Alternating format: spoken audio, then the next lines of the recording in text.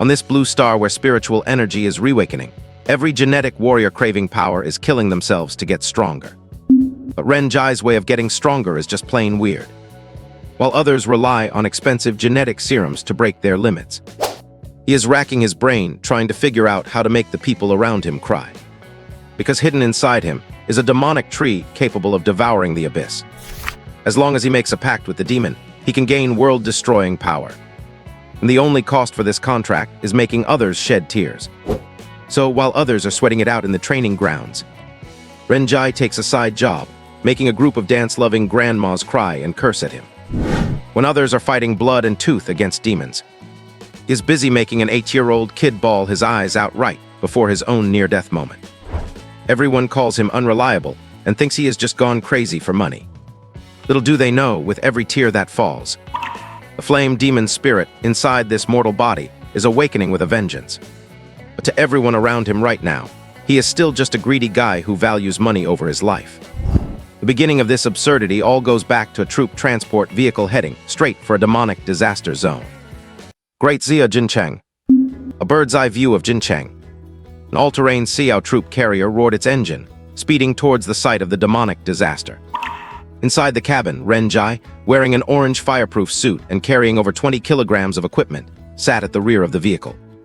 The youthful faces of the intern Cheng officers in the vehicle were filled with tension and solemnity.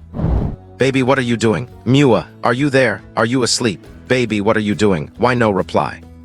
The sudden ringing of a cell phone broke the heavy atmosphere inside the cabin. Renjai's eyes lit up, and he hurriedly pulled out a phone with a screen shattered like a spider web. "Hello, looking for Renjai? I can definitely solve your problem. What is it, dear?" Everyone's gaze was drawn to Renjai, the corners of their eyes twitching. "What the hell is this ringtone? Tutor a kid? Sure, why not?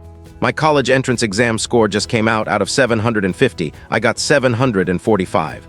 I'm the top scorer in Jincheng this year. Go check if you do not believe me." Now everyone in the cabin could not stay calm. "Are you kidding me? With a score of 745, instead of going to college, you come to the Xiao Bureau youth training team to risk your life. Are you crazy?" Lin Huan curled his lips. "He is just bragging, right?" Tian Yu's mouth twitched as he looked at the Daonyang encyclopedia. "It really is Brother Jai? Hiss." Lin Huan looked displeased. Who in District 69 does not know Renjai's name? The ultimate part-time job prince. As long as you pay, he will do anything except what is in the criminal code. At his peak, he worked 27 part-time jobs at the same time. I have even seen him in the male dance troupe at Red Romance KTV, and he was the lead dancer. Hearing this, everyone's mouths twitched. Good heavens, working 27 jobs in one day. Where does he get all that time? Is he a time management master? However, Renjai completely ignored the stares directed at him. He had just hung up when another call came in. Renjai became even happier and quickly answered. "Hello, little Kai. 50 or 60 aunties came and you could not handle them. Okay, let them wait. I will be there as soon as I am done here." This time everyone was dumbfounded. What the heck? Tian Yu looked utterly confused. "The KTV manager called you over to dance. Not to criticize you, Brother Jai, but you even take this kind of job. The aunties have quite the unique taste, huh?" And Jai rolled his eyes. "Dance my foot." The aunties are square dancing and took over the basketball court, refusing to leave no matter what. The basketball team called me over to clear the place. Do not underestimate me, I am the top arguer in District 69. Since my debut from Jincheng Nursing Home down to Nanshan Kindergarten, I have never met a match. For $200 I can scold all the aunties away, and for $500 I can scold them all night. As soon as he said this, Tian Yu dropped to his knees with a thud, grabbed Renjai's large hands and looked solemn. "Master, please scold them. Bah, please help me scold and chase away the power walking group downstairs. I have suffered from those aunties for far too long." "Brother Jai, are you still taking orders? I argued with a troll in my comments section all night and could not win. My mom is always rushing me to find a partner. Could you please go to my house and scold her until she runs away from home?" Renjai's mouth twitched. "You clever little rascal, quite the filial son, are not you?" Wei Pingsheng, sitting in the main seat of the cabin, really could not bear to watch anymore. He coughed twice, and the team members in the cabin hurriedly sat up straight. And the look Wei Pingsheng gave Renjai was also full of helplessness. Wei Pingsheng knew a bit about his family situation, and it was truly hard on this kid. "We are about to arrive at the disaster scene. Line up and check your equipment." Wei Pingsheng's left mechanical eye emitted a red glow, as he scanned the whole area. Repeat the mission objective. Lock down the scene, evacuate the crowd, rescue and transfer trapped civilians, and cooperate with the Demon Suppression Bureau to suppress the demons, minimizing casualties and losses. Everyone answered in unison. Wei Pingsheng narrowed his eyes. Very good. You are all intern members, and I know that most of you signed up for the chance to receive an injection of the Spirit Awakening Gene Potion after becoming regular members. Your performance in field missions will also be recorded in your assessment scores. The more people you rescue, the greater your chance of becoming a regular member. But remember this well, the prerequisite for saving others is protecting yourselves. Those who cannot protect themselves cannot protect anything. Also, do not confront demons directly unless you have a death wish. Hunting demons is the job of the Demon Suppression Bureau, so do not be a busybody. Keep everything I have taught you in mind. In the cabin, loud and clear responses echoed. Yes, instructor. The troop carrier came to a screeching halt with a drift, and the team members jumped out one after another. But as soon as they got off, they were dumbfounded by the sight before them. The entire Hanhai Longcheng residential area was burning. Countless Xiao officers in orange uniforms were rushing about, setting up cordons to lock down the scene and rescue civilians. People were continuously carried out from the disaster scene, severely burned, missing arms or legs covered in blood. One could even faintly hear deafening demonic roars and the clash of weapons. The night sky was illuminated by the firelight. A full moon hung high, but no moonlight could be seen. It had been 200 years since the spiritual energy revival on the blue planet. Through great cataclysms and racial wars, human civilization had been crushed and had also risen from the ruins. Yet humanity had also lost the oceans, the sky, and even the moon. To this day, demonic disasters remain the primary threat to the safety of the people. Seeing this, Wei Pingsheng could not help but widen his eyes. What is the Demon Suppression Bureau doing? A Tier 3 molten troll, and they still have not taken care of it. The reason he brought these intern members here was originally to clean up. Who knew the demonic disaster had escalated to such a tricky level? Someone immediately reported, Captain Wei, the Demon Suppression Bureau is short-handed. Most of their people went outside the city for demon-clearing missions, so backup will take a while to arrive. Tusk, why did they pick this time of all times? Who is fighting the demon over there? It looks like a young girl from the Demon Hunter Academy. She is a divine favored. Wei Pingsheng gritted his teeth, hoping she could hold on, then turned back to look at the intern members. Why are you just standing there? Follow me into the fire and save people. However, the intern members' legs had gone soft from fear. They were all in their late teens and early 20s. When had they ever seen something like this? Just standing outside the cordon, the oncoming waves of heat were already burning their skin with pain. Are we really supposed to rush in? What if we die? Just then, a Xiao officer, blackened all over by smoke, rushed out of the burning building carrying a woman on his back. The woman was covered in blood, but disregarding her own injuries, she struggled incessantly. I beg you, save my child. He is still in the building. He has not come out yet. He is still so small. However, the Xiao officer's sweat-soaked face was full of distress. I am sorry, ma'am. I completely understand how you feel, but the fire in Building 27 has gone out of control. The building's structure is unstable, and the conditions for rescue are no longer met. The mother cried out in despair, staring intently at the burning building, desperately trying to rush back in. Let me go. I beg you, let me go. I have to go back and save him. That is my child. But all the Xiao officer could do was hold the mother back tightly. Such scenes were everywhere at the site of the demonic disaster. Renjai looked away from the mother, silently put on his breathing mask, and pulled out his fire axe and crowbar, gripping them in his hands. He strode purposefully towards the burning building 27. Tian Yu widened his eyes. Brother Jai, what are you doing? Are not you afraid of dying? We are just interns. Renjai did not even turn his head back. Raising the fire axe in his hand, he said passionately, I know it is dangerous, but some things just have to be done by someone. We are Xiao officers, those who bear the burden and move forward. Alive, I am the hero Renjai. Dead, I shall be a champion among ghosts. This world needs heroes. Watching Renjai's back as he marched into the sea of fire, Tian Yu and the others felt their noses tingle, actually feeling quite moved. Lin Huern even felt a bit ashamed of himself. However, after taking just 2 steps, Renjai suddenly stopped and looked back at Wei Pingsheng. Uncle Wei, just in case, let me confirm. According to Chapter 2, Article 13 of the Xiao Bureau's Rules and Regulations, successfully rescuing civilians during a demonic disaster grants a reward of 200 per person. The reward stacks with no upper limit. This rule also applies to intern members, right? Wei Pingsheng was taken aback for a moment. It does, but... Ren Jai's gaze sharpened. He turned back and rushed straight toward Building 27, roaring. I am coming. I am definitely going to be this hero. He then plunged headfirst into the sea of fire. Tian Yu and the others had dark lines all over their faces. Hero, my foot, you are just doing it for the $200, right? Do you have to make it so obvious? $200 to save a person. Why are you risking your life? P.S. The new book is launching, and on the first day of publication I am fiercely updating with 100,000 words. Let everyone enjoy reading it all at once, just go for it. Friends, remember to add it to your reading list and give a 5-star review. I hope you guys can catch up to the latest chapter today and urge King Feng for more updates, because tomorrow I will still fiercely update. Ha ha ha, do not stop me, I am not crazy. Wei Pingsheng slapped his head, looking utterly exasperated.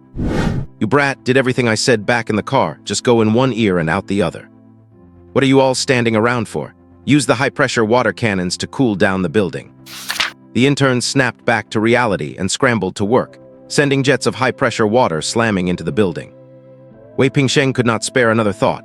His left mechanical eye blinked twice, the red glow intensifying as he directly scanned the structure.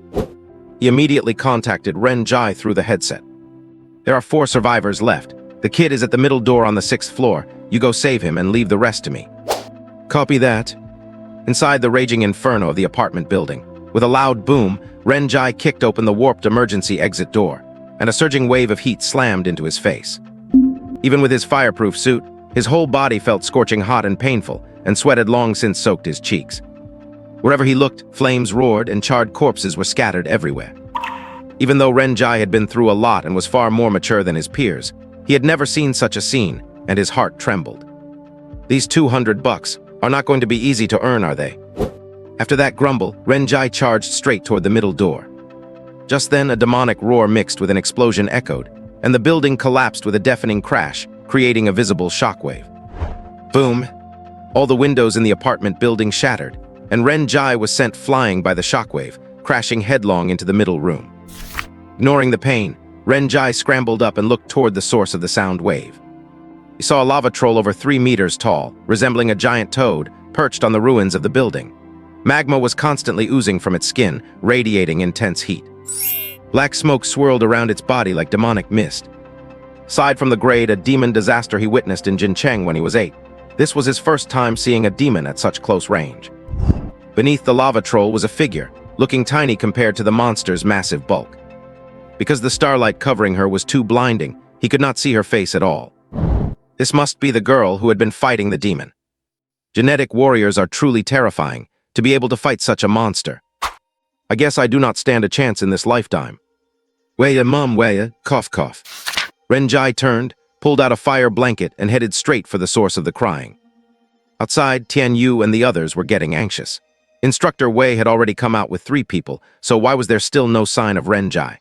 The fire was too intense, there was no way to put it out. Seeing that Ren Donking had not emerged, Wei Pingsheng turned to head back into the fire. But just then, Ren Jai rushed out of the building, holding an 8 or 9-year-old child in one arm and a black bag in the other. Tian Yu and the others' eyes lit up. Ha ha ha, Jai, you are the best. Even Wei Pingsheng showed a smile of relief. But at that moment, the lava troll, ignoring the starlight figure, leaped and crashed directly into Building 27 with a thunderous roar.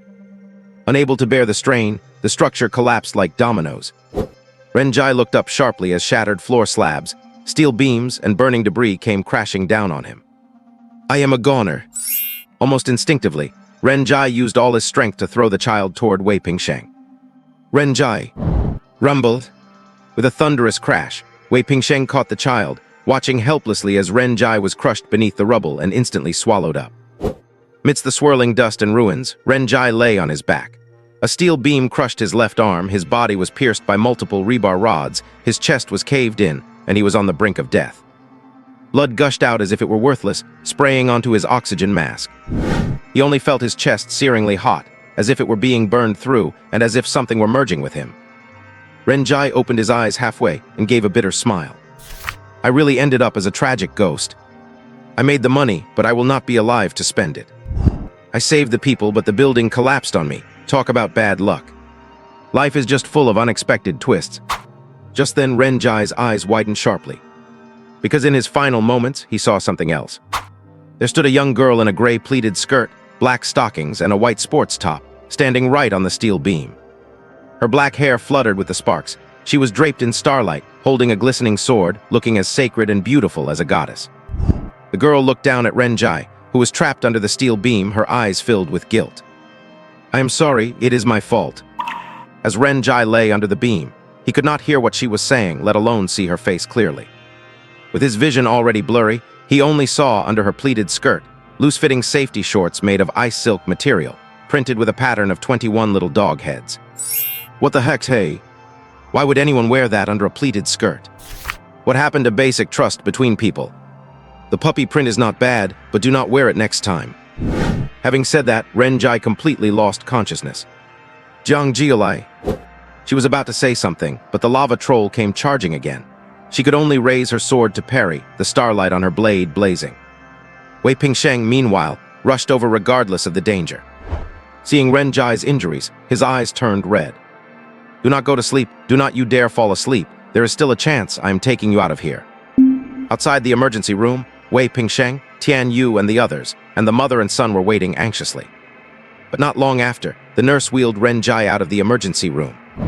Wei Pingsheng asked urgently, "Why are you wheeling him out? Keep saving him." The doctor shook his head. "It is over. Left arm amputated, spine shattered, internal hemorrhaging, multiple fractures degloving. These injuries would be fatal even for a genetic warrior, let alone someone who is not. He would only survive if we had genetic life serum or a high-tier recovery genetic warrior, but those resources are not easy to obtain. I considered a mechanical prosthetic implant, but given his current condition, his body could not withstand such extensive surgery." Wei Pingsheng gritted his teeth and punched the wall. How could this happen? The doctor sighed. "I injected an overdose of adrenaline. He might wake up briefly, so you should prepare to say your goodbyes." During the rescue, he was clutching that black bag so tightly we could not take it from him. It must be something important, right? At that moment, everyone gathered around the emergency bed, their eyes red as they looked at Renjai's horrific injuries. Renjai slowly opened his eyes and looked at everyone in a daze. Wei Pingsheng's eyes were red and his nose stung. "These are your final moments. If you have any last wishes, just say them." Renjai licked his dry lips and looked at the child he had personally saved. The mother was full of guilt. "Zio Ming, hurry and say something to the big brother." Zio Ming sobbed and grabbed Renjai's arm. "Big brother, are you going to turn into a star in the sky like my dad? I am sorry, if it was not for saving me." Renjai smiled weakly. "Do not blame yourself. I did not do it to save you, I just did it to earn those $200. Do not live with guilt like I did, you hear?" Hearing this, Wei Pingsheng felt his heart tremble violently, thinking of something, and he clenched his fists. Tian Yu and the others also teared up. Even the doctor felt his nose sting. "How gentle he is. Seriously, I am crying." Zio Ming sniffled and nodded heavily. "Yeah, big brother, I promise you." Just then Renjai's face flushed in a strange way, the classic sign of a temporary revival. He pushed the black bag he had been clutching into Zio Ming's arms and struggled to say, "Also this is your school bag. It is full of your summer homework. I checked, you have not written a single word. I grabbed this while I was saving you. Do not think just because your house caught fire you can skip homework. Study hard and improve every day. Do not waste my good intentions." Zio Ming froze, holding his school bag, looking at the full pack of summer homework, and burst into tears. The tears were pouring out like a water gun. Wei Pingsheng and the others were dumbfounded. "We thought it was something important. Is this really all you had to say in your final moments?" They could not help but smile, but tears kept rolling down their faces. Laughing while crying. Laughing on an occasion like this, my karma must be dropping. The mother quickly nudged Zio Ming. "Quick, why are not you thanking the big brother?" Zio Ming cried even louder. "Big brother, I thank you for 8 generations of your ancestors." The mother was completely embarrassed and scolded him. "This brat, what are you saying? This is the big brother's kind heart." Renjai wore a look of satisfaction. He must be moved by my selfless dedication and sincerity, right? I, Renjai, am worthy of the name hero. Then he rolled his eyes back, kicked his legs, and went completely still. At this moment, Renjai felt the world go pitch black. His body was growing colder and colder, as if a pair of invisible hands were dragging him deep into the darkness. Bursts of murmurs echoed in his ears, like the whispers of demons. Am I about to die? So this is what death feels like, Renjai thought to himself. I can finally rest. Years of part-time jobs, trying every possible way to make money, sometimes only sleeping 2 or 3 hours a day. I am truly exhausted. I can finally get a good sleep. But if I fall asleep now, I'm afraid I will never wake up again. What about Aunt and Ning? She has to take care of Yao Yao all by herself. Will she be able to hold on? Without my income to support them, how much longer can Yao Yao's magic scar disease be kept at bay? When she finds out what happened to me, she will definitely cry, will not she? Oh, I really do not want to die. I regret this so much. Renjai's consciousness struggled desperately, but he had completely lost control of his body, unable to change his fate. The doctor mourned in silence. At 11:44 p.m., the patient's heart stopped. Brain death confirmed, no vital signs. Where are the family members? The morgue is full, just send him straight to the crematorium for cremation. Let us not drag this out. Wei Pingsheng wiped away a tear. Let us cremate him. Everyone is here to send him off on his final journey. It is best not to let a Ning see Renjai's mangled corpse. It will only add another wound to her heart. I will just notify her tomorrow. It is just that Wei Pingsheng had no idea how to break the news to Ning. At this moment, Renjai was dumbfounded. He clearly heard the conversation between the doctor and Uncle Wei. Send me straight to the crematorium for cremation. Burn me. Damn it, are you being this hasty? I'm not fully dead yet. I still have my consciousness, hey, and you are just going to burn me. Will not that hurt to death? You cannot treat a hero like this. However, Renjai could not do anything. He could only let them push him to the crematorium amidst the sound of crying. Although Renjai felt his consciousness constantly falling, it never dissipated, and he had no idea what was going on. Dead but not completely dead. Renjai was going crazy with panic. Save me, will you?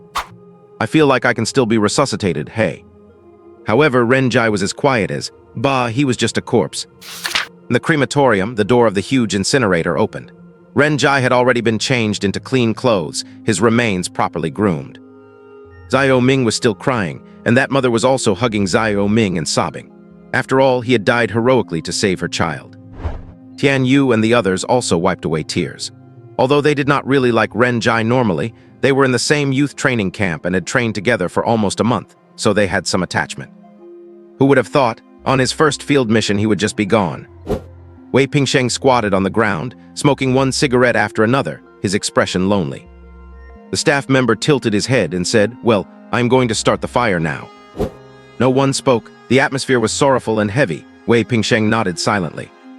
But right at this moment, a flurry of hurried footsteps echoed from the corridor.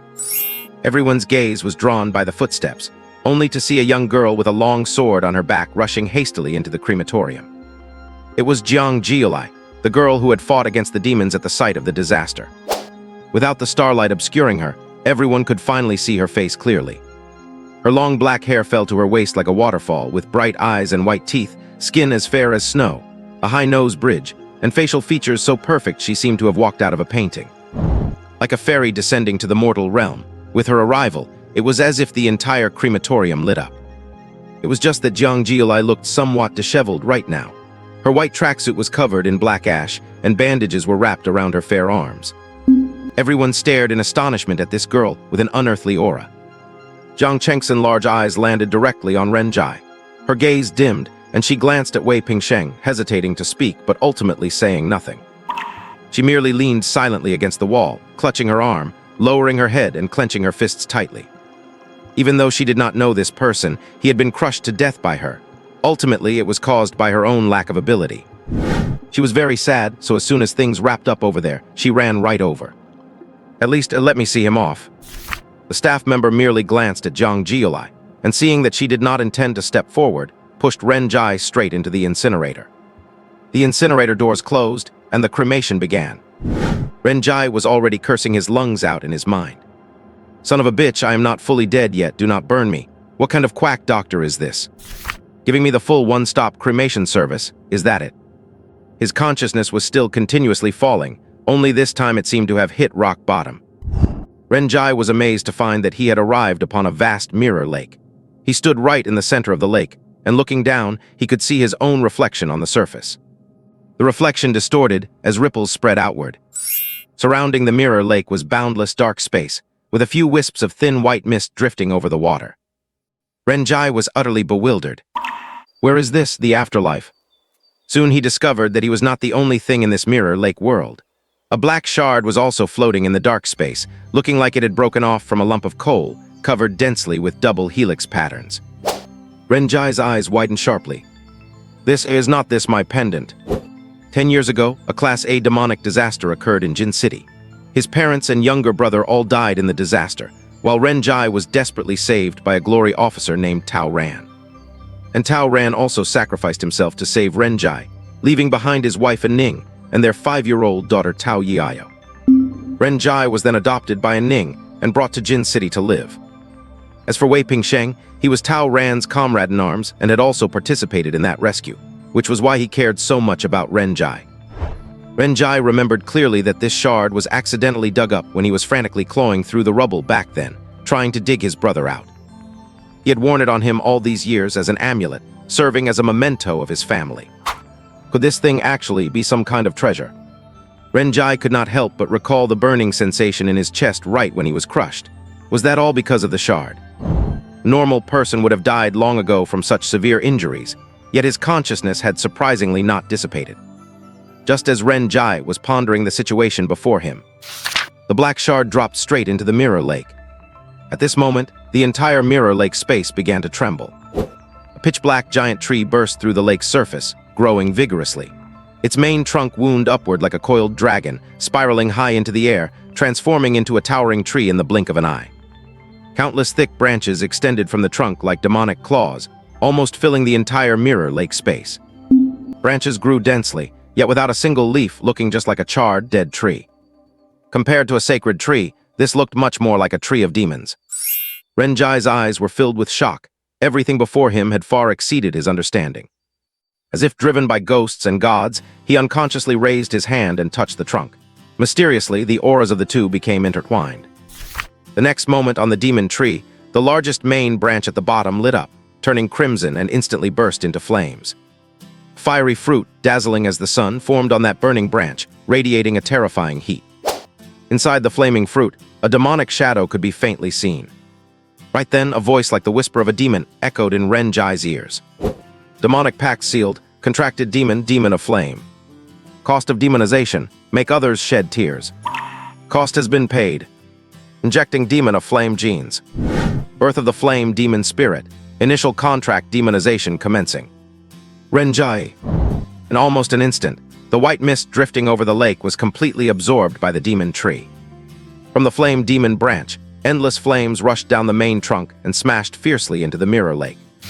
Turning into a boundless sea of fire, it instantly swallowed Renjai's consciousness. At the same time, the incinerator ignited.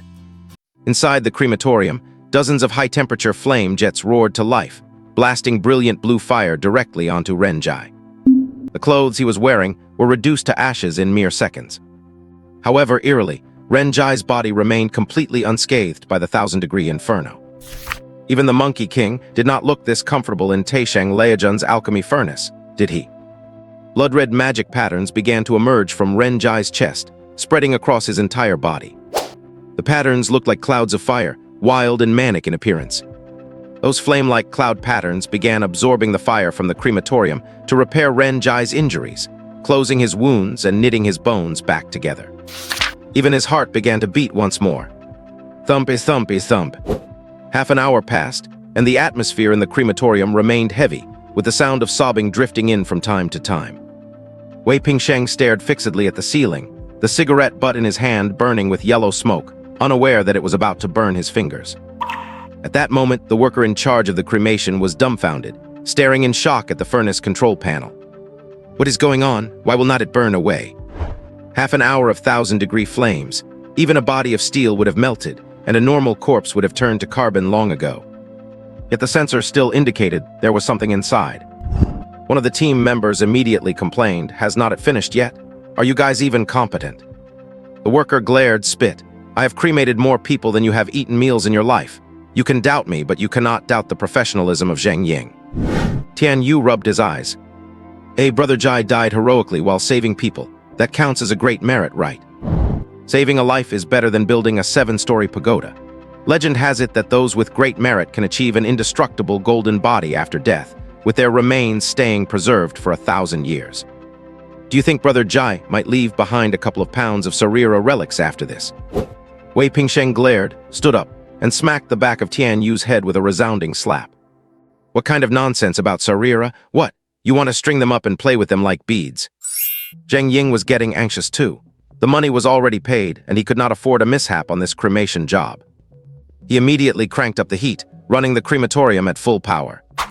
But just then, a faint knocking sound was heard. Knock, knock, knock. In the quiet cremation room, everyone's eyes widened, their faces turning pale. Where did that knocking come from? No one was moving. Was it an auditory hallucination? Or perhaps, the crowd's gaze could not help but fall upon the incinerator. Bang! A much louder knock followed, and the incinerator door seemed to shudder from the impact. Everyone's faces turned even paler. It was confirmed. The sound was coming from inside the incinerator, damn it. Jiang Jiulai's eyes were wide open now. It was the first time she had ever seen something so bizarre. A thin layer of sweat broke out on Zheng Ying's forehead. He had seen many strange things in all his years on this job, but never anything this eerie. The incinerator was at thousands of degrees, and there was only a corpse inside that had been cooking for half an hour. Where could a knocking sound possibly come from? Tian Yu, face white, said in a trembling voice, "Do you think Brother Jai died with a grievance, and his soul has not dispersed yet, so?" Wei Pingsheng felt his scalp tingle too. Rubbish, we must believe in science. Jiang Jiulai felt even more distressed, biting her lower lip involuntarily. Zheng Ying swallowed hard and muttered, "Believe in science, must believe in science." He reached into a box nearby, pulled out a yellow Taoist robe, put it on, and grabbed a peachwood sword in one hand and a spirit-quelling bell in the other. With an 8 trigrams mirror tucked into his waist and a donkey hoof charm in hand, he began frantically shaking the bell at the incinerator door, swinging his sword wildly while chanting. Every debt has a debtor, every soul must return to the underworld. I am Zheng by name, ordained from above, commanding gods and ghosts. Devour demons and spirits, bring peace to the four corners. I invite the Bodhisattva Gatling to grant power and manifest divinity. By the order of Taisheng Leijun, burn. Everyone watching twitched their lips. This guy was definitely a professional, though his curriculum seemed a bit eclectic to say the least. Even Jiang Jiulai's brow furrowed. The next moment, a loud, thunderous sound erupted, and the steel incinerator door warped instantly. The entire door was blown off by the immense force of the impact. Red-hot flames surged out like a volcanic eruption, pushing the blown-off door along with them. Clang! The twisted steel door slammed into the crematorium wall, scaring Zheng Ying into diving to the ground and covering his head with a scream. "Oh, do not take my life." The room heated up frantically due to the erupting flames, and under everyone's stunned gazes. Stark-naked Ren Jai walked out of the incinerator. Raging flames swirled around his body, red fire cloud patterns covered his skin, and 2 horns made entirely of fire sprouted from his forehead. At this moment, Ren Jai looked like an invincible monarch stepping out of the fire. His eyes were blood-red, and a wild, unbridled smile played on his lips. "Is there a doctor here? I think I can still be saved." At that moment, everyone in the crematorium was stunned, staring in disbelief at the man who had crawled out of the incinerator. "Ghost, it is a ghost." Zheng Ying was so scared he wet himself, threw his peachwood sword and bell aside, and ran away clutching his head. Wei Pingsheng's eyes went wide. He choked on his cigarette, started coughing violently, and looked on in pure horror. Little Ming cried even louder. His mother was scared to tears as well. Tian Yu's face was as white as paper. Damn, this is truly seeing a ghost. A living person crawled out of the crematorium.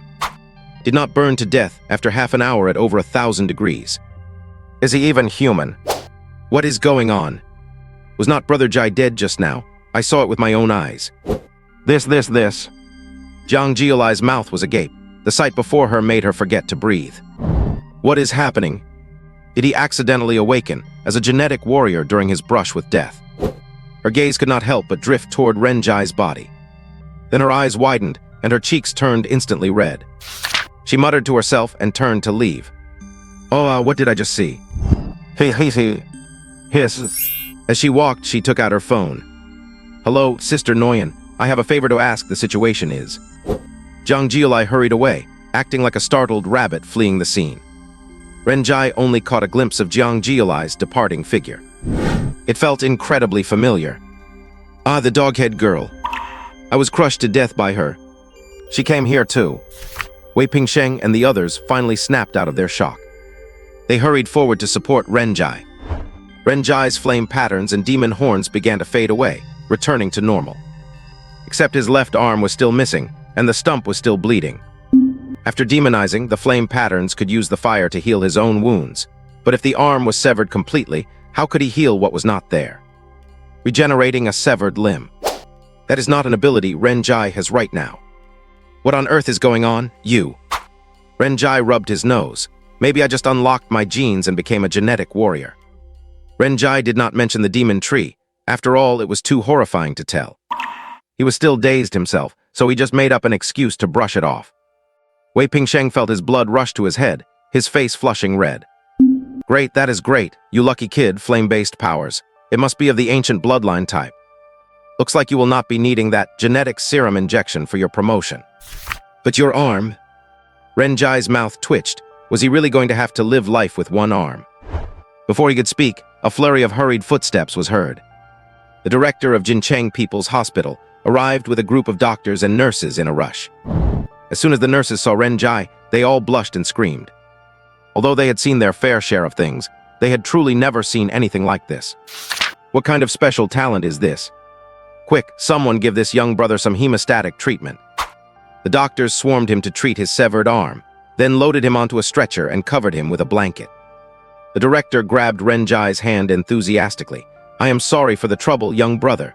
Since you know the top brass of the Huatian group, why did not you say so sooner? Quick, get him in the ambulance for transfer. Do not miss the optimal surgery window. Renjai frowned. Top brass of Huatian group. Transfer where to? The director said with a beaming smile. To get a new arm installed, of course. Renjai. Install an arm? Did not I just finish showing off just now? Director. It is to the Jincheng Huatian Biolab. They just called to say they are going to install a mechanical arm for you. Renjai O. At the entrance of Jincheng Huatian Biological Laboratory, Renjai was pushed by the staff toward the express lane. Renjai gazed at the night sky. The pain coming from his severed arm kept his consciousness extremely sharp. It was late at night, and the full moon was dim. Not a single ray of the spilling moonlight fell upon the borders of Great Xia. The moonlight converged, transforming into a silver river that flowed toward the horizon. Since that night a century ago, the moon no longer belonged to humanity. Yet beyond the dim moon, an immensely grand golden gate stood tall in the firmament of the blue planet. The gate was tightly shut, with divine runes flowing across its surface. It was filled with a sacred aura, and the divine radiance it emitted spilled across the earth, illuminating the night sky. Illusory yet real, as if it did not exist within this dimension. People called this gate the Sacred Heavenly Gate. It had abruptly appeared in the blue planet's sky 180 years ago and had never once opened. Miraculously, whether it was day or night, in the southern or northern hemisphere looking from any angle, one would only ever see the front of the Sacred Heavenly Gate. No one knew what lay behind the gate. For 180 years, the divine radiance of the Heavenly Gate had continuously shone upon humanity, though it was no longer a scenery worth discussing. People had adapted to the existence of the Sacred Heavenly Gate. Everyone knew that if it had not appeared, the great cataclysm might have already extinguished the spark of human civilization. Renjai's mind was racing. He remembered that the dog-headed girl was also a god-favored, right? He did not know any high-ranking executives of the U biological group. Was she the one who arranged for his arm installation this time? In the blink of an eye, Renjai had been pushed into the deepest part of the laboratory. It was different from the clean, tidy, and tech-filled laboratory he had imagined. The lab was a total mess. Aside from the experimental equipment, dog-eared books were piled up everywhere. Yu Yan was currently sitting cross-legged on an office chair, a premium cigarette dangling from her mouth, using a beaker as an ashtray and watching her phone intently. She had her hair tied in two space buns, wearing a white Ahegao t-shirt on top and floral beach shorts on the bottom. Though slender, she had a surprisingly busty figure that did not match her frame. Her facial features were stunning, but she wore a medical eye patch over her left eye and snowflake earrings on her earlobes. Only the ID badge pinned to her chest indicated her status as the head of the laboratory.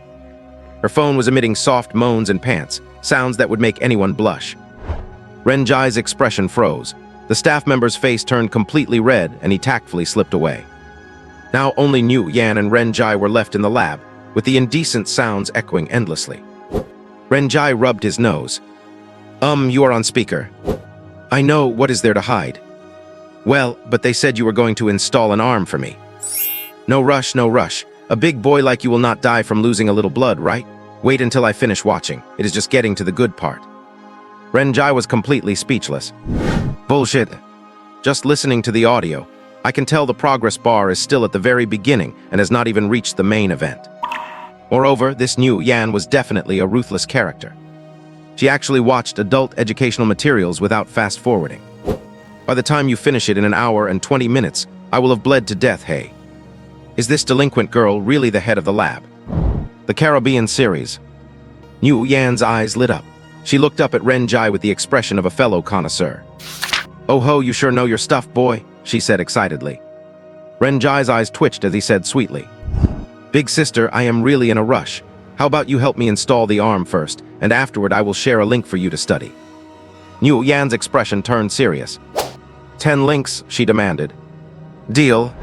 Only then did she break into a radiant smile, walking over to Renjai and beginning the surgical preparations. "Young man, you really hit the jackpot. The third miss of our group personally called and instructed me to fit you with an arm for free, complete with lifetime maintenance. Tusk Kineming's Tusk, our little Lee has such a kind heart." Renjai's face darkened. "Kind heart? Do you have any idea how I lost my arm? I was literally tossed into an incinerator." So it really was the dog-headed girl's arrangement. At least she had some conscience. But to think she was actually the third miss of Huatian Biological. In all of Great Zia, who did not know about Huatian Biological. Suddenly, New Yan yanked off the blanket covering Renjai. Hey. Ooh, feeling shy? Is there any grand spectacle your big sister has not seen? It is an augmentation surgery, you know. We need a sterile environment, so of course you have to be fully exposed. Renjai's mouth twitched. "Sterile? Can you put out your damn cigarette first? The ash is literally falling on me." But just as New Yan lifted the blanket, she froze and suddenly gasped. "Hiss, I really have not seen a spectacle this grand before. Young man, you are quite heavily endowed. If you ever starred in one of those videos, I would definitely watch it." Renjai was thoroughly confused. "Like hell I would film that." "That is not the point. Big sister, are you actually reliable or not?" New Yan curled her lips. "Go out and ask around. In Jin Cheng's arm modification circle, who does not know New Yan?" she said proudly. "Me, New Yan, an expert in arm installation. Having me personally install your arm is a blessing you have earned over 3 lifetimes. Spit it out, what style of arm do you want? I will hook you up." As she spoke, she pushed a display cabinet over. Inside were all sorts of arm styles, but their designs were incredibly exaggerated and bulky. There were mechanical arms with alloy saw blades, giant iron pincers, chainsaws. Even cyborg arms were not this over the top. Renjai facepalmed. What kind of arms are these? If he installed an arm like this, how could he ever show his face in public again? Yu Yan pointed at a gleaming golden arm equipped with a bladed wheel and said with a grin, "I recommend this one, the Masterpiece Mechanical Slaughter Collector's Edition arm. If this arm leaked into the black market, it would drive those mechanical augmentees crazy. It is super expensive, you know." Renjai ground his teeth. "Is not this just a big stupid killing arm? No way, I would not wear it even if you beat me to death. I will just take that one." Renjai pointed at a slightly more normal-looking mechanical arm. The mechanical arm had a black and gold skeleton, controlled by bionic muscle bundles. It looked a bit like Cable's mechanical arm. In this day and age, mechanical cybernetic technology was already extremely widespread. Because humans who wanted to unlock their genetic locks had to inject the awakening gene serum. Only the lucky ones would awaken abilities and become gene warriors. Genuine gene serums were very expensive, costing 200,000 a shot. Not every family could afford it. Meanwhile, the black market had many inferior gene serums of varying quality. They were cheap, but they came with side effects. They could cause certain tissues and organs to become cancerous, at which point mechanical cybernetics were needed to replace the original organs. Of course, there were also those who chose to install them after suffering injuries and losing limbs. Similarly, some ordinary people who could not become gene warriors, but sought power far beyond normal humans, would transplant mechanical organs into themselves. People who installed mechanical cybernetics were collectively known as mechanical augmentees. However, mechanical cybernetics were not something just anyone could afford either, with prices ranging from hundreds of thousands to millions.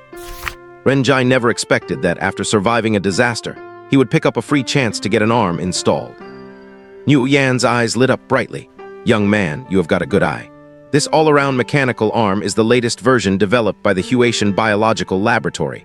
Its functions are comprehensive. It is absolutely your best choice. I am telling you, do not let its unremarkable appearance fool you. During testing, its former owner withstood the explosive power of 10 kilograms of TNT, and it only suffered minor damage. Renjai was stunned. You are saying he used this mechanical arm to block such a terrifying explosion? Yu Yan shook her head. Not at all. He was blown to pieces. The guy died at noon and the funeral banquet started in the afternoon, but the mechanical arm was perfectly fine. Renjai cursed profusely in his mind. Install it, I will take this one. For no other reason than the fact that it was sturdy. Under the influence of the anesthetic, Renjai lost feeling in half of his body, and the forced colonization surgery began. Nguyen chewed on a cigarette, squinting as she operated with one hand while holding a grimoire of holy light in the other. Even during surgery, she did not neglect her studies. Renjai's eyes were filled with the swaying black t-shirt, but he dared not look too closely. In this situation, it would be quite embarrassing if he were to rise to the occasion. Nguyen said casually, I heard everything about you from Zio Li. You actually crawled out of the crematory, unlocked your genetic locks, and awakened fire abilities. Not bad at all. Nice gene sequence you have got there. You should go pay your respects at your family's ancestral grave later. It must be emitting blue smoke from the ancestors' glory. Renjai rolled his eyes. Since a genius like me has emerged in the family, should not the ancestors be the ones coming to pay their respects to me? Nguyen smiled and said, You look so good when you are being filial, just like a flower in spring. But it has been 3 years since you injected the Enlightenment Serum, and you still managed to awaken. Such cases are extremely rare. In reality, Renjai had already been injected with the Enlightenment Genetics Serum once when he was 15.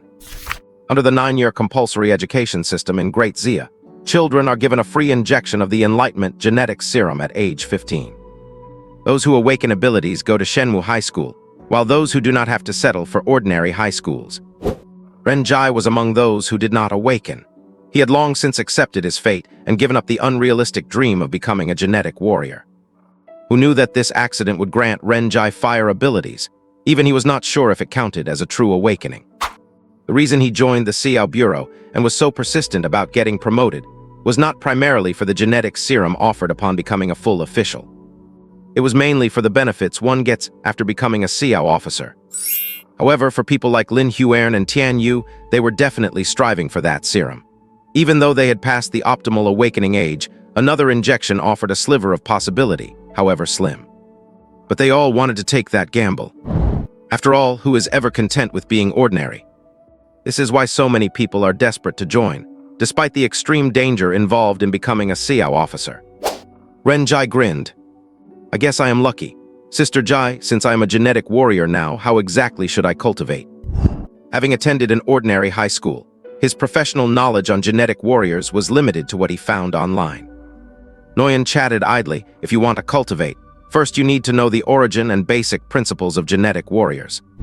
200 years ago, spiritual energy surged on Blue Star.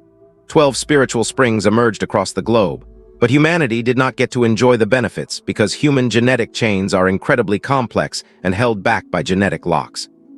Even though they wanted to use spiritual energy to cultivate, they could never find the way. But animals and plants were the first to use this energy to evolve, gaining extraordinary abilities. The situation spiraled out of control. Humans, who were at the top of the ecological food chain, were knocked off their throne, and the Great Cataclysm began. And this Great Cataclysm nearly wiped out human civilization entirely.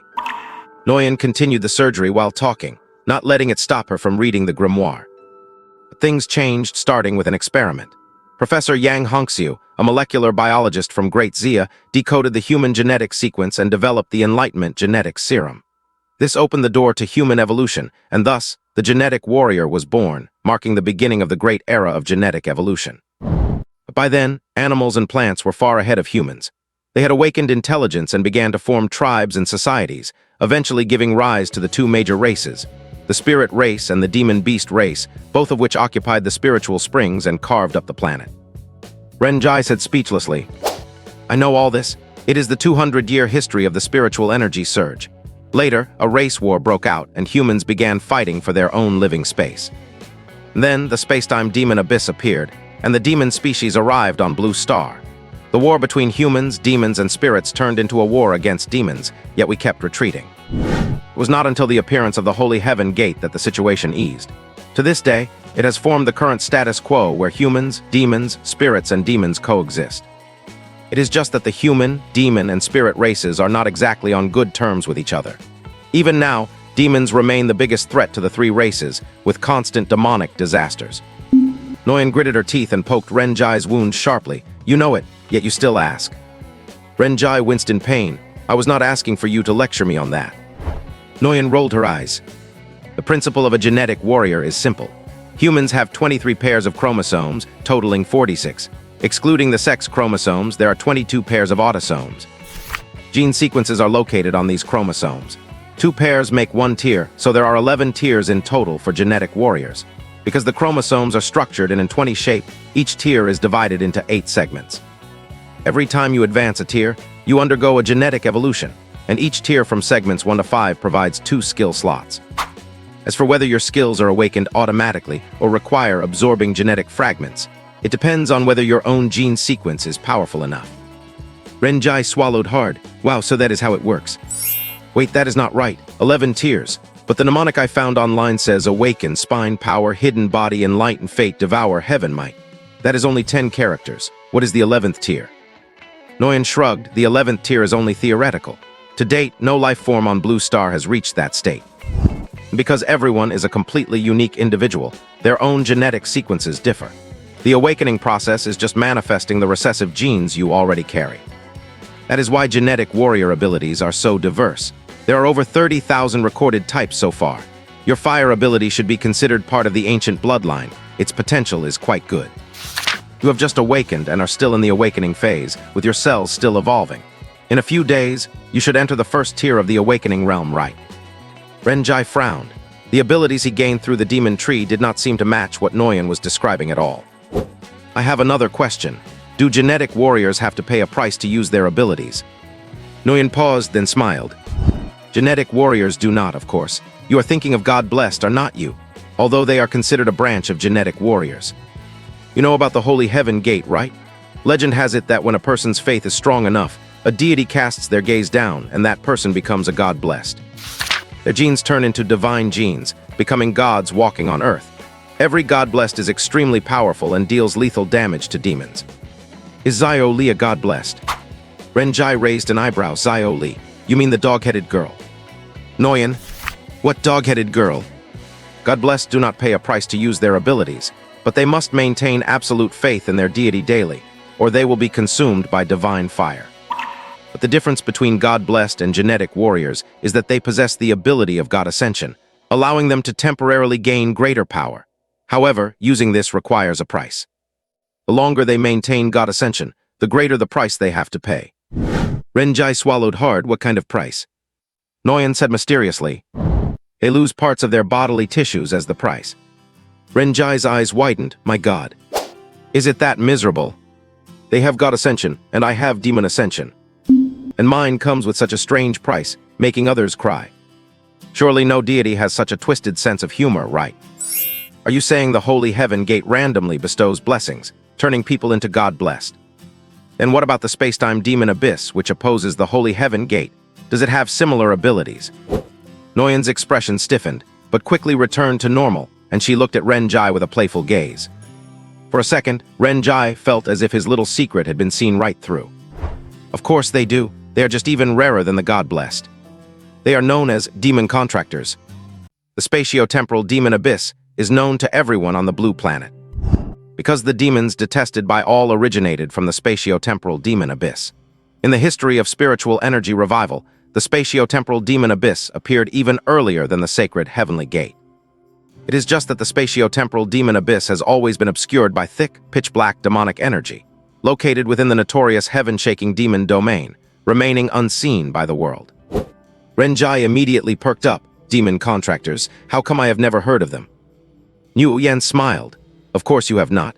Information about demon contractors is not something a small fry like you could ever get your hands on. Just as you said, the spatio-temporal demon Abyss, much like the sacred Heavenly Gate, will also choose certain people and turn them into demon contractors. Those chosen will form a pact with a demon, acquiring demonic genes. They possess equally formidable strength and have the ability to demonize.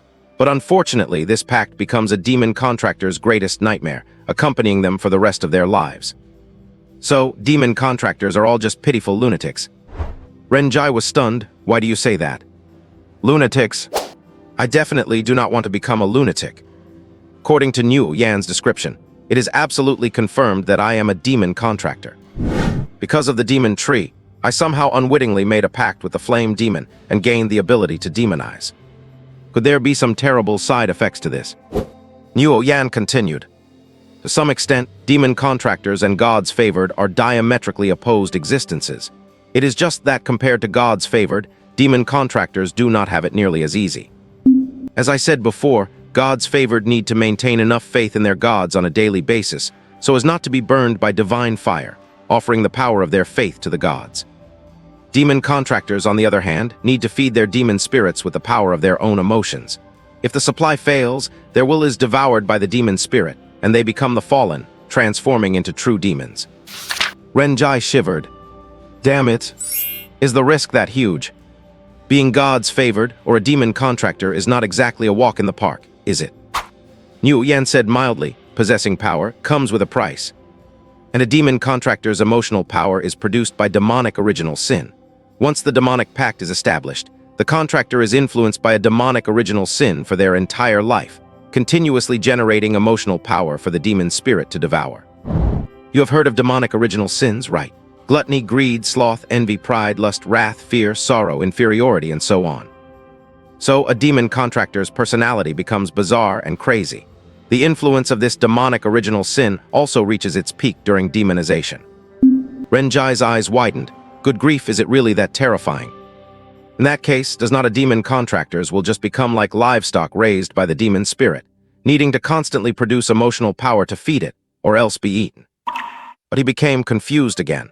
He did not seem to be affected by any demonic original sin, and he did not feel crazy when demonizing, did he?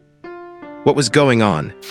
Renjai suddenly froze, looking at the holy light secret tomes piled up all over the laboratory. Sister Niu Yan, your sin would not happen to be lust, would it? Niu Yan shook her head, looking like it was perfectly natural. Bah, how is that possible? This is just my pure personal hobby. Renjai, like hell I believe you. So demon contractors also have to pay a price when they use their demonization abilities, right? Niu Yan shrugged. Of course. It is just that compared to the fixed price of losing body tissues that gods favored pay for deification, the price demon contractors have to pay comes in all sorts of weird and wonderful forms. The price could be folding 10 paper cranes, stealing 100 pairs of women's underwear, smoking 200 cigarettes, or pulling out your own fingernails. It varies from person to person. According to investigations, the price a demon contractor pays seems to be related to their personal experiences. And all demon contractors will hide what their price is, never letting anyone else know. Because once it is known, and an enemy prevents them from paying the price. Renjai swallowed hard. What happens then? Niu Yan's eyes filled with teasing. Young man, you seem very interested in the affairs of demon contractors. Could you possibly be a demon contractor? What kind of demon did you contract with? What is the price for demonization? How big is it when you wake up in the morning? Renjai. There seemed to be a very strange question mixed in there, was not there? You are overthinking it. How could I be a demon contractor? Do I look like I am affected by a demonic original sin? Niu Yan just smiled broadly, looking at Renjai and clicking her tongue. If they do not successfully pay the price for demonization, have you heard of demon scar disease? Renjai frowned tightly. Of course he knew. Because demon scar disease was exactly what Tao Yiao had. Niu Yan said calmly, looks like you know. If the price is not paid after demonization, demon scars will grow on the demon contractor's body. This disease is excruciatingly painful. When it flares up, a severe pain like flesh being gouged and bones being scraped will emanate from the demon scars. When the scars cover the entire body, that is when death comes. Renjai looked up at the shadowless lamp above the operating table, his eyes confused. Sister Niu Yan, you are an expert, you know a lot. Is there really no cure for demon scar disease? Niu Yan shook her head. At least with Daxia's current medical level, there is no radical cure. It can only be suppressed to a certain extent. Once contracted, it is a fatal terminal illness. But you do not need to worry either. As long as you dutifully pay the price, demon scar disease will not. Is there really no way? At this moment, Renjai became a bit stubborn, looking at Niu Yan with a pleading gaze. Niu Yan frowned. Is someone in your family suffering from this disease? My little sister, stage 3. Niu Yan fell into a rare silence. Maybe there is. It is just that a way has not been found yet. If there is a radical cure, then the method must be in the heaven-shaking demon domain. Renjai secretly clenched his fists. A way, I will find it. So that Yaya will not have to suffer anymore. I have to find it no matter how hard it is. Meanwhile, Niu Yan looked at Renjai, her eyes dimming. It made her think of her past self. Once upon a time, she was just like him, firmly believing that she would definitely find a cure. But what she got in return were countless shattered hopes. It even ruined her life, her everything. But giving people hope might not be a bad thing either. Ola. Renjai's eyes widened and he suddenly let out a miserable scream, his face turning pale from the pain. Niu Yan smirked maliciously. Connecting the nerve plexus will hurt a lot, bear with it. Get up and try it out. From today onwards, you are no longer one-armed, but have evolved into a sound-minded and able-bodied two-armed person. Renjai was sweating profusely from the pain. Why do I get the feeling you are insulting me? At this moment, Renjai looked down at his mechanical arm. At the shoulder, machinery and flesh were perfectly integrated. The metal expanded across half his chest, forming a mounting slot that served the function of connecting the mechanical arm to his body. The entire mechanical arm was black and gold, even featuring gold-patterned engravings, brimming with an unparalleled mechanical beauty.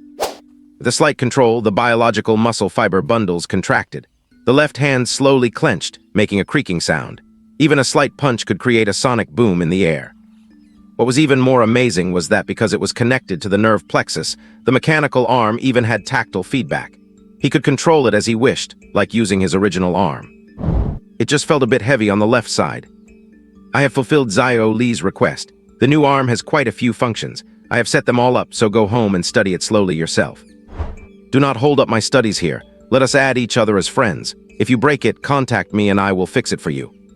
Do not forget the 10 steps.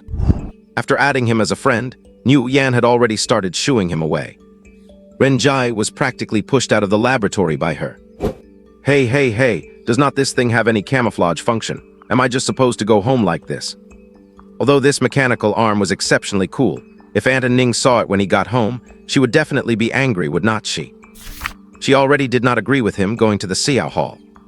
Twist the wrist to the left 3 times. Bang! The laboratory door slammed shut. Renjai tried to do as Niu Yan said. Sure enough, the muscle fiber bundles on the mechanical arm began to change, starting to mimic and camouflage like flipping scales. In the blink of an eye, it transformed into an appearance exactly the same as a real human arm, except that the interior was entirely a mechanical structure. Renjai, Ruthless Iron Hand +1. Awesome arm. Leaving the Huatian Biological Laboratory, Renjai walked the 11th route back to his home in District 69.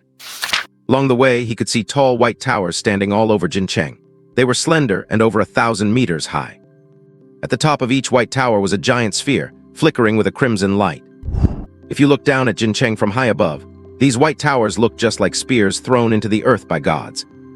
These white towers were large-scale demon disaster defense installations built by the authorities. Once a high-level demon disaster erupted that could not be suppressed in time, the white towers in the corresponding area would be activated. They would form a barrier, containing the disaster within a specific zone and preventing it from expanding further, thus causing less damage to the city and its people. The Xiao Bureau nicknamed these white towers matchsticks, which could be considered a striking feature of the Spark City. It is just that no one wants to see these matchsticks get lit. Under the constant threat of demon disasters, the 33 Spark main cities of Daxia had long since established comprehensive countermeasures to protect the safety of their citizens. As he walked, Renjai began to check his mirror lake space. Now, with just a thought, his consciousness could enter it. Only now did he have time to carefully observe this space. On the demon tree, the main trunk of the flame demon branch was still burning, and the demon spirit fruit was scorching hot. Renjai soon discovered that not the entire flame demon branch was lit. Only the main trunk was burning. The hundreds of sub-branches extending from it were still unlit, as if they had not been unlocked yet. If Renjai's analysis was correct, this main branch represented the flame demon. Could the sub-branches on it represent skills or something similar? After all, every genetic warrior possesses a skill slot at each stage, and demon contractors are considered genetic warriors too. Besides, the demon tree did not just have the flame demon as a main branch. There were thousands of other main branches. What Ren Jai had activated so far was only a tiny part of the demon tree. He touched the demon tree again, but there was no response. Ren Jai figured it must be because he was still in the awakening period and had not officially awakened to enter the first stage. Perhaps when that time came, there would be some changes. Ren Jai's gaze shifted back to the surface of the mirror lake. Previously, the wisps of white mist floating on the lake had been absorbed by the demon tree, but now a few more had appeared. And at this moment, the flame demon fruit was absorbing that white mist from the lake. Recalling what Nguyen had said, Ren Jai wore a strange expression. It seemed he was not so special after all. Could this white mist be? Just then, Ren Jai was stunned to find that the white mist on the lake suddenly increased by a few strands, as if they had appeared out of thin air. Before he could figure out what was going on, the noise from the outside world pulled his consciousness back to reality. I am jumping. I am really going to jump. Only now did Ren Jai realize he had wandered onto the Jinjiang Bridge without noticing. Many onlookers on the bridge were being held back outside the police cordon. A disheveled young man stood on the bridge railing, holding the rail with one hand and his phone with the other. His face was pale, his forehead was covered in sweat, and his legs would not stop shaking. Ren Jai watched as a wisp of white mist emerged from the top of the young man's head and vanished in an instant. Immediately, a new wisp of white mist appeared in the mirror lake space. Ren Jai suddenly remembered that, when he first crawled out of the crematorium, he seemed to have seen white mist emerging from people's heads too. He had thought it was a hallucination, but apparently it was not. Several police officers were trying their best to persuade the man, but he would not budge. The onlookers immediately started heckling. Jump already, you have been at it for 2 hours, are you going to jump or not? Do not be a coward, haha. I heard someone was jumping off the bridge, so I took a taxi here just to watch. You cannot let me down now that I am here, right? Hey buddy, do not rush to jump. Want to learn about our all-inclusive funeral packages? Premium grave sites facing south interested.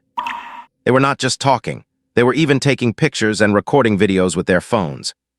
The police officers were furious. If he really jumps, are you going to be responsible for his life? Do not you have kids of your own? He is already on the verge of a breakdown, so stop the heckling. If you do not want to be taken back to the station for tea, shut up.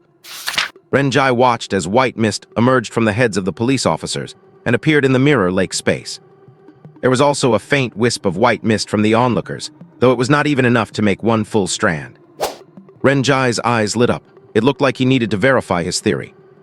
Ren Jai pushed through the crowd, strode forward, and ducked right under the police cordon. A police officer stared at him. Hey, what do you think you are doing? Xiao Bureau, 7th Brigade, Xiao Officer. I'm a professional, let me handle this. An intern counts as a professional, right? The officer's eyes lit up when he heard that. Had they found a savior? After all, the Xiao Bureau's job was disaster relief and saving lives. Wang Peng panicked. Do not come over here.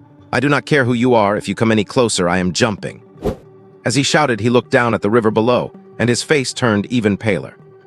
Ren Jai shoved his hands into his pockets and said nonchalantly, Are you sure? Have you thought this through? The bridge is at least 50 or 60 meters above the water. Jumping into the river is no different than hitting concrete. You will get fractures all over, internal bleeding, and your head will be smashed flat. Do not count on anyone saving you. If you die, fine, but if you do not die completely, just wait to spend the rest of your life in a hospital bed. Wang Peng looked terrified, a large amount of white mist pouring from his head. He gulped and roared. Perfect, that is exactly what I want. A quick death, and then it is all over. Do not try to scare me. I am not even afraid of death. You think I am afraid of that? Ren Jai sneered. Yeah, you are not afraid of death, but you are afraid of living. Fine, go ahead and jump. I will not stop you. Oh, by the way, do not think everything ends when you die. After you are gone, your phone will be unlocked.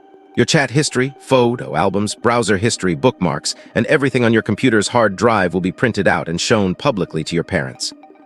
Just to prove you committed suicide of your own free will, and not for any other reason. Wang Peng's eyes widened. Ray, really? The police officers nodded frantically. As expected of a professional, that is a vicious tactic. Wang Peng, are you devils? Does a person have to face social death even after they are dead? Is it too late to delete it now? Waiting online, it is pretty urgent. Wang Peng gritted his teeth and lowered his head to fiddle with his phone, deleting his history, looking quite reluctant. Ren Jai took this opportunity to approach him silently. Wang Peng glimpsed Ren Jai, approaching out of the corner of his eye, and roared. Do not come closer, stay back, One more step and I really will jump. Renjai paused and rolled his eyes. Buddy, if you're going to jump, do not jump into the river. Cannot you find somewhere else to die? Wang Peng shouted angrily. What? I'm trying to die and now I have to be picky about the location. Why cannot I jump into the river? Renjai raised a hand and pointed, and everyone looked in the direction he was indicating. A conspicuous sign was hanging on the railing. Please do not dump trash into the river. Keep our environment clean for everyone. Wang Peng was dumbfounded. What is that supposed to mean? Renjai spread his hands and said, See for yourself, they do not allow littering in the river. Police officer, oh my God, not littering. He is already in this state, stop finding ways to trigger him. Are you a devil? Is this guy really a professional? Wang Peng, oh my God, you are expletives. Wang Peng was furious, ignoring everything else, and was about to come down and fight Renjai to the death on the spot. You do not just insult people like this. What the hell do you mean by no littering in the river? That makes no sense at all. Renjai was amused, because in just a short time, he had managed to get quite a bit of white mist from Wang Peng. But as luck would have it, a crosswind blew across the bridge.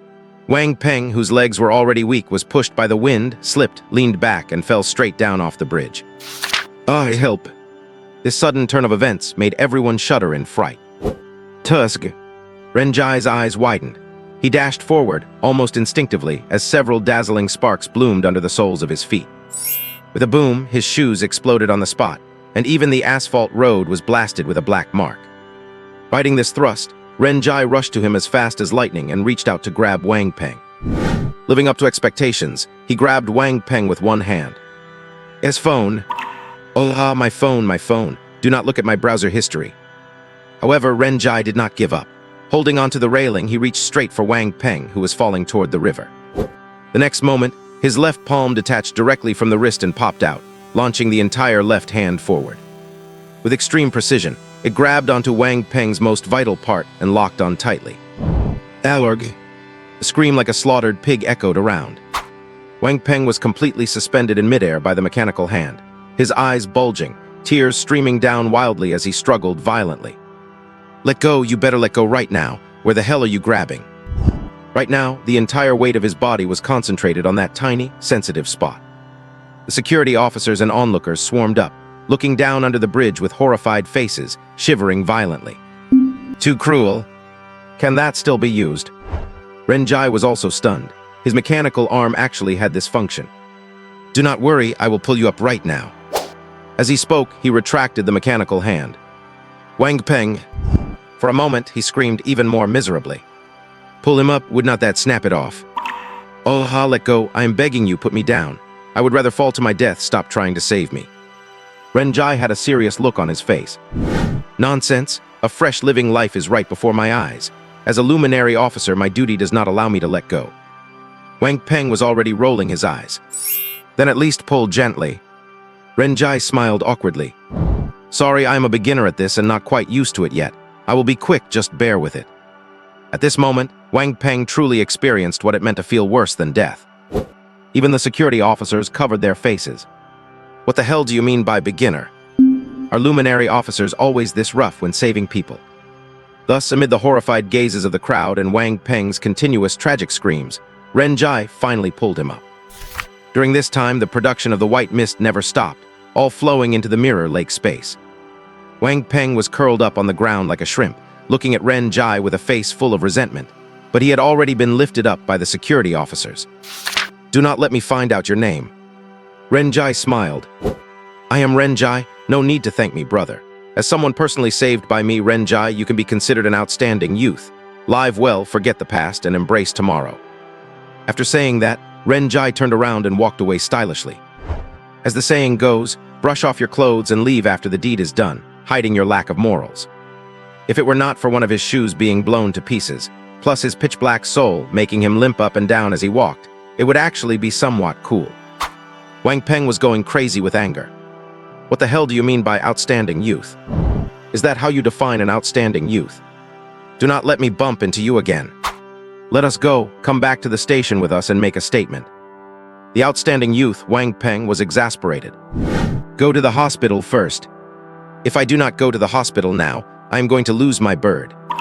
On the way back, Renjai felt a little happy, having finally figured out what that white mist was.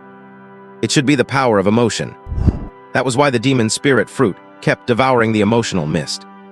The reason he had never been affected by the demon's original sin was most likely because of that emotional mist. As long as he continued to supply it, keeping the total amount of emotional mist over the lake from being completely swallowed by the demon spirit, he should not be affected by any kind of demon's original sin.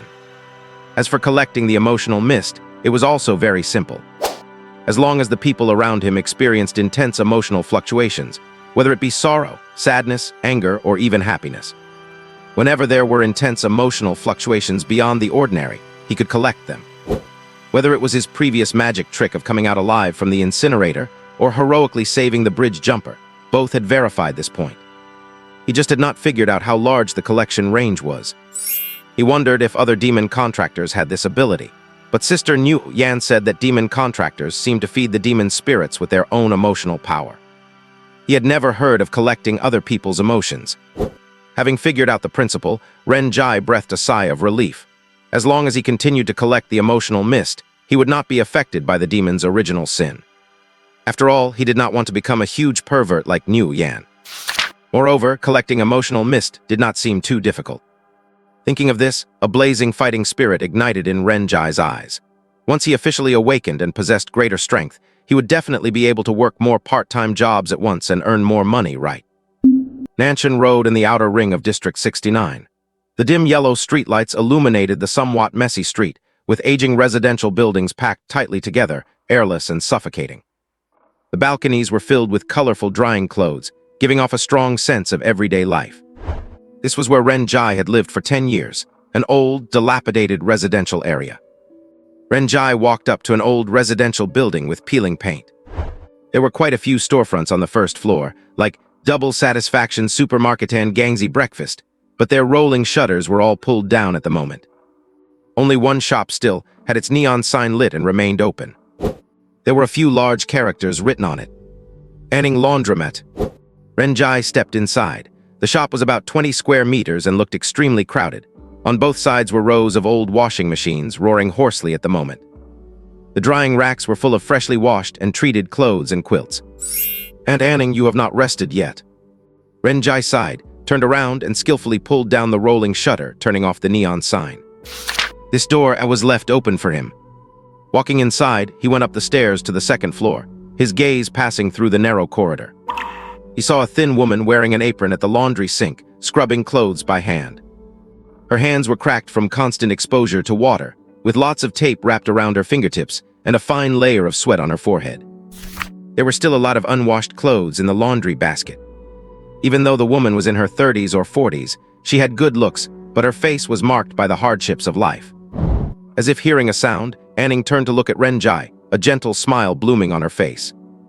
"Zio-jai, you are back? I saved some dinner for you in the fridge, heat it up and eat it later." Renjai's heart twitched, and his nose felt a little sour. "It is so late, why have not you rested yet? Where is Yi-Ayo?" Anning smiled. "She is asleep, she went to bed quite early today." As Renjai spoke, he walked through the corridor, took clothes from the laundry basket and started washing them. Anning looked helpless. "Do not bother helping, go to sleep early. The training at the Luminary Hall must be very tiring, right? Is Old Wei taking good care of you?" Renjai smiled.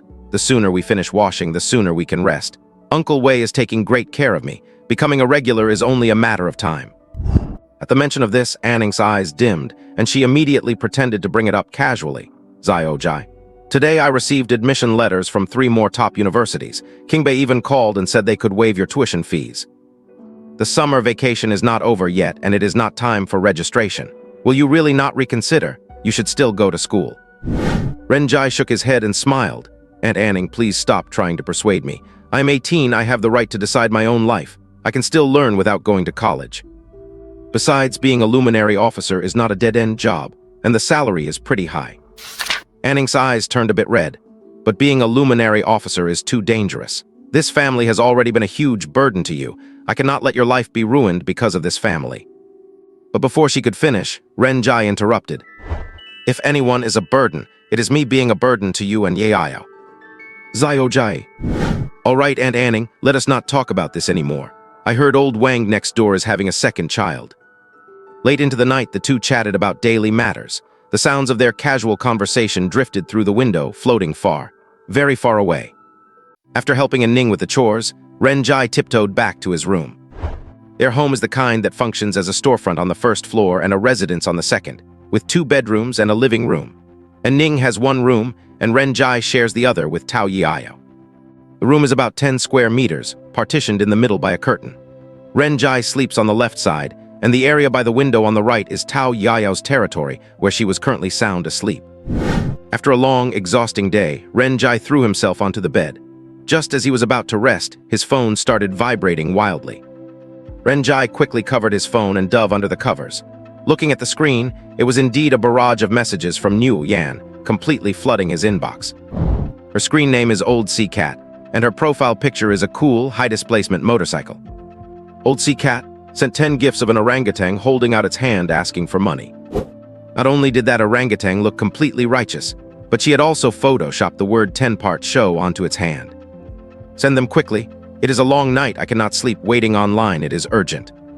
Renjai covered his face. I cannot believe you actually remembered. His profile picture is of a scruffy-looking guy with a crew cut, a black short-sleeved shirt and nerdy glasses. His screen name is Brother Jai. Brother Jai. Outdoor MP. Private tutor MP. Office at MP. 10th anniversary. Renjai did not bother stalling and just shared a batch with Niu Yan. After all, he had promised, and he had been a helpful kid since he was little who always delivered on his word. Old Sea Cat, whoa, ho ho, the kid has quite the collection. My spiritual sustenance for the future depends on you.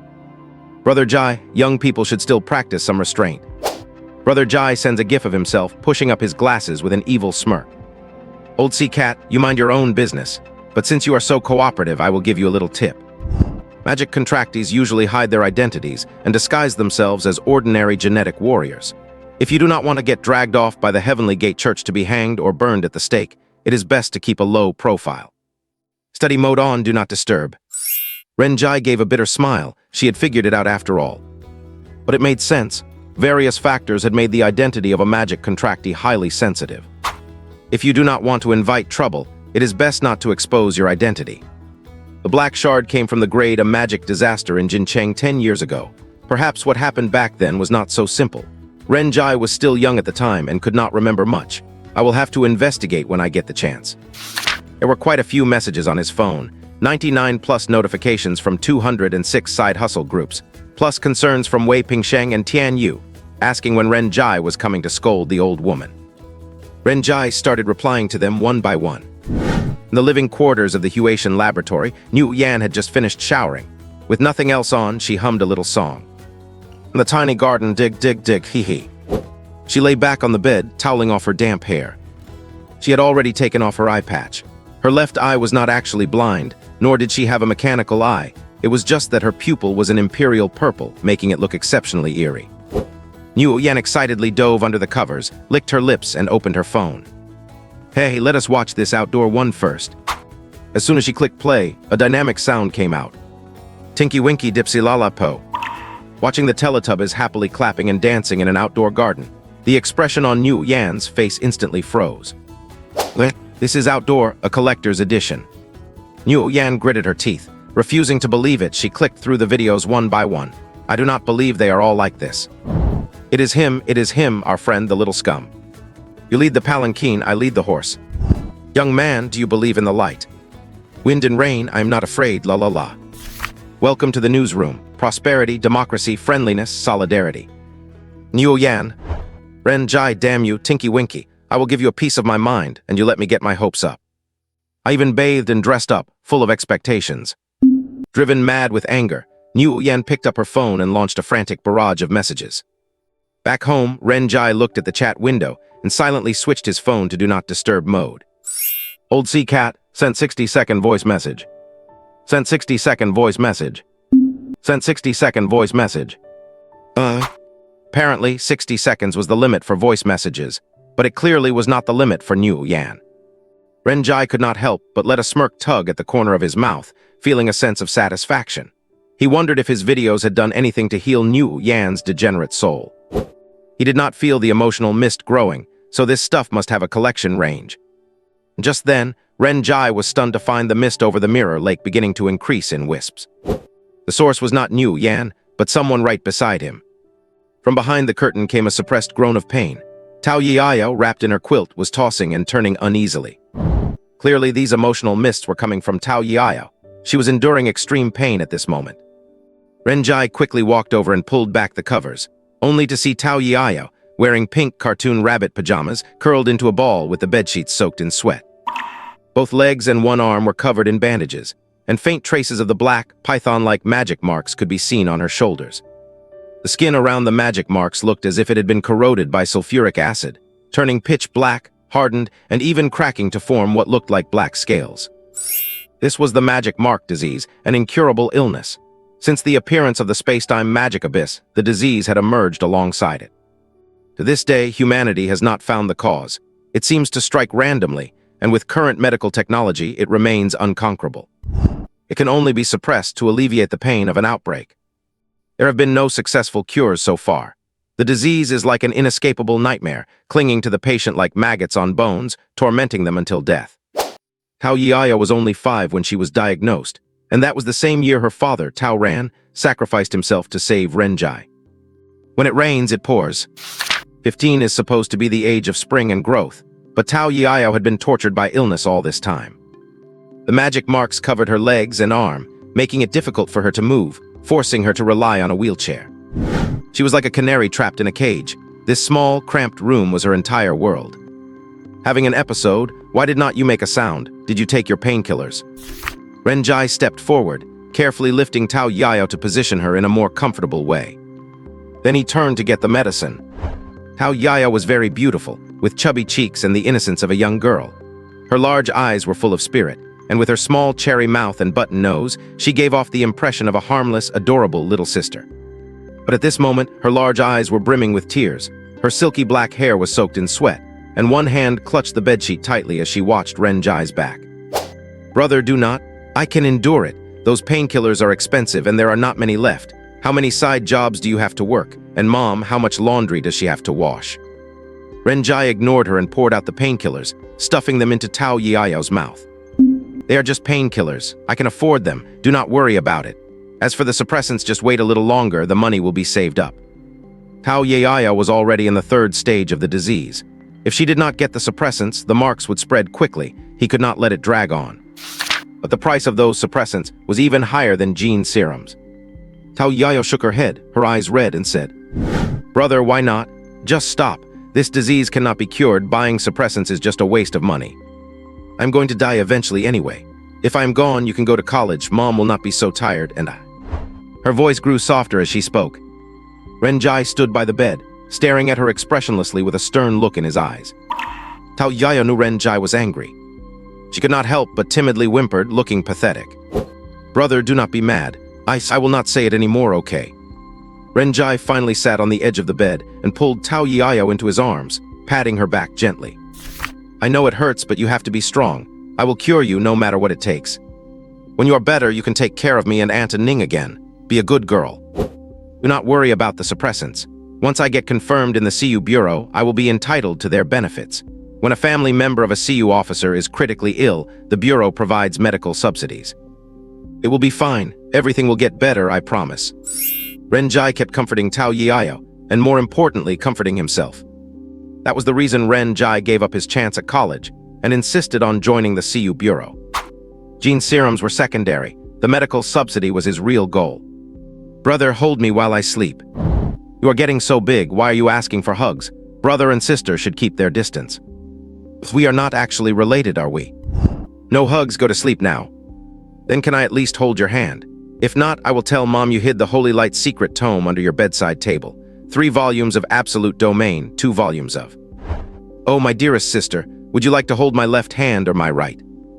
Early the next morning, the warm sunlight streamed through the window, bringing a touch of warmth to the narrow room. The curtain in the middle was pulled halfway open. Big hand holding small hand, Renjai finally succumbed to Tao Yiao's tyranny. "Brother, wake up, brother." Renjai opened his sleepy eyes and woke up from his dream. As soon as he opened his eyes, he saw Tao Yiao with a pair of pink shorts over her head, revealing only 2 big eyes blinking at him. Renjai was full of confusion. What kind of look is this? Quite unique, huh? Are you half asleep? Putting just anything on your head? Tao Yiao just looked at Ren Jai with a serious face. Brother, you are so hot-blooded. When you told me before that you were a hot-blooded boy, I did not believe it.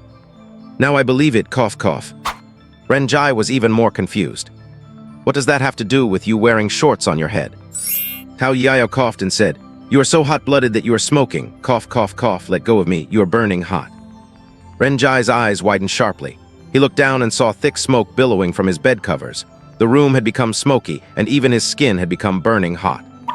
Shocked, Ren Jai leaped up from the bed with a kip up. Damn, what is going on? The mattress had a human-shaped black mark burned into it by Ren Jai, and the cotton inside was on fire. And as soon as he got out, a towering fire instantly ignited on Ren Jai's body, turning him into a human torch, and the only pair of shorts he was wearing also caught fire. Tao Yiao looked at Ren Jai with a face full of admiration. Wow, brother, you are so lit. If a vampire took a sip of your blood, it would probably burn a mouth full of blisters, right? Ren Jai's face darkened. Without a word, he dashed straight for the bathroom outside the room. If he did not leave now, his shorts would be completely burned away in a moment. You wretched child, why did not you wake me up earlier? Your brother is literally on fire. Tao Yiao chuckled mischievously. You cannot expect a 15-year-old beautiful girl with a terminal illness and lost mobility to wake you up. In the corridor, Ning was carrying breakfast. Hearing the clattering in the room, she could not help but frown. Little Jai Yiao, time to get up and have breakfast. What is that smell? It smells like something's burning. Before Ning could step forward, the door was burst open, and a human torch dashed out of the room at the speed of a 100-meter sprint, racing straight for the bathroom. Ning was dumbfounded. Little Jai, what is going on? Did Yiao set her brother on fire while playing around? Anxious, she hurried to the room to check, and then she saw Tao Yiao with shorts on her head and the human-shaped black mark on Ren Jai's bedsheet.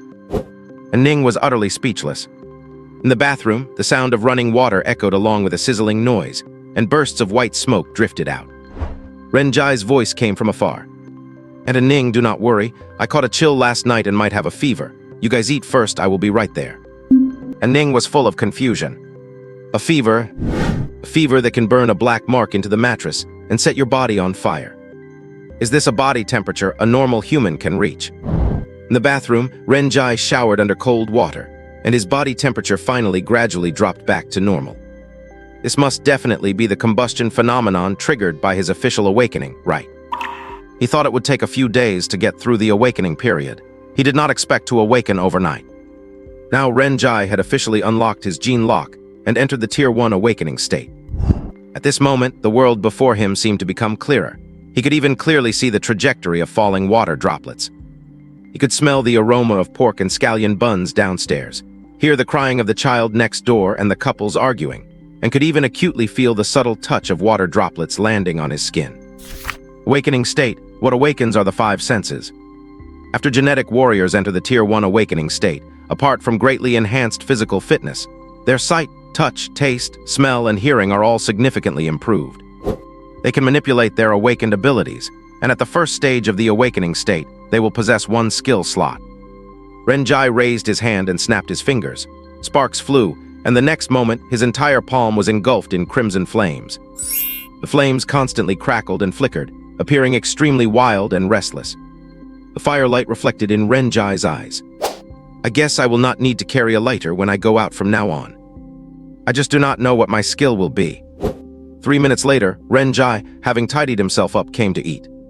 At the dining table, Tao Yiao sat in her wheelchair, and Ning was there too. Neither had touched their chopsticks, both staring straight at Ren Jai. It seemed they were waiting for an explanation.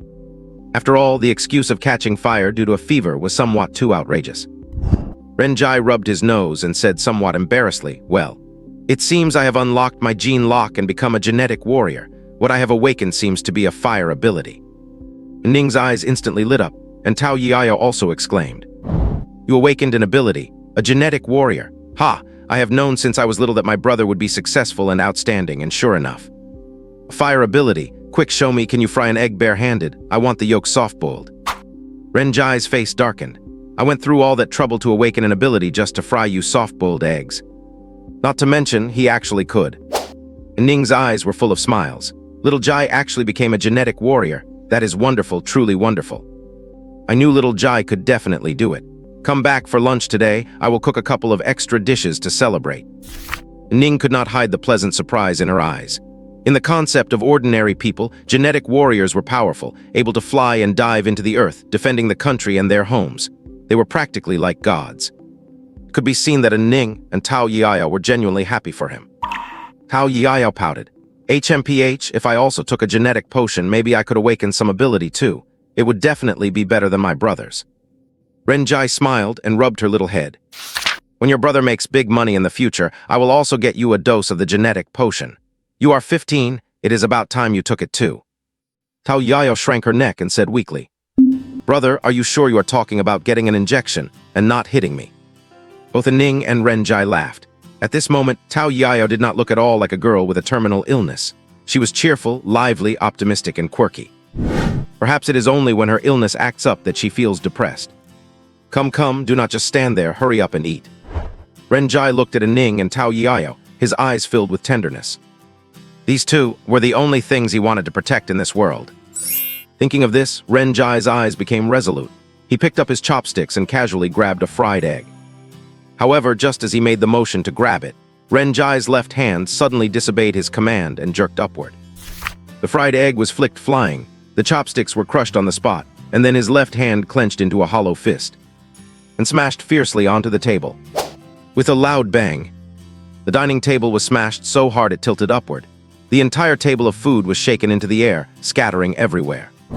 Ning had a fried egg stuck to her face, 4 or 5 vegetable leaves on her head, and her rice bowl was even flipped upside down on top of her head. The smile on her face suddenly froze, and 2 veins popped up on her forehead. On the other side, Tao Yiao had just picked up a glass of milk and opened her mouth to drink when she was flipped over by the table. The entire glass of milk poured all over her face, turning into a literal facial cleanser. Oh, it cough. Tao Yiao spat out milk on the spot. The two of them froze, both staring with wide eyes and open mouths, looking at Renjai in disbelief. What the hell? They saw Renjai's left hand literally switch into vibration mode, vibrating up and down, uncontrollably and frantically knocking on the table at an extremely fast frequency. Knocking on the table and making a loud buzzing sound.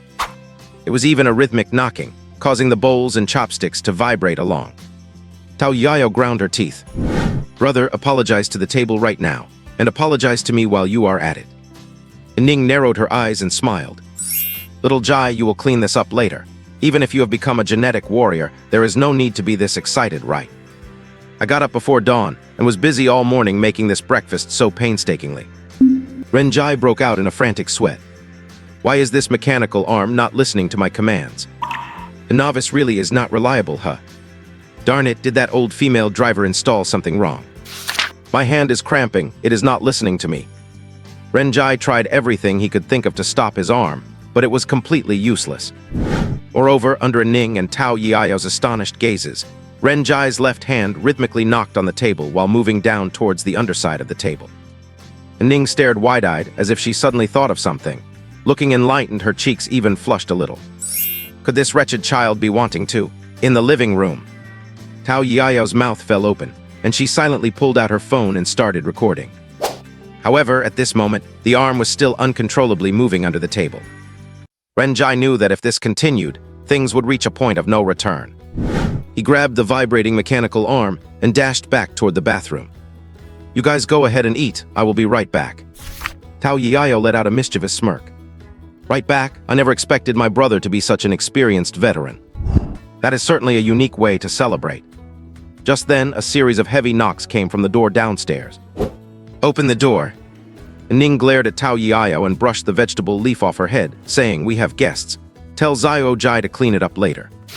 With that, she hurried downstairs. Inside the bathroom, Renjai, struggling to suppress his restless mechanical arm, dialed Niu Yan immediately. Old hag, is this broken arm of yours malfunctioning? Why is it vibrating like crazy this early in the morning? It is even. Niu Yan, originally groggy and grumpy from waking up, suddenly perked up. Even what? Do not tell me. Ha ha ha, serves you right. That is what you get for being so cheeky. Renjai gritted his teeth. You said it had a lifetime warranty, so you better take responsibility for me. Oh my, you should not go around saying things like that to a girl. It is not broken. This is a versatile mechanical arm. Having a flight mode is perfectly normal, right? Is not it thoughtful? This is just to satisfy your various needs. I just set a shortcut for it. Renjai's face went dark. What the hell was that flight mode? Did you really have to be so thoughtful? And you said a shortcut. Was picking up chopsticks the shortcut trigger? Hiss. This woman is definitely up to no good. How do I turn it off? Bend the ring finger and a function menu will pop up. Figure it out yourself. Beep, beep, beep. She hung up the phone immediately. Renjai's face grew even darker as he quickly bent his ring finger. Sure enough, a holographic function menu appeared on the back of his hand, listing hundreds of sub-functions. Things like power boost, energy shield charging, palm cannon, wall climbing suction, blade claws, pressure point strikes, and even a fascia gun function. This is just absurd. Arg, where exactly is the option to turn off flight mode? Renjai's eyes were spinning from the options, and a ridiculous thought crossed his mind. Should he just go along with it? Once he finishes, the flight mode would surely turn off, right? But as soon as the thought emerged, Renjai rejected it. No, as a physically and mentally healthy youth of the country, I must absolutely not give it a chance to show off. Renjai was busy studying the mechanical arm's functions. Meanwhile, loud shouting came from downstairs. At the counter, Ning was apologizing with a look of distress. Standing in the shop was a stout man in a python-patterned shirt, wearing gold chains and a watch, with tinted sunglasses on his face. He was holding a scantily clad woman with wavy hair in his arms. Behind them stood burly men in black tank tops who looked like nothing but trouble. Outside, there was a Cullinan and a Panamera parked. A man in a suit with long, flowing hair leaned against the Cullinan, playing with a silver coin in his hand. The wavy-haired woman pointed at a white mink coat tossed on the counter and accused. Look at this, look at how you cleaned it. It is all matted and shedding hair. How am I supposed to wear this now? Do you think this is some cheap rag that poor people like you wear? Ning apologized profusely. I am so sorry, really. I remember this mink coat, and we definitely followed the standard cleaning procedure. Besides, when it was picked up, it did not look like this at all. The woman glared at her, grabbed a tub of laundry detergent from the counter, and threw it at Ning. Are you saying I did this on purpose just to give you a hard time? You think way too highly of yourself. The detergent tub hit Ning on the forehead, breaking the skin, and detergent spilled all over her. The stout man looked Ning up and down, with an expression of predatory interest. I bought this mink coat for 40,000, pay up. Ning's eyes turned red. I really did not break it, and how could I possibly have that kind of money? Most of the family savings had gone to Tao Yiao's medical treatment, leaving them in financial distress. The stout man sneered, do not think you can just brush this off by saying you have no money. You run a business, so if you break something, you pay for it. That is common sense. Since you cannot pay, sign this eviction agreement, and I will let this matter slide.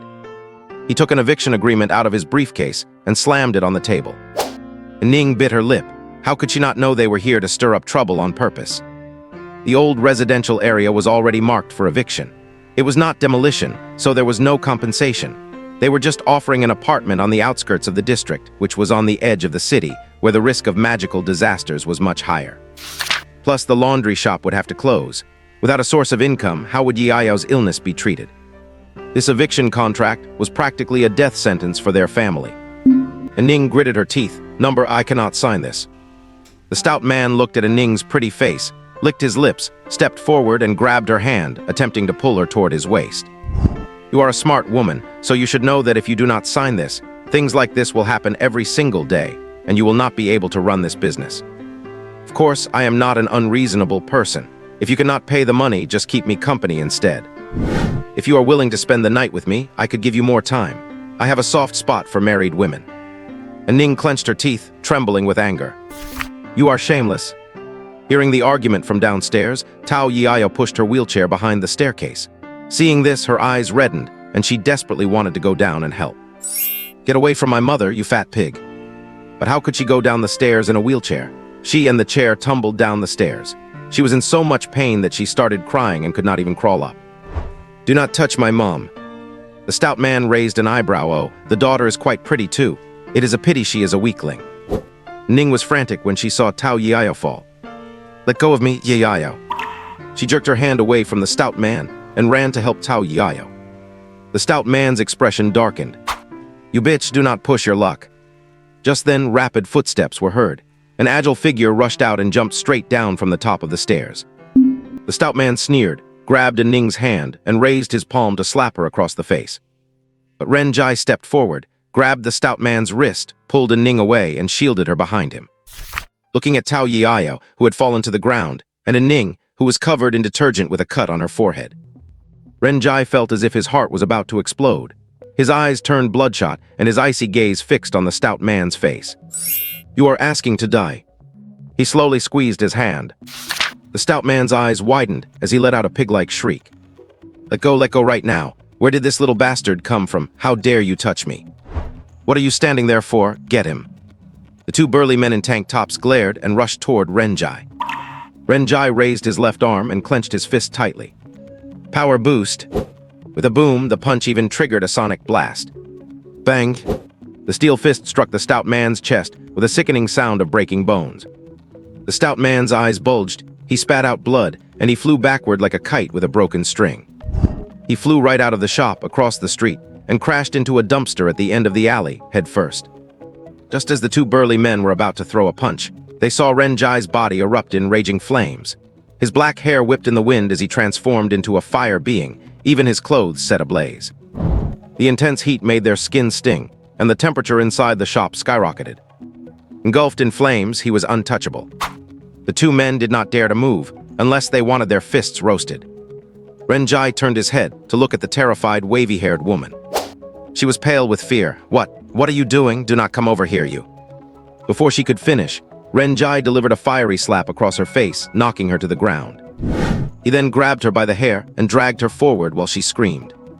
The intense heat radiating from him forced the two men to keep backing away until they were completely out of the shop. Ning and Tao Yiao watched in shock, their mouths agape.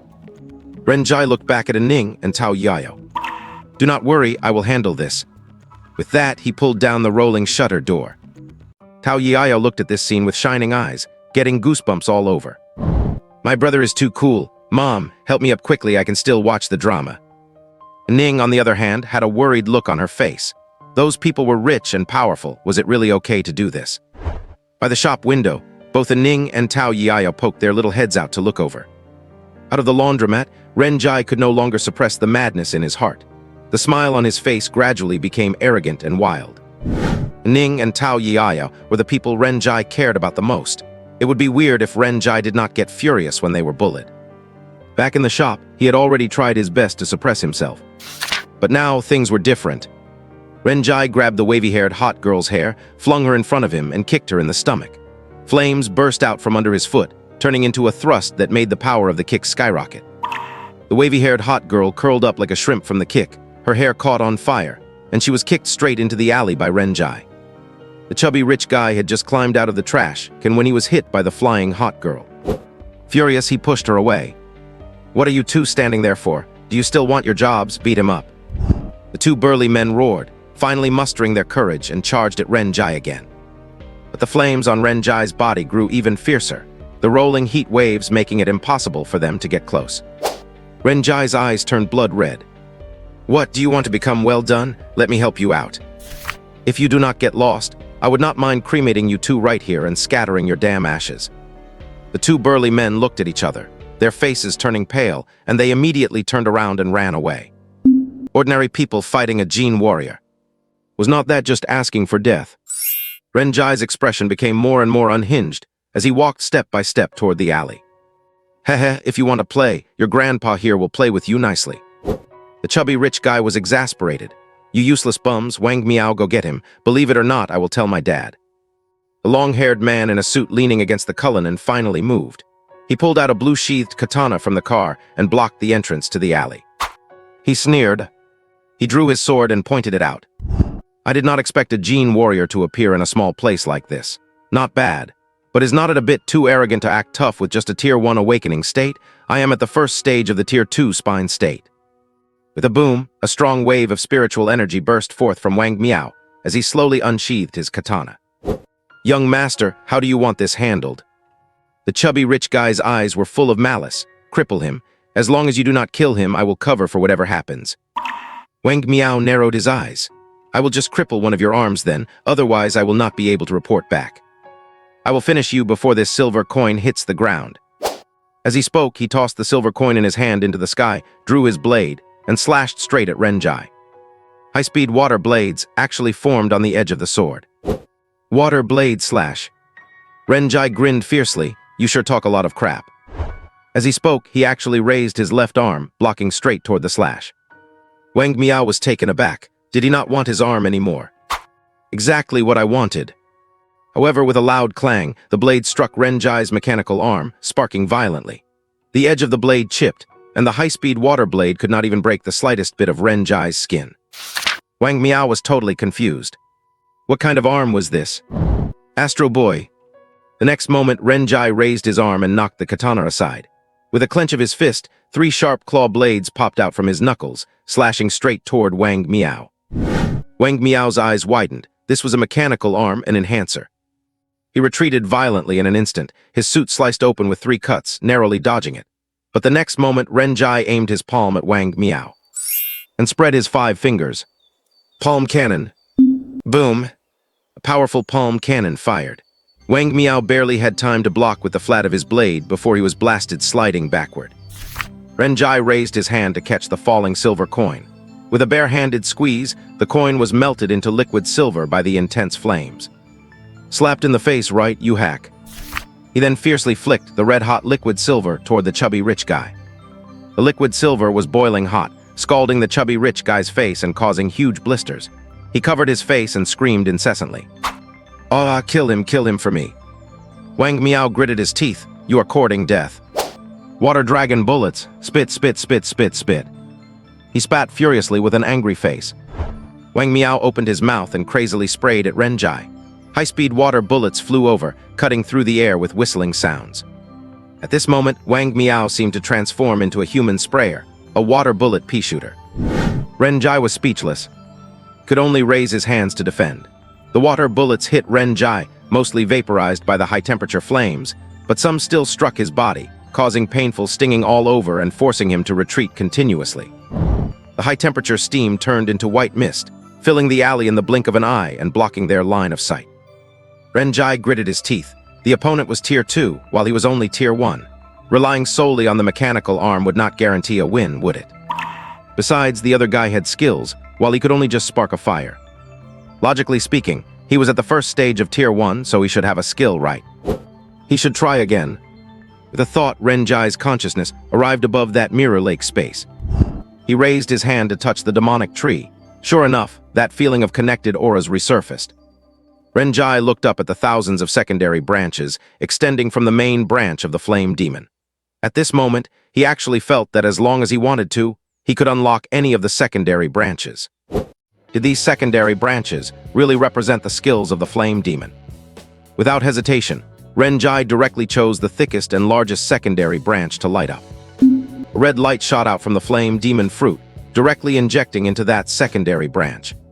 The secondary branch was lit up and instantly ignited, and a crimson flame leaf actually grew on it. The demonic whisper echoed in his heart once again. Flame demon innate skill unlocked. Skill incinerate. Divine might like fire, flames born from the heart, incinerating the 8 directions, reducing all to scorched earth. Renjai was shocked. Here it comes, it really was an innate skill. No need to absorb the corresponding gene fragments. Whatever, let us finish this in one breath first. The cost of transforming into a demon once was just making others cry, which was not too hard. Demonification, activate. However, Renjai did not notice that the mist over the mirror lake, which had already thinned to the extreme, was instantly cleared away along with this demonification. The alley was filled with high-temperature steam. Wang Miao seized the opportunity, tore through the mist with his blade, and swung a water blade slash straight at Renjai's shoulder. But right at that moment, the aura around Renjai changed. Endless flame cloud patterns grew out of his chest, instantly covering his entire body. 2 flame demon horns formed on top of his head, and the flames on his body suddenly changed, becoming exceptionally frantic and explosive. At this moment, Renjai slowly opened his eyes. Even his black hair turned crimson, like burning flames, making him look like a demon in the blazing fire. His gaze was burning hot and crazy. Wang Miao shivered in fear. What the hell was this thing? But the slash in his hand was not slow at all. Facing the incoming water blade, Renjai actually raised his right hand and grabbed the flat of the sword. The terrifying high temperature evaporated the high-speed water blade and even scorched the blade itself red-hot. Under Wang Miao's horrified gaze, the blade directly melted, snapped in two, turned into molten iron, and dripped onto the ground. This is impossible. However, the next moment, Ren Jai had already raised his large hand, aiming it right at Wang Miao's face, his eyes scarlet. You can go to hell now. Incinerate. A massive bell-shaped flame directly shot out from Ren Jai's palm, like the exhaust plume of a rocket engine, instantly swallowing Wang Miao's figure. Ripple bubble. Blue bubble-like barrier emerged, enveloping Wang Miao entirely to shield him from Ren Jai's incinerating flames. Yet he was still sent flying by the force, forcibly pushed into a corner. The entire alleyway was filled with fire, walls were scorched black, and even the steel street signposts began to melt. The portly man and the hot girl were terrified out of their minds, quickly diving into the bubble for cover. Otherwise, they would surely have been cremated by the raging inferno. Are you useless or what? Cannot even beat a Tier 1 genetic warrior. Did my dad waste his money raising you? Wang Miao gritted his teeth. Shut your mouth, you fat pig. I have run into a real tough customer today. Ren Jai's flames were bizarre. Not only was the temperature incredibly high, but they also carried an intense explosive effect. The bubble was on the verge of collapsing from the blasts, and he had to keep thickening it to block out the searing heat. Ren Jai felt the surging power of fire within him, his expression growing even more manic. He now had a good grasp of the boost provided by demonization. Flame Demon Transformation grants fire resistance, making one immune to being burned by flames. Physical stats tripled, and the 5 senses are greatly enhanced. The Flame Cloud pattern can absorb fire energy to heal physical wounds and restore stamina. The temperature of one's own flames is tripled, and the explosive impact is enhanced. While demonized, skill power is doubled. With a boost of this magnitude, it is no wonder demon contractors are willing to use demonization even when they have to pay a price. Because after demonizing, it allows a contractor to crush those of the same rank and even fight above their level. It is ridiculously powerful. Ren Jai did not seem satisfied with using one hand to cast his skill, so he raised his other hand as well, aiming at the bubble. Incinerate. Well, now it is gone from a single-engine rocket to a dual-engine one. There was no way Wang Miao could withstand this. He was already cursing. Is this really a skill that a weakling at the Tier 1 awakening stage can cast? Under the power of the dual incineration, the bubble evaporated instantly, and Wang Miao looked thoroughly dehydrated and scorched. Under the fierce flames, the 3 of them were charred black as they slammed hard against the wall. Ren Jai pushed off the ground with 1 foot, flames blooming beneath him as he turned into a flaming meteor, lunged forward, and delivered a heavy punch to Wang Miao's stomach with his mechanical arm. The wall cracked like a spiderweb. Wang Miao's eyes bulged as he clutched his stomach, legs kicking weakly as he slumped down. Ren Jai squatted down with a wicked grin.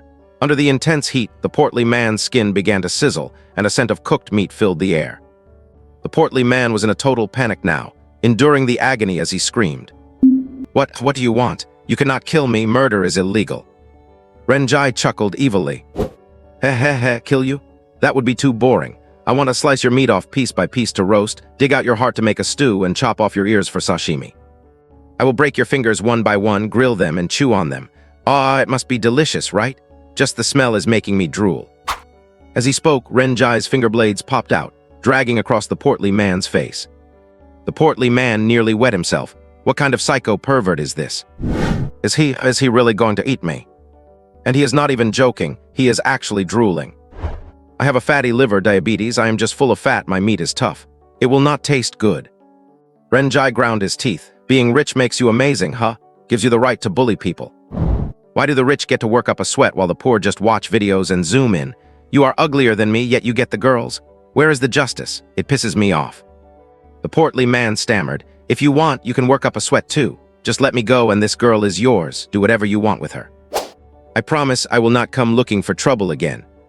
As he spoke, he shoved the wavy-haired girl in front. She was so scared she was on the verge of tears. Ren Jai just gave a faint glance. Forget it, I do not like bald women. Hot girl. When did I go bald? The portly man blurted out. Even though her hair is singed, she still has hair. However, Ren Jai reached out and touched her head. As his fiery hand passed over, her beautiful hair instantly carbonized, leaving her completely bald. Now she is bald. Hot girl. Oh yeah? She slumped to the ground and burst into tears. As the saying goes, The fireman touches my head, and hair loss grants eternal life. The portly man's mouth twitched. Seeing there was no other way, he begged, "What will it take for you to let me go?" Renjai flashed a demonic smile. "I am the type of person who prefers getting something for nothing." The portly man was startled, but understood immediately. He took off his gold Rolex and shoved it to Renjai. "A small token of my appreciation. Ah ha ha." But Renjai was not satisfied, grabbing the man's heavy gold chain, his eyes full of greed. "I will take this as medical expenses. You do not mind, right?"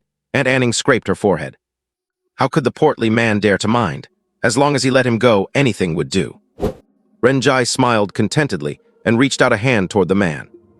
The portly man swallowed hard and cautiously extended his hand to high-five Renjai. "So, are you letting me go now?" Renjai glared. "In your dreams. Come over here and hit yourself. I am too lazy to do it." The portly man stared. He had been around the block many times, but this was the first time he had met someone this warped. "Seriously, tell me to hit myself."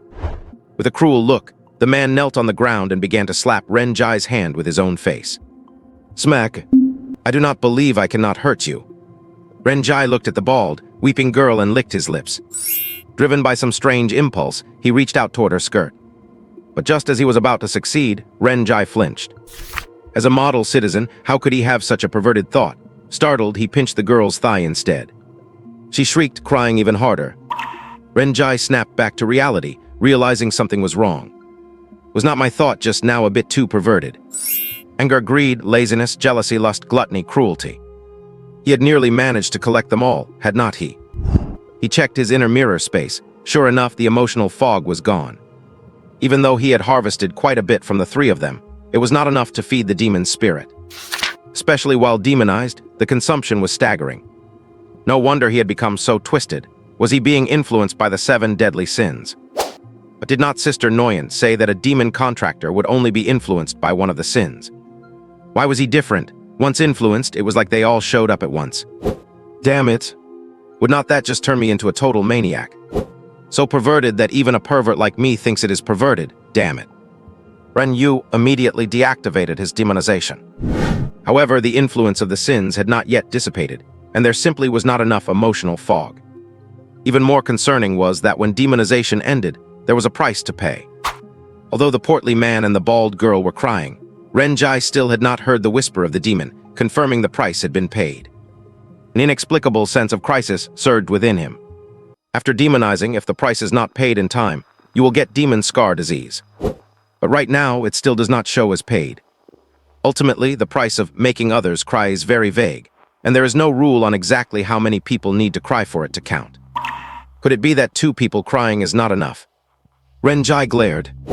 "Cry, all of you, cry louder for me. Did I not hit you hard enough? Are you all looking down on me?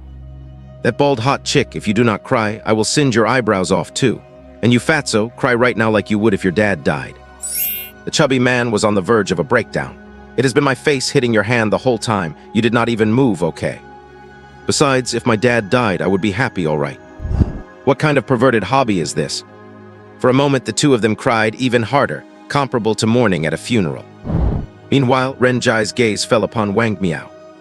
He grabbed him and punched him right on the bridge of his nose. Wang Miao's nose bridge collapsed, but he leaned against the wall, glaring death at Renjai. Renjai glared, "Why are not you crying?" Wang Miao gritted his teeth. "Donking, a true man stands tall between heaven and earth. Men do not shed tears easily. I have not cried since I was 5. I admit I fell into your hands today, but I do not believe you would dare to kill me. Come on, do it." Renjai raised an eyebrow. He encountered a tough nut today. So the mechanical arm took aim at Wang Miao's face. Mechanical piston punch. The mechanical arm immediately started hammering back and forth like a piston, wildly pummeling Wang Miao's face, knocking his head back and sending his white teeth flying. Watching this made the chubby man and the other person's blood run cold. However, after a barrage of punches, quite a bit of emotional mist was collected, and his face swelled up like a pig's head. Wang Miao still did not cry. Renjai got anxious now. He aimed the piston punch directly at Wang Miao's philtrum and hammered away wildly. "You are striking iron with an egg." Wang Miao's eyes bulged, kicking his legs and tearing at his hair in pain. What kind of earthly torture was this? Every punch is a critical hit. "Ahaha, hit me. Go ahead and hit me. If it is broken, the worst is I will just install a mechanical one and it will be better than before. You may defeat my flesh, but you will never defeat my Su. Before he could finish his sentence, a frantic Renjai held up 2 fingers and poked Wang Miao right in the eyes. Oh, my eyes, my eyes. Wang Miao could not hold out anymore. He clutched his eyes and rolled around on the ground as tears finally flowed from the corners of his eyes. The demon's whisper echoed in the bottom of Renjai's heart. Price paid. That inexplicable sense of crisis vanished, and only then did Renjai breathe a sigh of relief. Then his expression turned odd. This actually works. No matter what method is used, as long as I make others cry, it is fine. Renjai narrowed his eyes and pressed his claw knife directly against the chubby man's neck. I am warning you one last time. Do not come looking for trouble again, or next time I will not let you off so easily. Anning Laundromat may be small, but it is my whole world. If you dare touch it, I will make you lose everything. The chubby man nodded incessantly, tears welling up in his eyes. Can you let us go now? Get lost. The 3 of them scrambled and stumbled as they ran outside. Wait. What is it? Take off your clothes. Looking at Renjai without a shred of clothing on, the chubby man's face turned completely pale. In the very end, he could not be wanting to work up a sweat, could he? He is not interested in the hot chick, then he must be interested in. Hiss. Take them off. 3 minutes later, under the watchful eyes of the neighbors, the 3 soot-covered people rushed out of the alley like giant black rats, hopped into their car and sped away.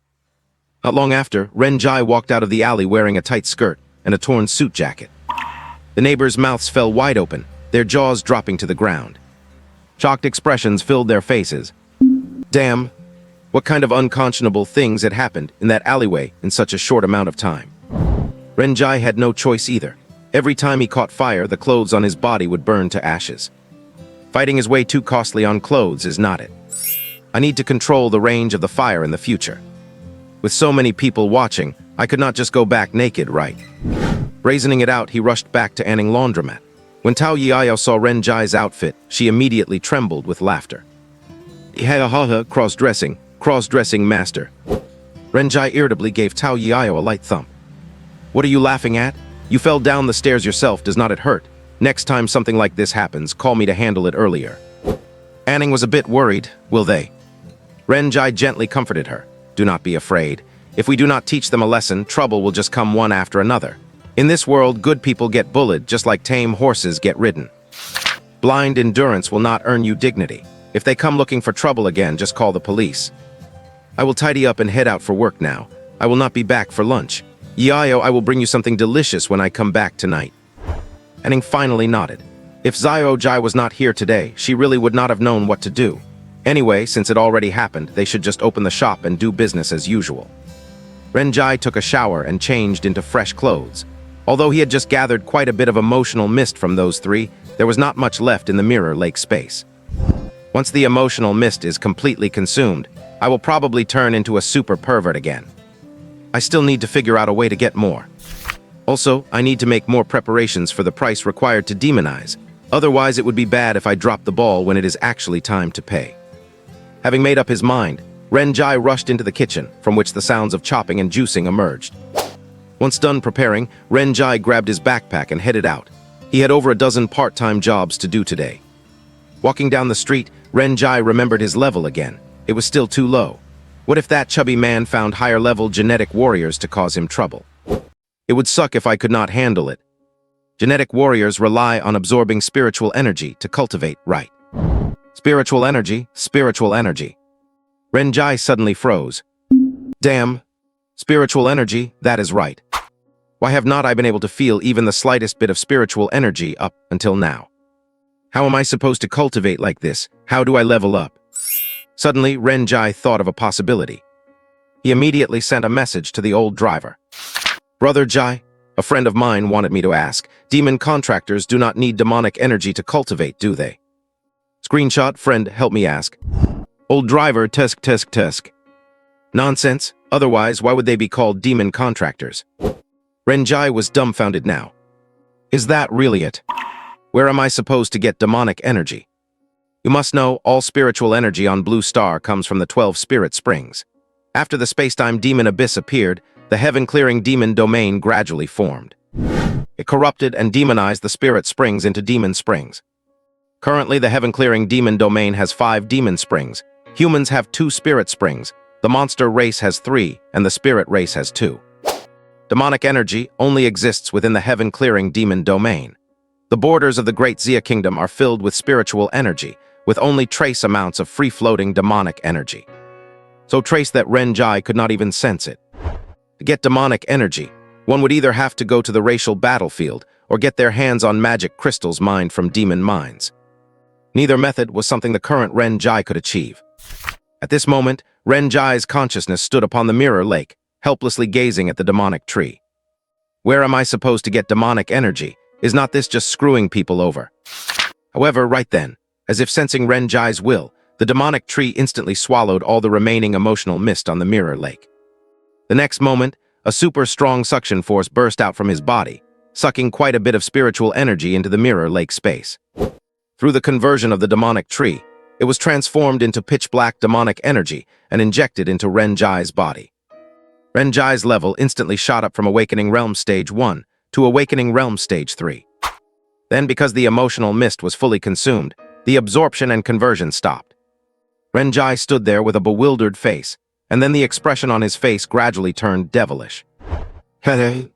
The pervert is now online. The demon's original sin is taking effect, and Renjai cannot control his surging emotions again. He never could have imagined that the demon tree also has the ability to convert spiritual energy into demonic energy, though it requires consuming emotional mist as a prerequisite. Renjai, as he is now, wants to rob every passerby he sees, and he is itching to flip up the skirt of every girl he comes across, honestly. Just then, a schoolgirl in a short skirt carrying a book bag cast a glance at Renjai from afar. She walked quickly with her head down, but accidentally bumped straight into Renjai, stumbled, and fell backward onto the ground. She looked flustered and quickly apologized. "Sorry, I am so sorry. I was in too much of a rush and did not notice you. Did I hurt you? As she spoke, the student's face flushed red. She looked at Renjai with some fear and reached out her hand, signaling for him to help her up. However, Renjai did not reach out. Instead, veins began to pop on his forehead. "Are you blind? Are the 2 eyes on your head just for show? If you are not going to use them, donate them. If saying sorry was useful, why would we even need the police? Tell me, what school are you from? What is your name? What are your measurements? What color are your panties?" Student, what kind of perverted questions are these? You are the one who should be arrested by the police. Normally, if a guy his age ran into a beautiful and generous student like me, how could he possibly hold himself back? Who just starts hurling insults like that? The student awkwardly retracted her hand and hurriedly scrambled to her feet. "Sorry, I will be more careful next time. What can I do for you to forgive me?" She looked at Renjai with a pitiful expression. Renjai said impatiently, all right, it is not a big deal. Lift up your skirt and let me see it as compensation, and then you can leave." The student was stunned for a moment, then her face flushed an abnormal shade of red. Her eyes were filled with excitement, though she quickly masked it, looking shyly at him. Do you really want to see? But there are too many people here. How about you go with me to a place where there is no one around?" Renjai swallowed hard. Are girls these days really that open? She is actually willing to show me. No. If I actually go, given my current state, who knows what kind of crazy things I might end up doing. Forget it, I'm afraid you might harvest my kidneys. If you are not going to show me, then you have to at least pay me some money. The student cursed silently. I just bumped into you and I have to pay money? Is this guy a professional scammer? Just you wait if it were not for all these people. The student hurriedly pulled 5 yuan and a lollipop out of her pocket. Will this do? Renjai snatched them, stuffed them in his pocket, and turned to walk away. The student watched his retreating figure, veins popping on her forehead, and she clutched her book bag as she vanished into the crowd. In the crowd, a handsome man in a suit carrying a briefcase walked casually, glancing at the student from time to time. Team leader Yi, that kid is pretty bold, is not he? He just got bumped into and already extorted 5 yuan from her. Tusk. If he knew the real identity of that student, he would probably be scared out of his wits. At a coffee shop on the street corner, an elite office worker wearing a professional suit, a tight-fitting skirt, black stockings, and high heels was holding a steaming cup of coffee. Wearing dark brown sunglasses, she kept her peripheral vision on the student. He had long, straight black hair reaching her waist and an explosive figure. Her face was delicate, and just sitting there, she attracted a lot of attention. Zio Yi, stay focused. Do not lose her. It is not easy to catch her, so do not let her get out of my detection range. Everything Chen Hua does has a purpose. She would not just bump into someone for no reason. That teenager is likely her target this time. Yunzio Laowu, follow that teenager just to be safe. In the crowd, a vibrant girl with a ponytail dressed like a student nodded. Understood, Sister Yiyue. She then quietly followed in Ren Jai's direction, and a gym trainer wearing a tank top, with a buzz cut and a sturdy build who had been handing out flyers, also silently followed behind her. Right then, a panicked voice came over the communicator. Team leader Yi, we have lost her. Yiyue gritted her teeth, and beneath her dark brown sunglasses, eyes as red as rubies lit up. Tisk, find her, she cannot have gone far. In a small alley, the student who had bumped into Ren Jai walked in and tossed her book bag into a trash can. Her skin began to melt and shift along with her clothes. In the blink of an eye, she transformed into a lean, dark-skinned migrant worker. Her height and clothes changed along with her. Ah, the Demon Suppression Bureau has a pretty good nose, but trying to catch me. You are 100 years too early. Do you think my title as the Thousand Illusion Witch Chen Hua was just for show? A small, snow-white marten crawled out from Chen Hua's arms, chirping nonstop. Chen Hua looked unusually excited. She had struck gold this time. She immediately contacted her superior. Daoji, how did things go? Are you sure that aura is a newly awakened demon contractee? Have you made contact? Can we pull him in as an ally and use him as a pawn for our organization, Demon Claw? Chen Hua giggled, that little demon brat's aura. The treasure-hunting marten could smell it with its eyes closed. I did make contact, but... Thinking about it, Chen Hua got annoyed. But what? Chen Hua said excitedly, that is not important. Do you remember the top-secret mission issued by the Tarot organization back then? The one about screening all newly awakened demon contractees and looking for someone who would trigger a reaction from the treasure-hunting marten. Daoji was speechless. Did not that mission come out almost 10 years ago? Everyone in the organizations gave up on it long ago. Members of the poker and joker groups were even judged by Tarot because they reported false information. Chen Hua urged, it is different. This time it is different. The treasure-hunting marten really reacted. That kid is definitely the one. The treasure-hunting martens were issued to various organizations by Tarot and were uniformly trained to find demon contractees and develop subordinates. Even though there had been errors in the past, such a strong reaction could not be wrong. Daoji's voice deepened. Are you saying that kid is the person Tarot has been looking for all along? For sure. Now Daoji could not stay calm either. Do not report it yet. If we are wrong, it would be a total catastrophe for us. Keep that kid under control first. You stall him first. Do not act rashly if you are not sure. The Demon Suppression Bureau has been checking things strictly lately. I will figure out a way to get away. You be careful too. If it is true, we are going to strike it rich. After giving a few rushed instructions, the two broke off the connection. Chen Hua suppressed her excitement and stroked the head of the treasure-hunting marten. Brat, do not even think about escaping my grasp. Meanwhile, Ren Jai was about to lose his mind. If he did not find a way, he was really going to turn into a deviant. Just as he reached the intersection, Ren Jai saw an old grandma leaning on a cane, walking unsteadily, about to cross the street. As an outstanding young man of the motherland, how could Ren Jai turn a blind eye to such a situation happening right in front of him? So he dashed forward in a single stride, grabbed the old grandma to support her, and led her toward the other side of the road. The old grandma's eyes widened, and she looked at Ren Jai with a face full of astonishment.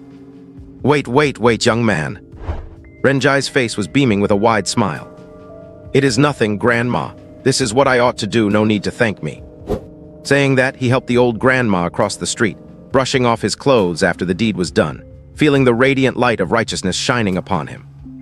The old grandma stood by the road, looking utterly bewildered. Staring at Ren Jai's receding figure, she stomped her cane in anger. I just crossed from this side. It took me a whole 3 minutes to cross the road, and this was my starting point. And you dragged me right back. You little punk. Wu Yunqing and Yun Zio, who were secretly tailing Ren Jai, watched this scene with their mouths twitching.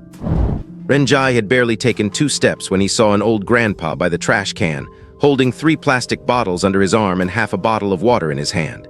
The grandpa unscrewed the cap and was just pouring the water out. How could he tolerate this? So Ren Jai rushed up, snatched the empty bottle from the grandpa's hand, grabbed the other 3 from under his arm and stuffed them all into his backpack. If you do not want them, give them to me. They can be sold for money. Thanks, Grandpa. Urban environmental protection relies on people like me. Saying that, he flipped open the recyclable trash can, reached inside, and frantically hollowed it out, stuffing plastic bottles and cans into his backpack. The old grandpa was dumbfounded. "No, young man. No need to thank me, really no need. Grandpa, do you still need this bag? If not, let me use it to hold the bottles." But as soon as he turned his head, Renjai suddenly widened his eyes. He saw a little girl's balloon slip from her hand, fly up into a tree and get caught in the branches. The little girl was crying sadly under the tree, completely unable to reach it. "Grandpa, I'm going to help first. She is shedding tears, the country needs me." Having finished emptying the trash can, Renjai sprinted straight toward the tree. The old grandpa grew anxious. "You brat, come back, give me back my bottles. Whose turf do you think you are on? Screw you. I have dominated the scavenging world for years, and this is the first time I have ever run into someone trying to steal my business." Wu Yongqing was speechless. Yun Zio frowned in silence. This guy, he even robs an old grandpa's bottles. Meanwhile, Renjai had already run under the tree. Under the little girl's teary gaze, he climbed the big tree nimbly like an ape, reached the balloon and pressed it into the little girl's hands. Smiling with a gentle expression, he patted the little girl's head. The little girl nodded emphatically, beaming with a happy smile. "Thank you, big brother." Watching this scene, both Wu Yongqing and Yun Zio showed a fond, ant-like smile on their faces. This young man is still quite heartwarming, is not he? However, the very next moment, Renjai popped out a finger blade and stabbed it directly into the balloon. With a loud pop, the balloon burst on the spot. The little girl's eyes widened, and then she burst into a loud wail, crying even harder than before. The smiles on Wu Yongqing and Yun Zio's faces froze instantly.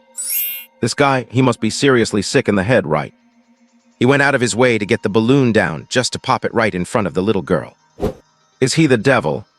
Seeing the little girls crying getting louder and louder, already attracting the attention of people around them, Renjai hurriedly pulled a lollipop from his pocket and stuffed it into her hand.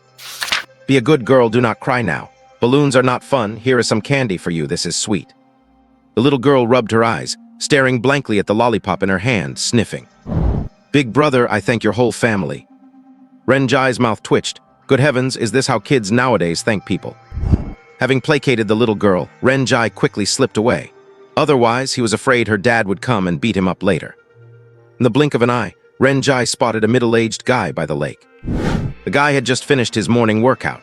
His bicycle was parked by the lake, and at this moment he was gripping the bike with both hands, lunging forward and exerting himself, looking completely covered in sweat. Renjai really could not just stand by and watch anymore. He went right up next to the guy, placed his hands on the bicycle as well, and mirrored the guy's exact posture. The guy threw a glance at Renjai, finding it a bit strange. With so much empty space around, why did he have to come over here? It is not illegal, but he must have some sort of mental problem, right? But the next moment, Renjai synced his waist and stance, pushed off the ground with both legs, suddenly exerted his strength, and with a forward shove, he pushed the bicycle straight into the lake. It made a loud splash. The guy stumbled forward and almost took a headlong dive into the lake right after it. He looked at Renjai with a face full of utter disbelief. "What are you doing?" Renjai stood up and clapped his hands. "Brother, I have to say you are quite a spendthrift. Such a good bicycle and you just throw it away like that, pushing it into the lake. Besides, your body is way too weak. You really do need to work out. I saw you trying to push it forever without it budging, so I came to help." The guy was completely stunned. "Push my ass? Who the hell was pushing a bicycle into the lake? I just finished riding my bike. I was doing stretching exercises, for crying out loud. Kid, do not run. Get the hell back here, jump into the lake and fish my bike out." Renjai ran far away without even looking back. "Brother, no need to thank me. After all, helping others and asking for nothing in return is my life motto." At this moment, Wu Yongqing and Yun Zio were completely numb. He indeed is a good person, but not entirely. If he could not run fast, he probably would not have survived to this age, right? The two of them had no idea how this great saint ended up becoming the target of the 1,000 Illusions demoness. Renjai knew very well that at this rate, there was no way to collect enough emotional mist for the demon spirit to devour. After all, there were not that many good deeds for him to do. In that case, he could only pull off something big. So with Wu Yongqing and Yun Zio trailing him, they saw Renjai first go to a pawn shop, where he pawned a large gold watch and a gold chain. Then he went to a veterinary pharmacy and a grain and oil shop, coming out with a bag of rice on his back. After that, he also went to the supermarket and bought an umbrella, putting it in his backpack. Liberty Square. It was the weekend holiday and the square was surging with crowds. There were street vendors, people strolling and shopping, kite flyers, young couples on dates, and little kids playing at the central fountain. Wu Yunqing and Yun Zio pretended to be a couple, sitting on the edge of the central fountain in the square, secretly observing Ren Jai. Ren Jai, meanwhile, was all alone, sitting on the edge of the fountain and opening the bag of rice. He grabbed handfuls of millet and scattered them across the square. As soon as the millet was scattered, it immediately attracted a huge flock of pigeons to come and peck at the food, easily over 100 of them. When the little kids saw this scene, they were overjoyed. They gathered around and asked, "Big brother, can we feed them a little too?" Ren Jai smiled. "Of course you can. Come on, come get it from me. There is plenty for everyone." The little kids happily grabbed the millet and all ran off to feed the pigeons. Meanwhile, Wu Yunqing and Yun Zio were smiling. This guy is quite caring after all, especially buying millet to come here and feed the pigeons. They just did not know why he bought an umbrella on such a sunny day. Just at that moment, a beautiful woman wearing yoga pants and a sports bra arrived at the square, her body still glistening with hot sweat from a jog. She stole a glance at Ren Jai and slowly walked over in his direction. Through Yun Zio's earpiece, Yi Yue's voice suddenly came through. "Target has appeared. Her target really is this young man." Yi Yue and Yi Hua had also arrived at Freedom Square, disguised as elite white-collar workers. They sat on a bench with laptops as if working, while actually stealing glances at Ren Jai and the woman in yoga pants. It turns out choosing to track that kid was the right call. I just do not know why Chen Hua is targeting him, and why she is so persistent. The woman in the yoga pants just leaned over naturally, having bought 2 ice creams on her way there. He sat right next to Ren Jai, framing her striking S-shaped curves and showing off her perfect figure to the fullest. "Little brother, want to have an ice cream? Oh well, I thought I could finish 2, but I guess I overestimated myself. Here, take it." As she said this, she gave a sunny smile and handed one of the ice creams to Ren Jai. Ren Jai was stunned. "Are you giving this ice cream to me?" Chen Hua smiled, "Of course. Not just anyone gets an ice cream from me." She felt smug inside. This brat finally took the bait. If you do not like the schoolgirl type, this one should work right. Ren Jai looked dead serious. "In that case, I do not want this ice cream. Could you exchange it for 5 yuan instead?" Chen Hua. "What the hell? 5 yuan again? Are you out of your mind with poverty? Why on earth would I give you 5 yuan? Who even does things like that?" Chen Hua gave an awkward smile. Never mind then. Ren Jai, or why do not you give me the ice cream, and I will see if I can sell it to someone else for 5 yuan. Chen Hua. "I will eat it myself." She was driven to the brink of madness. Why does she get so angry every time she talks to him? Damn it. Chen Hua took a lick of the ice cream, glancing at Ren Jai with watery, seductive eyes. "Little brother, do you believe in love at first sight? The square is crowded with people, but I only feel something for you." Ren Jai shook his head. "I only believe in honey traps and organ harvesting. Sister, are you trying to sell me a gym membership? This tactic is way too old. Your sales performance this month must be pretty bad, right?" Chen Hua gnashed her teeth. "Sales? Screw that. Since that is how it is, I have no choice but to use my ultimate move." Hee, fine if you do not believe me. Oh, the ice cream is about to melt." Chen Hua looked at Ren Jai while licking the melting ice cream, making loud, sucking noises. The scene was so provocative that all the men nearby could not help but keep glancing over. However, Ren Jai, who had been staring up at the sky, watched as a white, indescribable blob fell from above and landed right on top of Chen Hua's ice cream. It blended perfectly with the white cream. Ren Jai's expression stiffened. Chen Hua, who had been focused on Ren Jai, saw her chance. It was happening. She licked the ice cream even more intently, doing it 360 degrees without missing a spot, terrified that the cream might drip onto the cone. Slurp, slurp. But after that bite, Chen Hua's expression suddenly turned strange. "Huh, why does this ice cream taste a bit off? Sour with a hint of salt, bitter with a dash of astringency, and yet a tiny bit of sweetness." Ren Jai's face suddenly turned fearful. He quietly pulled an umbrella out of his school bag and opened it. Chen Hua asked, puzzled, "Why are you opening an umbrella?" "For shade." "The hell, the umbrella you are holding is clearly made of transparent plastic, you idiot." Ren Jai stood up. "Sister, you enjoy your meal. I have business to attend to, so I will be going now." As he spoke, he got up and started walking out of the square.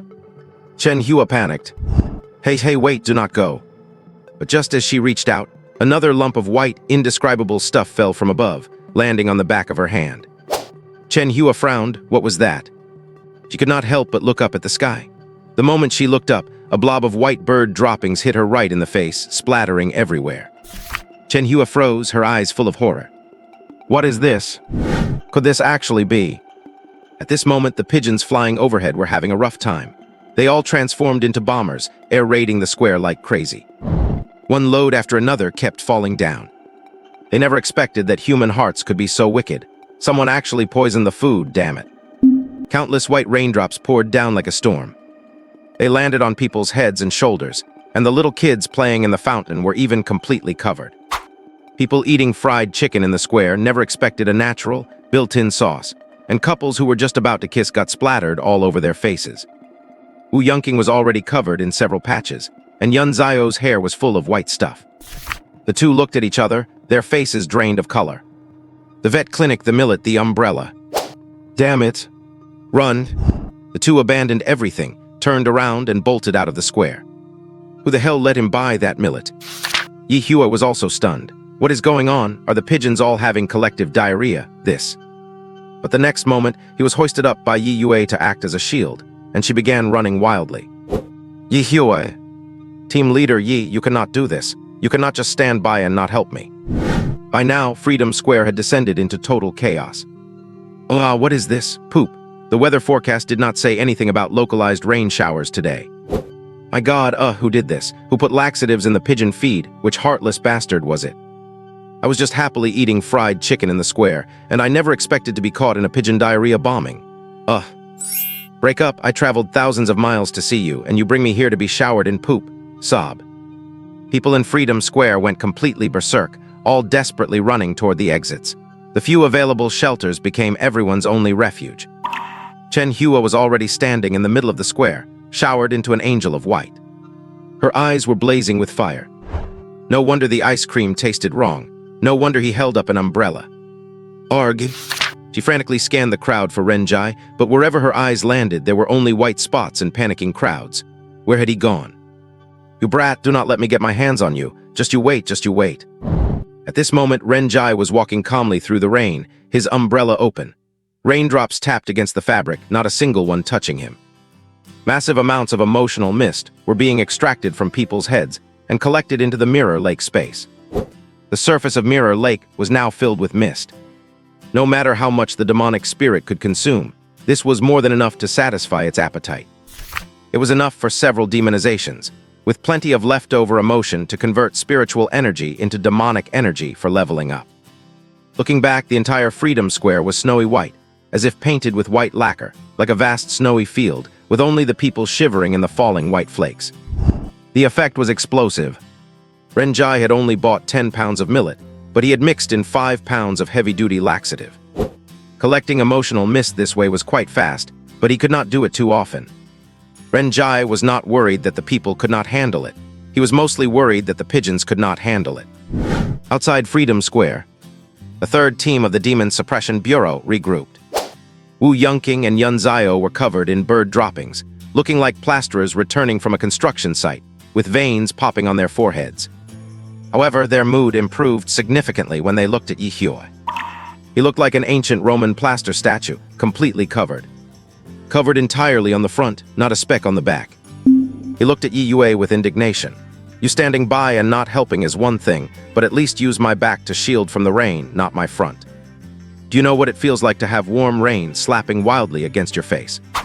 Yi Yue had a dark face. What on earth is going on? Why did the pigeons in the square suddenly? Yun Zio clenched her fists, looking furious. Who else but that good Samaritan? We thought he was kindly feeding the pigeons, but who knew he was feeding them laxatives? Yi Yue. Yi Yue listened to Yun Zio's report, her eyelids twitching constantly. Just how twisted must this young man's mind be to do something so detrimental to others without any benefit to himself? Keep tracking him, look into the young man's identity. We finally caught a clue, and we absolutely cannot let it go so easily. Chen Hua approached him twice in a row, so she definitely has an ulterior motive. As long as we keep a close eye on him, we will definitely gain something. Wu Yunqing and Yun Zio were already a bit scared. Heaven knows what kind of outrageous things that enthusiastic citizen might do next. Never mind Chen Hua. Even the two of them wanted to catch Renjai and beat him to a pulp. But with a mission at hand, they had no choice but to continue following him. They could not track Chen Hua down, but finding Ren Jai was a piece of cake. And so, under the surveillance of the third squad, Master Ren Jai began his busy day as the ultimate wage earner.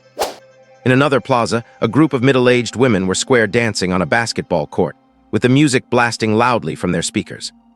Ren Jai walked over with his hands in his pockets. Several young men playing basketball saw Ren Jai like a savior, quickly surrounded him, and stuffed $200 into his hands.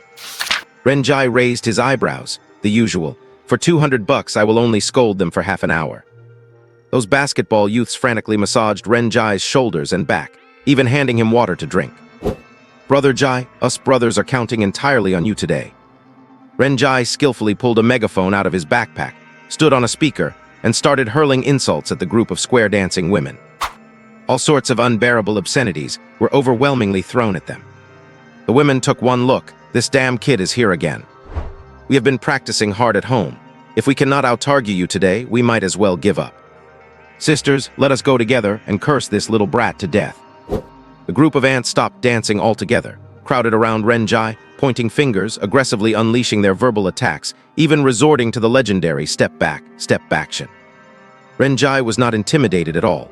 Standing on the moral high ground, he verbally battled the crowd of ants, spit flying everywhere. Yi Yue and the others were dumbfounded. What kind of jobs was this kid taking on? A professional arguer. Those basketball guys specifically hired him to pick fights. Half an hour later, the ants carried their speakers and left, wiping away tears.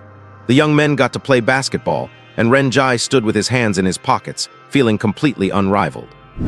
Afterward, Ren Jai transformed into a green frog, wearing a mascot suit in the commercial street, taking photos and selling toy frogs.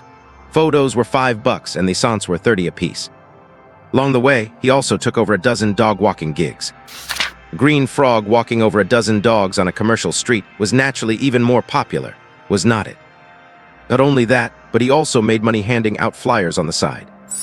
After finishing this part-time job, Ren Jai ran off to queue for people at a scenic spot. While in line, he played mobile games to earn money as a professional booster. And he took local errand gigs. While running errands, he frantically snapped photos of illegally parked cars on the roadside with his phone, reporting them to the traffic police for a $30 reward per vehicle. Following him all day left Yi Yue and her team completely stunned. What kind of god was this? How many part-time jobs did he actually do in a single day? He never had a moment of rest, and the jobs he took were all highly profitable, legal, but somewhat lacking in morals. By the end of the day, he must have made at least $1,000, right? Yun Zio's mouth twitched. Does not he know what fatigue is? Yi Yue looked at the files she had pulled up regarding Ren Jai, frowning with a somewhat complicated expression. She might just understand the reason why Ren Jai worked so desperately to make money. Chen Hua had not given up on tracking Ren Jai either, but throughout the day, Ren Jai only went to crowded places. Combined with the tight surveillance by the Demon Suppression Bureau, she had not found any chance to make a move. She absolutely could not let this kid fall into the hands of the Demon Suppression Bureau, or things would get difficult. Just as Chen Hua was planning how exactly to strike, a message came from her superiors. "Brother Dao, how is it? Have you got it done?" Chen Hua darkened her face and gritted her teeth. "Not yet, but I have already found out this kid's background. He is District 69's strongest wage earner, the little prince of part-time jobs. Now the people from the Demon Suppression Bureau have their eyes on him too. If I cannot take him down this time, there will not be another chance. I have already thought of a way to take him down, but I need your cooperation." Brother Dao paused. "You mean?" The expression on Chen Hua's face gradually became fierce. "Anyone who wants to snatch something from my hands will pay the price." At 10 in the evening, at Happy Bar, Ren Jai, dressed in a white shirt, suspenders, and a black bow tie, stood behind the counter mixing drinks with an elegant posture. Many older women came here to drink just to see Ren Jai. Ren Jai, who was almost done with his bartending shift, was scrolling through his phone messages to see if there were any part-time jobs better suited for him. If not, he would just have to make a trip to Auntie Joe's house and cook more food for her older and younger kids. Right at that moment, a fashionably dressed woman carrying a designer bag and completely drunk came up to the counter and slammed her car keys onto it. "Hey, handsome, do you take designated driving gigs? To the family courtyard in the chemical district." Ren Jai was taken aback. "The chemical district? That is too remote. Going back and forth will waste too much time. Miss, you would better." However, the trendy woman directly pulled out $1,000 and slammed it on the counter. "Will you take it or not? I just want you to drive me home." Renjai stared blankly at the huge sum of $1,000. He immediately pocketed the money, stepped forward swiftly, and supported the trendy woman. The night is too dark and Jincheng is too dangerous. I cannot feel at ease letting someone else take you home. Beep beep driving at your service. With that, he helped the trendy woman into a BMW Mini outside the bar and drove straight toward the destination. The other older women watched and gritted their teeth, faces full of jealousy. Clearly, today's little bartender was that wealthy woman's dish. The car drove farther and farther, gradually arriving at the sparsely populated chemical district. In the car, the trendy woman sat casually in the passenger seat. She kicked off her shoes, her dress neckline pulled very low, and fanned herself with her slender, snow-white arms. It is so hot. Handsome, I am so hot I am about to explode. What do you think we should do? As she spoke, she rested her hand on Renjai's thigh. Renjai kept his eyes straight ahead.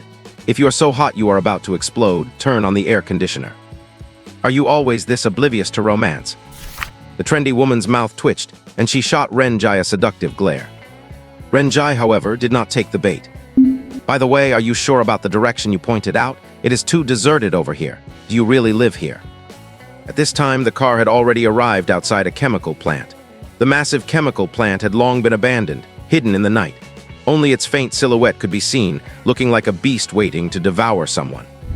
The trendy woman giggled. Just park here. Handsome, you know what I mean, do not you?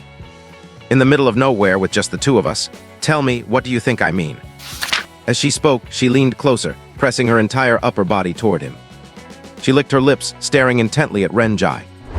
Renjai silently unbuckled his seatbelt, the smile on his face unchanging. Miss, I run a proper business.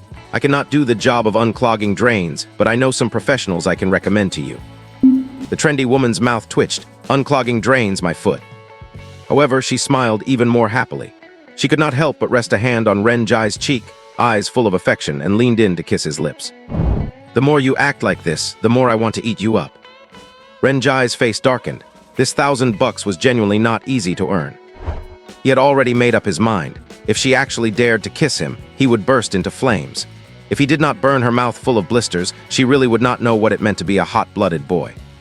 The trendy woman's lips drew closer, and right at the moment they were about to touch. Her entire face suddenly split into 8 sections, the skin peeling back to reveal the crimson flesh and blood underneath. Her entire face stretched to the maximum, like a split flower bud, wrapping straight toward Renjai's head. Just like this, eating you up bite by bite. Renjai's eyes bulged, his face turning pale. Holy crap! What the hell is this thing? No matter how strong Renjai's mental fortitude was, the scene before him still made him tremble in fear. His instinct was to set things on fire, regardless of what that thing was. Just cremate it first and ask questions later. Yet at that very moment, a figure leaped high from the massive storage tank of the chemical plant. Under the thick veil of night, their eyes glowed scarlet like blood. The figure plunged straight toward the BMW, drawing a nail across their palm. Bright crimson blood surged from the wound, morphing into a blood-red blade that shimmered like a ruby. It pierced violently into the roof of the BMW. Renjai, just about to ignite a fire, heard a loud crash on the roof. The metal buckled, glass shattered, and a blood blade thrust through the ceiling, landing right by Renjai's face and separating him from the skin-ripping woman. Renjai could even see his own reflection in the blood-red blade. Hiss! What is going on now? In the next moment, the blood blade swung fiercely. A streak of crimson light flashed and sparks flew everywhere. The BMW was sliced in two, cut right down the middle, taking the skin-ripping woman's facial skin along with the cut. As the car split open, Renjai looked up through the gap and saw Yue, dressed in professional attire with high heels and black silk stockings, standing on the roof, her scarlet eyes fixed on him. Black stockings, perfect. To look away even for a second would be an insult to the heavens, man. But the skin-ripping woman did not give up. Her arm transformed into a blade-like tentacle, and with wild, crazed eyes, she swiped directly toward Renjai's neck. Get back, it is dangerous. Yue raised her hand and grabbed, unleashing a massive surge of blood that formed a giant claw. She seized half the car, with Renjai inside, and tossed it far away. Simultaneously, another giant blood claw formed and slammed down hard on the half of the car, where the skin-ripping woman was. Boom! The car body was crushed instantly, and the ground seemed to tremble. The agile figure of the woman darted out from the dust, did 2 backflips, and regained her footing. Meanwhile, Wu Yunqing rushed out from the side, raised his arms, and caught the half of the car Yue had tossed. The immense impact buried his feet into the earth. Yet the burly man held half a car as if it were nothing. "Kid, get out of the car. We are the 3rd squad of the Demon Suppression Bureau. We have been following you all day, and you have given us quite the runaround." Renjai swallowed hard. "Haha, so you are Demon Suppression officers. My apologies, my apologies." He finished speaking and opened the car door. With a loud clang, the door swung open and smacked right into Wu Yunking's face. Renjai stepped on the door to get out, darted behind Wu Yunking in a flash, and peeked out with only half his head showing. "Wu Yunking, the car is already split in two. Do you really have to open the door to get out?" He tossed the half-car aside with annoyance, looking extremely displeased. Yue turned back to look at Renjai and said coldly, "Find a place to hide, leave the rest to us." Renjai's eyes darted around. It seemed he had gotten himself mixed up in some real trouble, had not he? "I just wanted to work a quiet job and earn some honest money, man. I crawled out of the crematorium just last night, and today I run into this freakish nightmare. Did I fail to check the lucky calendar before going out these past few days?" As Wu Yunking appeared, Yi Hua and Yun Zio also stepped out from the shadows, forming a loose encirclement around them. Yi Hua silently lit a cigarette. "Chen Hua, we have been looking for you for so long. You do not actually think you are getting away tonight, do you?" The skin that had been slashed off Chen Hua's face gradually healed, returning to the appearance of the skin-ripping woman. Although surrounded, there was not a trace of panic on her face. "Hee, did I ever say I was going to run, little brother, in such a hurry to leave? You are mine. Once I am done dealing with these little Demon Suppression Bureau puppies, I will settle the score with you properly." Everyone turned their heads to see Renjai already sneaking away quite a distance. Renjai grinned. "Haha, has not the designated driver fee already been settled? I will not bother you guys anymore. Have a good fight. My mom is calling me home for dinner." Whether it is these Demon Suppression Bureau people or that perverted woman, they are all high-level genetic warriors. Powerful people who can split cars with blades and catch vehicles with their bare hands. A Tier 1 rookie like me joining the fun would be seeking death, would not it? I was crushed to death yesterday, so I am definitely not sticking around for this drama today. He said that and turned to run, moving at top speed. But he had not gone far when a flash of light appeared in the dark. 3 shots rang out, bang, bang, bang. Gunfire. Yue's heart sank. There is another one. How did I not sense his presence?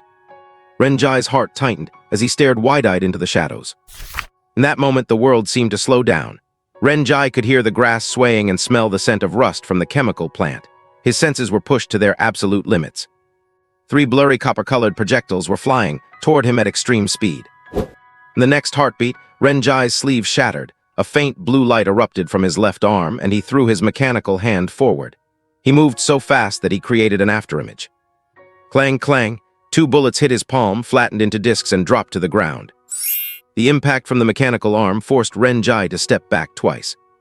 The final bullet grazed his cheek, leaving a trail of blood. The mechanical arm overloaded, emitting wisps of white smoke. Renjai's expression turned cold as he glared into the darkness, while Wu Yunking sprinted over to shield him. Everyone was stunned as they looked at Renjai's mechanical arm. This kid is actually a mechanical augmentee, catching bullets with his bare hands. From the darkness, a figure stepped out, holding a gun. He was tall, wearing a black trench coat with a silver chain around his neck, a buzz cut, and a long scar on his face. "Tusk, tusk, tusk. Nice mechanical arm. Even military-grade ones are just about this good. I never expected a kid like you to be equipped with something like this. You are not simple, are you?" This man was the one Chen Hua called Daoji, known as Li Zhan. With Li Zhan's appearance, Yi Yue's expression grew grim, her brow furrowed deep. Li Zhan laughed. "What? Trying to call for backup? Do you think we boundary masters do not exist? Since we lured you out, we never intended to let you leave. I really wonder what look your bureau chief will have when he finds out his 3rd squad was eaten alive by me." On the steel beam of the chemical plant, a figure cloaked in black robes appeared, as if they had been standing there the whole time. The entire plant was blocked off by a barrier, completely cutting off all contact with the outside world.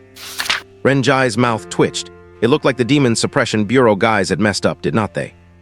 They had become the cicada, unaware of the mantis, or in this case the oriole behind them. Yue narrowed her eyes.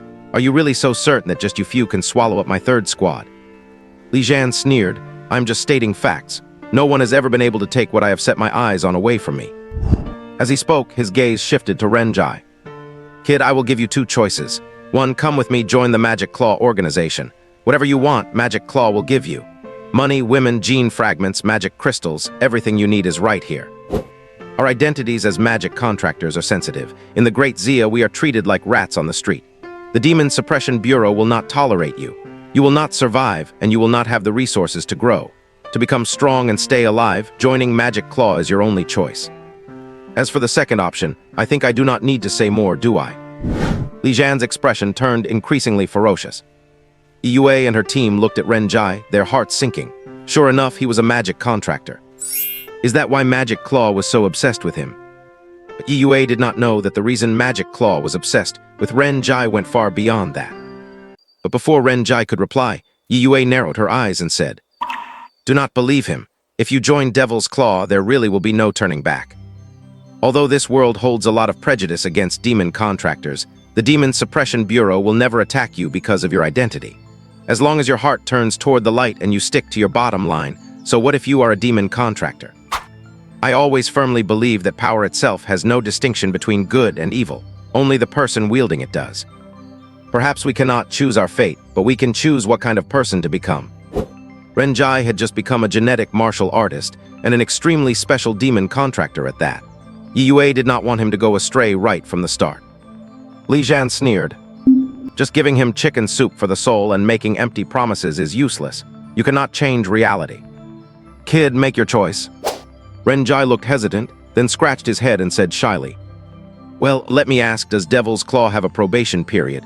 Do we get weekends off? How is the salary and benefits? You pay overtime, right? Triple pay on holidays. Do we sign an employment contract? You pay for the 5 insurances and housing fund, right?" Li Jian was completely speechless. What the hell are you talking about with employment contracts and 5 insurances and a housing fund? Do you think we are some kind of legitimate company? Ren Jai looked disappointed. Then I am not going. An honest person like me cannot go work for some shady company. I am the top scorer of the college entrance exam. He was not stupid. This Devil's Claw sounded extremely sketchy. It would be truly dangerous if he actually went with him. Besides, those 3 shots just now were definitely aimed at crippling him. In the current situation, it was much more reliable to side with the Demon Suppression Bureau. They were an official organization, so at least their character was guaranteed. It is just that Ren Jai could not figure it out. I just became a demon contractor yesterday, and I am already exposed today. How did the people from Devil's Claw find out? Chen Hua grew impatient. Why are you wasting your breath on this kid? Just take him down first. She had been holding in her anger all day and could not bear it any longer. Today, she had to avenge the grudge of nearly being killed. Li Jian gave a sinister smile. Kill the demon suppression officers first. Remember, we need that kid alive. As he spoke, pitch-black demonic energy burst forth from Li Jian's body. His 2 arms directly transformed into giant steel blades, and like an arrow leaving the bowstring, he charged straight at Yue. At the same time, Yue's 4-man team tightened their formation, firmly protecting Ren Jai in the center. Take out the barrier master first. Yue, leave it to you. Yue directly pulled out 2 AKs, with 75-round drum magazines from his jacket. Got it, 4 against 3, the advantage is ours. In the next instant, Yue jumped up, his entire body actually hovering in the air. The 2 AKs spit tongues of fire, firing a massive amount of bullets straight toward the barrier master's location. Chen Hua narrowed her eyes. Tusk 4 against 3, are you sure about that? Chen Hua waved her pale hand, and hundreds of human skins were thrown out. Skin soldiers assemble. As soon as these human skins hit the ground, they directly inflated and stood up, transforming into painted skin demons that were completely empty inside with only an outer skin. The backs of the painted skin demons split open, sprouting fleshy tentacles with blades at the ends, dancing wildly in the air. The schoolgirl and the yoga woman Ren Jai had seen earlier today were all among them. This scene was incredibly terrifying to look at. Attack, peel their skins off for me. Hundreds of painted skin demons rushed crazily toward the group. With a loud clang, Li Jian's steel blades collided fiercely with Yue's moon blades. The sound of the collision left Ren Jai's ears ringing incessantly, and rolling airwaves flew out. Li Jian laughed maniacally, his arm blades slashing wildly, flashing cold, grim blade lights in the air. The speed was so fast it created afterimages. Yue gritted her teeth tightly, condensing 2 blood blades to hack back at Li Jian. Under the flashes of the blades and swords, only sparks flew, and the clanging sounds echoed endlessly. During the exchange of blows, Li Jian's body suddenly gained several blade wounds. crystal-clear droplets of blood scattered in the air. Yue's eyes turned scarlet red, and she viciously slashed her blood blades at the flying blood droplets. Blood explosion. Boom. Li Jian's blood droplets, including the fresh blood inside his body, exploded instantly. Li Jian violently spat blood, bleeding from all his facial orifices, his clothes soaked in fresh blood. But his expression remained completely insane. Not enough, not nearly enough. You smelly bitch, do not you know that demon contractors have very strong self-healing abilities? We are demons, immortal demons. Thousand blade pierce. With Li Jian's wild swinging, the blade edges seemed to transform into a storm pressing down toward Yi Yue. Her body was directly slashed back, acquiring several blade wounds. Her black stockings tore and fresh blood dyed her white shirt red. After knocking back Yi Yue, Li Jian raised his leg and kicked toward Renjai. A giant steel blade extended from his leg. But Wu Yunqing roared in anger and stepped up to block it. Rock lizard heavy armor. The next moment, the human-formed Wu Yunqing underwent an immediate metamorphosis. His body swelled a full size, earthy yellow scales grew on him, and a thick lizard tail pierced through his pants. His entire person transformed into a majestic, earthy yellow lizardman. Li Jian's leg blade strike hacked directly onto Wu Yunqing. With a loud clang, sparks flew everywhere. Wu Yunqing was sent flying by the slash, crashing right into the chemical plant. And right at that moment, Yun Zio, standing next to Renjai, emitted strong spiritual energy fluctuations, her entire body starting to glow. Phantom image of a smiling sunflower emerged behind her. Sunlight domain. A golden protective barrier instantly formed, blocking Li Jian's leg blade. Sister Yi Yue. The knockback Yi Yue was seen standing up again, fresh blood surging out from her wounds and transforming into a large blood-colored spear. Frenzied blood. At this moment, the blood vessels hidden beneath the surface of Yi Yue's skin lit up with a red glow. Below her eyes, blood-colored eyeshadow appeared, and blood patterns extended outward, streaking across her cheeks and all the way to the back of her head. Her body vanished from the spot instantly, turning into a blood-colored shooting star that rushed straight to Li Jian. She viciously whipped the large blood spear at him, and Li Jian only had time to block with his blades.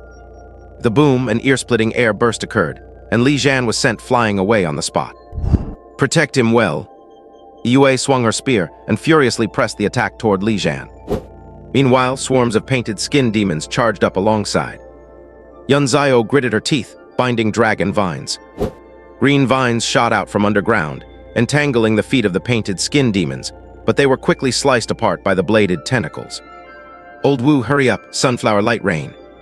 From the sunflower phantom, sunflower seeds soared into the sky, turning into a rain of light that fell upon Wu Yunqing and Yi Yue. The injuries on their bodies, as well as their spiritual energy, were continuously recovering. And at this moment, Wu Yunqing rushed out from the ruins. I am coming, flying stones. Chunks of earth and stone broke free from the ground and violently smashed toward the painted skin demons. Relying on his formidable defense, Wu Yunqing himself also charged into the horde of painted skin demons. However, the painted skin demons simply could not be killed. Even if their skin was torn off, they could quickly merge and repair themselves. Chen Hua was hiding among the painted skin demons, making it very difficult to find where her real body actually was. The berserk combat power of demon contractors was fully displayed at this moment. Watching this scene, Renjai's face darkened completely. He had truly hit a streak of bloody bad luck. Meanwhile, Yi Hua was also running into trouble. The bullets he fired were being violently accelerated, locking onto the barrier master's position and launching fatal attacks from every angle. But the barrier master simply raised a hand. Black coffin, a pure black energy barrier formed, wrapping around him completely. Every bullet hit the black coffin barrier and was deflected away. The barrier master raised his hand again and pointed at Yi Hua. Void cutter. Gray barrier blade sliced directly toward where Yi Hua was standing. Yi Hua felt his scalp tingle, changing direction midair at the last second to barely dodge the strike. Yet, barrier blades kept raining down on him, even carving deep gouges into the ground. He could only keep looking for an opening to counterattack. Yun Zio shouted anxiously, Yi Hua, help. She and Wu Yunqing simply could not hold off so many skin-painting demons on their own. Yi Hua gritted his teeth and waved his hand. Inside the chemical plant, countless steel pipes and rebar snapped, accelerated wildly, and pelted down at the skin-painting demons like rain. The situation eased up quite a bit. Yun Zio looked back and said, stay hidden, do not Hiss, where is he? Renjai was sprinting with the fastest speed of his life toward the edge of the battlefield, kicking up a massive trail of dust behind him. Cute guy like me should just stay here. The demon suppression squad is clearly being suppressed, and both Li Jian and Chen Hua are demon contractors who still have demonization abilities left to use. Who fights a losing battle. However, as Renjai sprinted, he suddenly slammed into an invisible wall, smashing his nose out of shape. Massive recoil force from the wall sent him flipping backward twice. What the hell? Yunzio shouted, that is a barrier. You cannot get out. Look out, they are coming for you. Several skin-painting demons charged madly at Renjai. Finally caught you, little brat. I am going to peel your skin off. Countless bladed tentacles slashed fiercely toward Renjai. Renjai stared, eyes wide. The barrier was right behind him. He had nowhere to run. Facing the incoming demons, Renjai did not hesitate, raising his hand and aiming. Incinerate. Boom. A surging flash of fire lit up the night sky, spraying out like the exhaust of a rocket engine. 3 skin-painting demons were instantly engulfed in the flames, burning to ash in the blink of an eye. This time, there was no regeneration. Renjai's sudden move left Yunzio and Wu Yunqing staring in shock. How is this possible? Demons are hard to kill because of their extreme regenerative abilities. Only the attacks of a god-blessed can deal significant damage to them. Is not Renjai a demon contractor? How did his attack finish off the skin-painting demons so easily? You little brat, you are dead. Chen Hua clutched her dagger and lunged at Renjai from the side. Adrenaline surging, Renjai pointed his other hand directly at Chen Hua. Boom! Another incinerate blast swallowed Chen Hua, and the human skin on her body instantly turned to fly ash. I will kill you. Renjai stomped his foot, a loud bang echoed, and using incinerate again, he shot upward like a small rocket, leaping over 10 meters high. He jumped clear out of the swarm of demons. I am dead, I am dead. Renjai was numb with panic. Without hesitation, he tapped into the demon tree, burning his emotional mist like crazy. A massive amount of spirit energy was channeled by Renjai, converted into demonic energy and forced into his body. His level began to rise at a visible speed. Stage 4 heading straight for Stage 5. Though it is easier to level up at the first rank, the speed of Renjai's breakthrough was terrifying. He did not care about the consumption of his emotional mist anymore. Every bit of power counted. Survival is the priority here. He used one final incinerate to cushion his landing, and before he could even stand steady, Li Jian abandoned Yayu and charged fiercely at Renjai. Yayu tried to pursue, but was trapped by the barrier master's black coffin. Wu Yunqing and Yunzio were blocked by the skin-painting demons. Li Jian's eyes were filled with malice. Brat, you chose this path, do not regret it. Let me cripple you first so you will behave yourself. He raised his steel-bladed arm, aiming to slash at Renjai's shoulder. A crushing sense of pressure washed over him. Renjai's pupils contracted. In the space of his mirror lake, he touched the demon tree. He was at Stage 5 of the Awakening Realm, and at every 1st and 5th stage of a rank, one can awaken a skill. There was no time to pick and choose. He immediately selected a side branch on the flame demon's boughs. The branch lit up instantly and ignited, sprouting a flaming leaf of its own. A demon's whisper echoed in his heart. Flame demon innate skill activated. Skill blazing blade draw. Ignite the long blade, a moment of glory. Where the blade reaches, the stars fall silent for the sake of the undying flame. With a loud boom, Renjai erupted in soaring flames that distorted the very air. Demonic patterns spread, and flame demon horns pierced the sky. Demonization enabled. His eyes shone like burning suns. Blade of blazing fire. The next moment, a hilt made entirely of fire emerged from Renjai's heart. He gripped the hilt, teeth clenched. Strike it. Renjai. The blade of blazing fire was drawn instantly from his heart.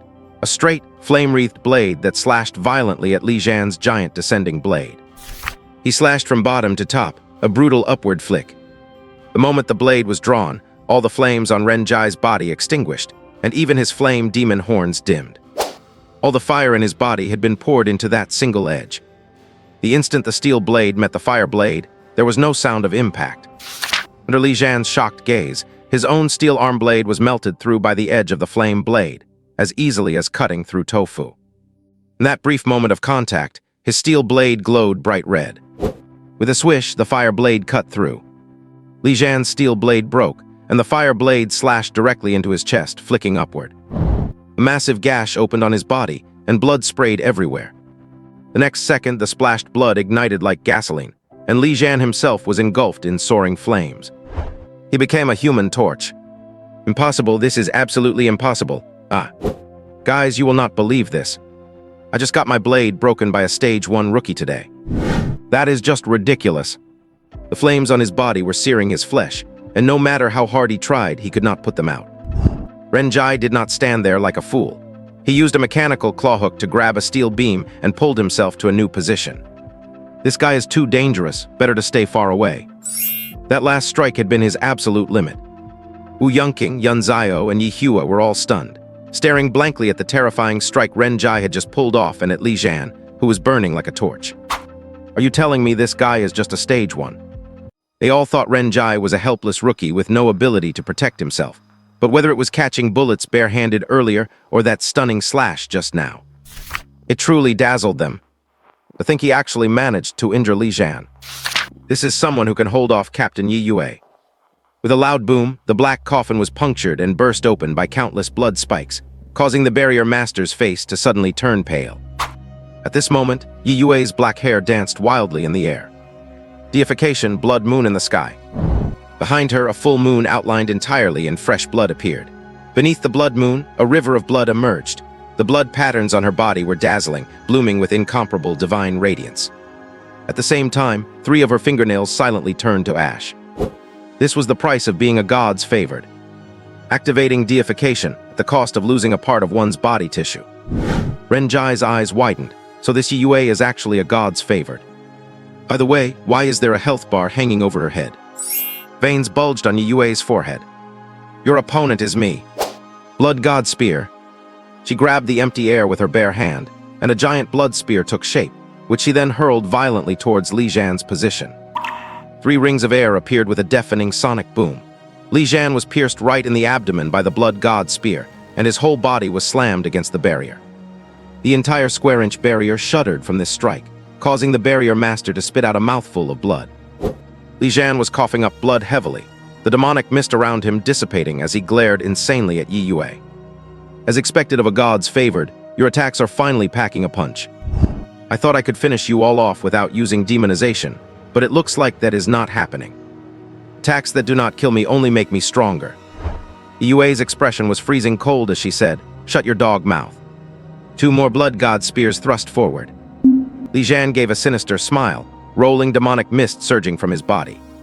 Demonization, Thousand-Blade Demon. A series of clanging sounds rang out as Li Jian's body underwent a wild demonization. His skin turned the color of cold metal, and sharp blades grew out of his hands, feet, elbows, knees, and shoulders. A row of blades pierced out along his spine, and even a giant blade popped out from the top of his head. Blade Ghost. Renjai's vision blurred for a moment as an icy cold sharpness bloomed. The 3 blood god spears were directly slashed to pieces, leaving the ground covered in deep blade marks. The wound on his abdomen gradually healed as he rushed toward Yi Yue like a madman. "You stinking bitch, I am going to chop you alive today." The 2 crashed into each other and exchanged frantic blows, their movements so fast that Renjai could not see them clearly at all. Wounds constantly appeared on Yi Yue's body. In the blink of an eye, the nails on her 10 fingers had all disappeared, and what was vanishing next was the skin on her arms. Li Jian laughed maniacally. "How long can your deification last? How much blood do you have left to use?" "You will die under my blades. Only your life can quell the anger in my chest. Ha ha ha." He plunged 2 giant blades straight into his own ribs, spitting blood while fiercely attacking, looking completely possessed. Watching this, the corners of Renjai's mouth twitched continuously. Could this guy's price for power be literally stabbing his own ribs? Is he really stabbing them? Clearly, the demonic original sin affecting Li Jian was the sin of wrath. Yun Zhao had been constantly healing Yi Yue, but they were still being suppressed in the fight. On the other side, Chen Hua's shrill laughter echoed. "Little brother, you will definitely be mine. You cannot escape." She revealed her true form, an ordinary-looking girl with freckles. But at this moment, she carved a dagger into her own cheek, forcefully peeling off her facial skin bit by bit and throwing it to the ground. Trembling from the pain, she wore a ferocious smile on her bloody face. Demonization, Painted Skin Demon. Hundreds of human skins gathered together and rushed into Chen Hua's body. Her body seemed to have disappeared entirely, turning into a floppy, empty skin sack. The face on it kept changing, but the only one missing was Chen Hua's own face. Flaying punishment. Countless bladed tentacles sprouted out, slashing wildly across the battlefield. Wu Yunqing could not withstand this kind of attack at all. With just a touch from the blades, large pieces of skin were peeled off his body. Yun Zhao specialized in healing and support. Combat was not her strong suit. She was already giving it her all just to protect herself. They could not count on Yi Hua's help either, and do not forget there was still that barrier master. Chen Hua's eyes were filled with vicious malice as she ferociously attacked Yun Zhao. Why are you born with outstanding looks chased by countless dogmen? Are looks and beauty everything? I hate it.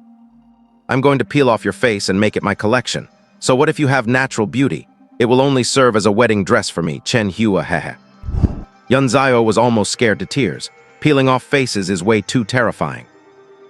Do not. Nobody pursues me, truly nobody. I am still single even now. I do not look good at all. Chen Hua. Showing off, you must be showing off. I am going to skin you right now. Yun Zhao was visibly on the verge of breaking down.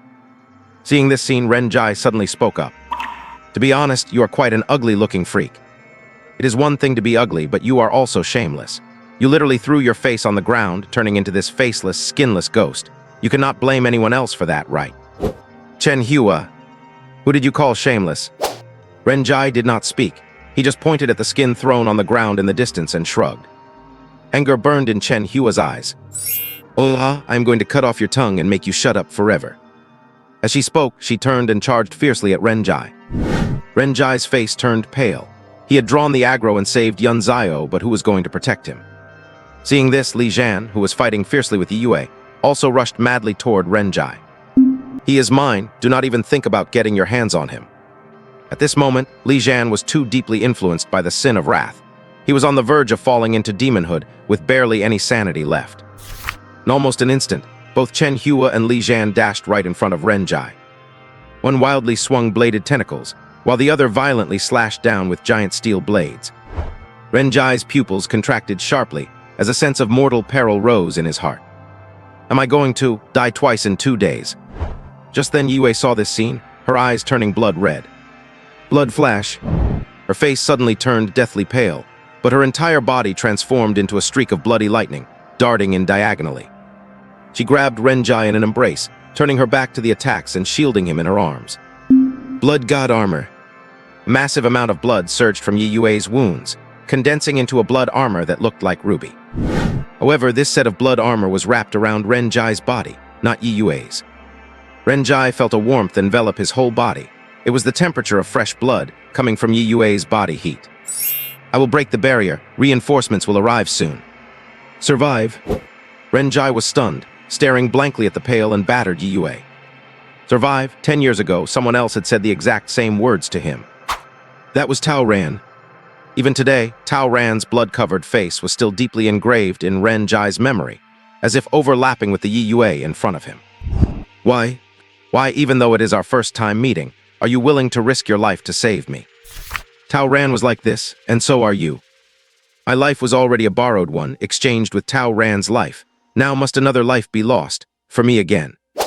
He already felt enough guilt in his heart. Ren Jai did not want history to repeat itself.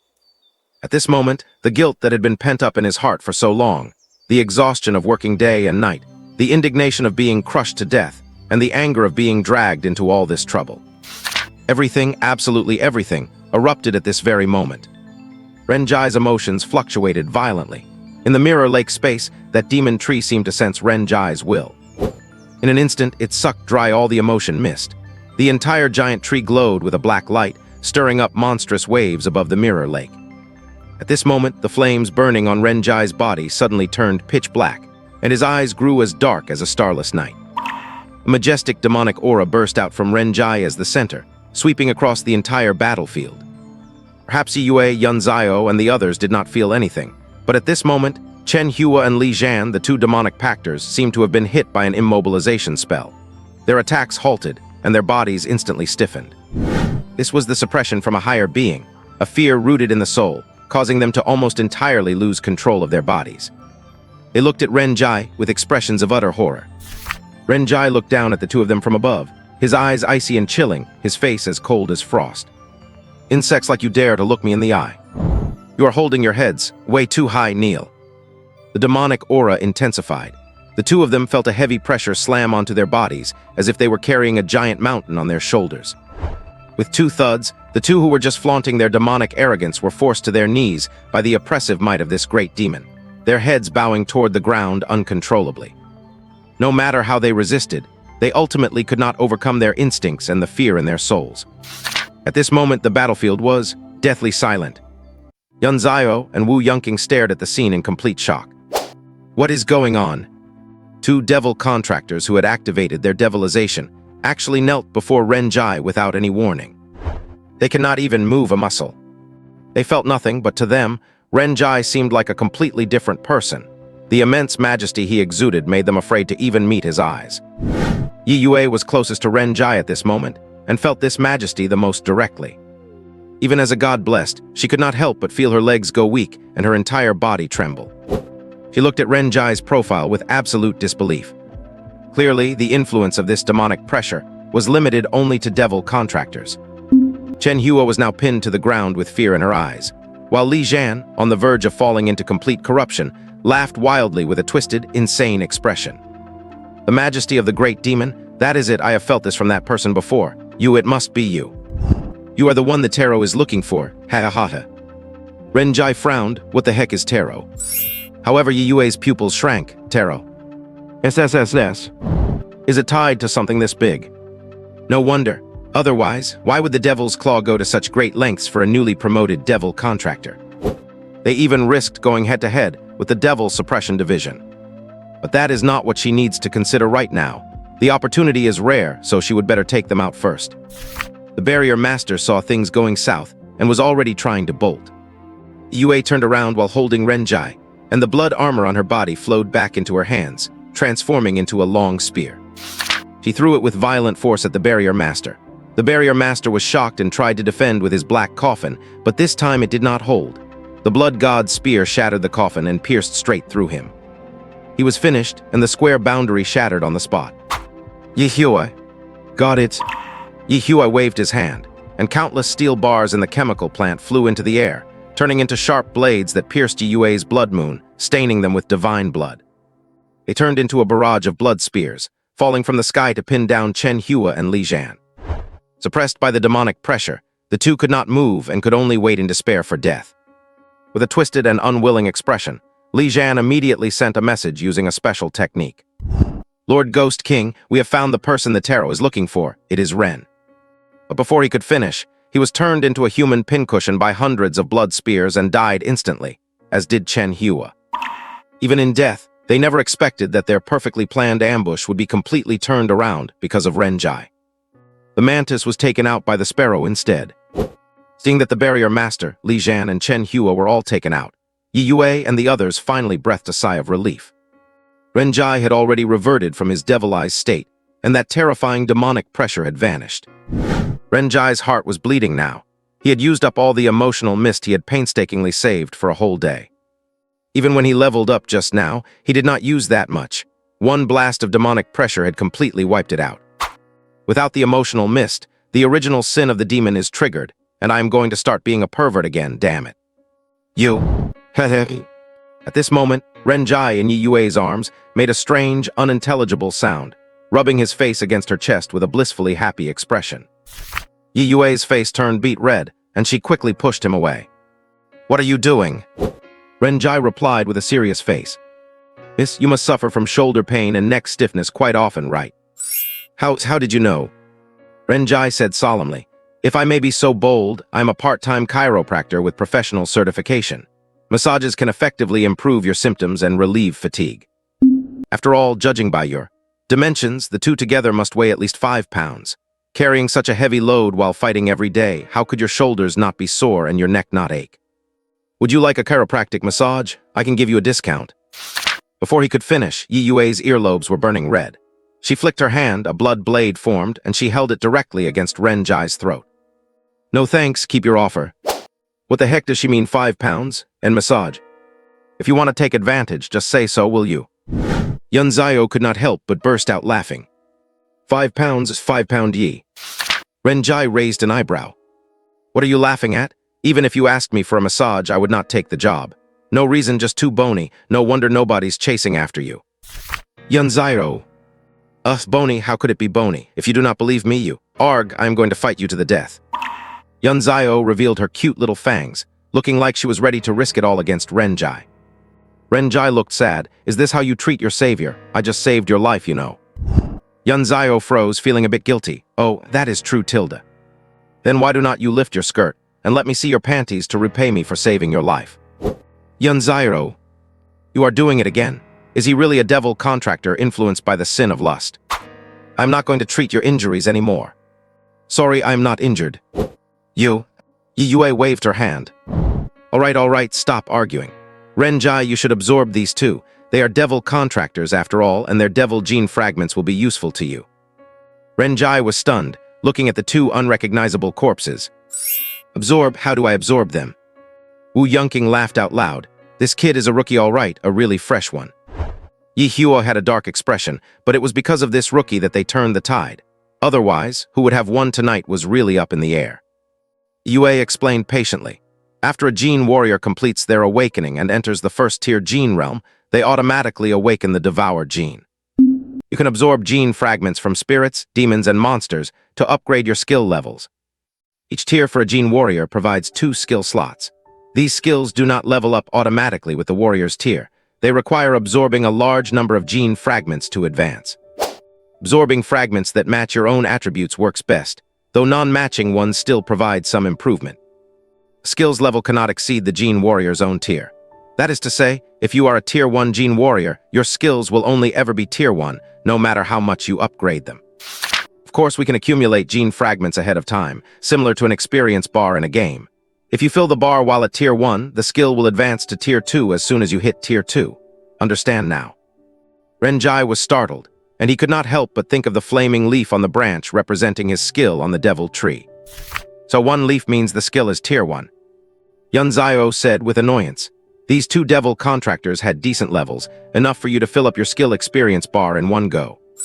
Renjai swallowed, and without being polite, he stepped forward and stuck both hands into the corpses. A moment later, black light erupted from Renjai's hands. He could clearly feel something flowing into his body. The veins on the skill leaves for incineration and blazing blades lit up. They were clearly maxed out.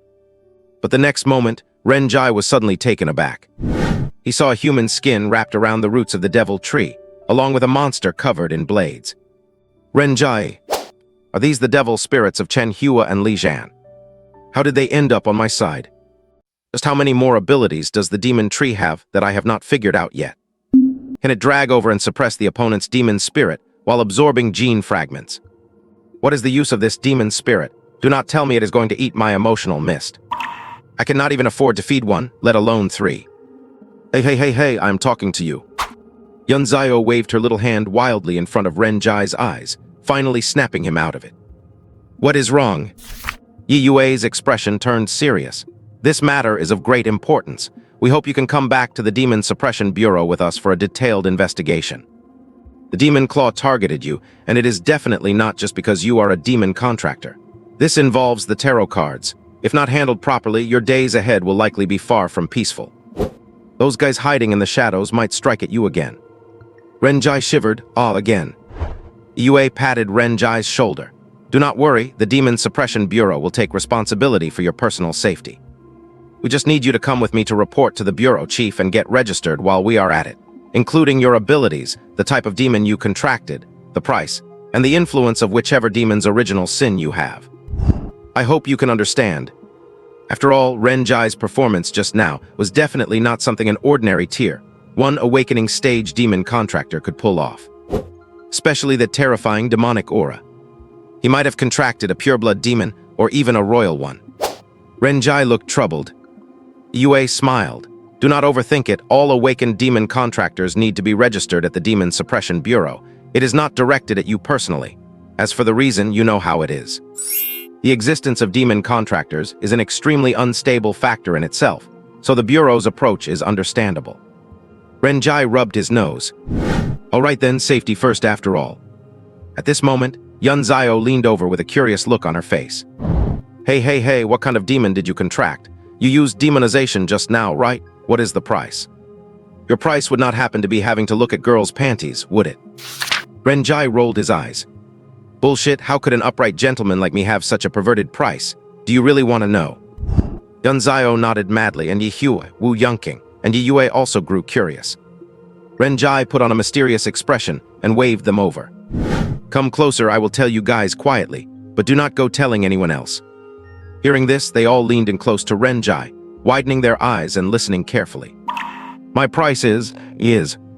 As he spoke, Renjai pulled a small spray bottle straight out of his pocket and sprayed it wildly right into their eyes. The red spray hit all 8 eyes dead center, and then he turned around and bolted. The 4 of them froze on the spot. Yunzio's tears gushed out like a fountain, and she clutched her eyes, falling to the ground and rolling around wildly. Oh, my eyes, my eyes. Yihue bawled, constantly rubbing his eyes, but the more he rubbed, the more his eyeballs hurt. What is this pepper spray? I'm gonna freaking. Wu Yunking was kneeling on the ground, the pain making him slam his head against the floor repeatedly, crying endlessly. Even Yiyue got hit. She kept stepping back, rubbing her eyes and crying, and even started sneezing. Renjai. But Renjai did not look back. Running away so fast, he left a trail of white smoke. How is the effect of my secret recipe tear gas?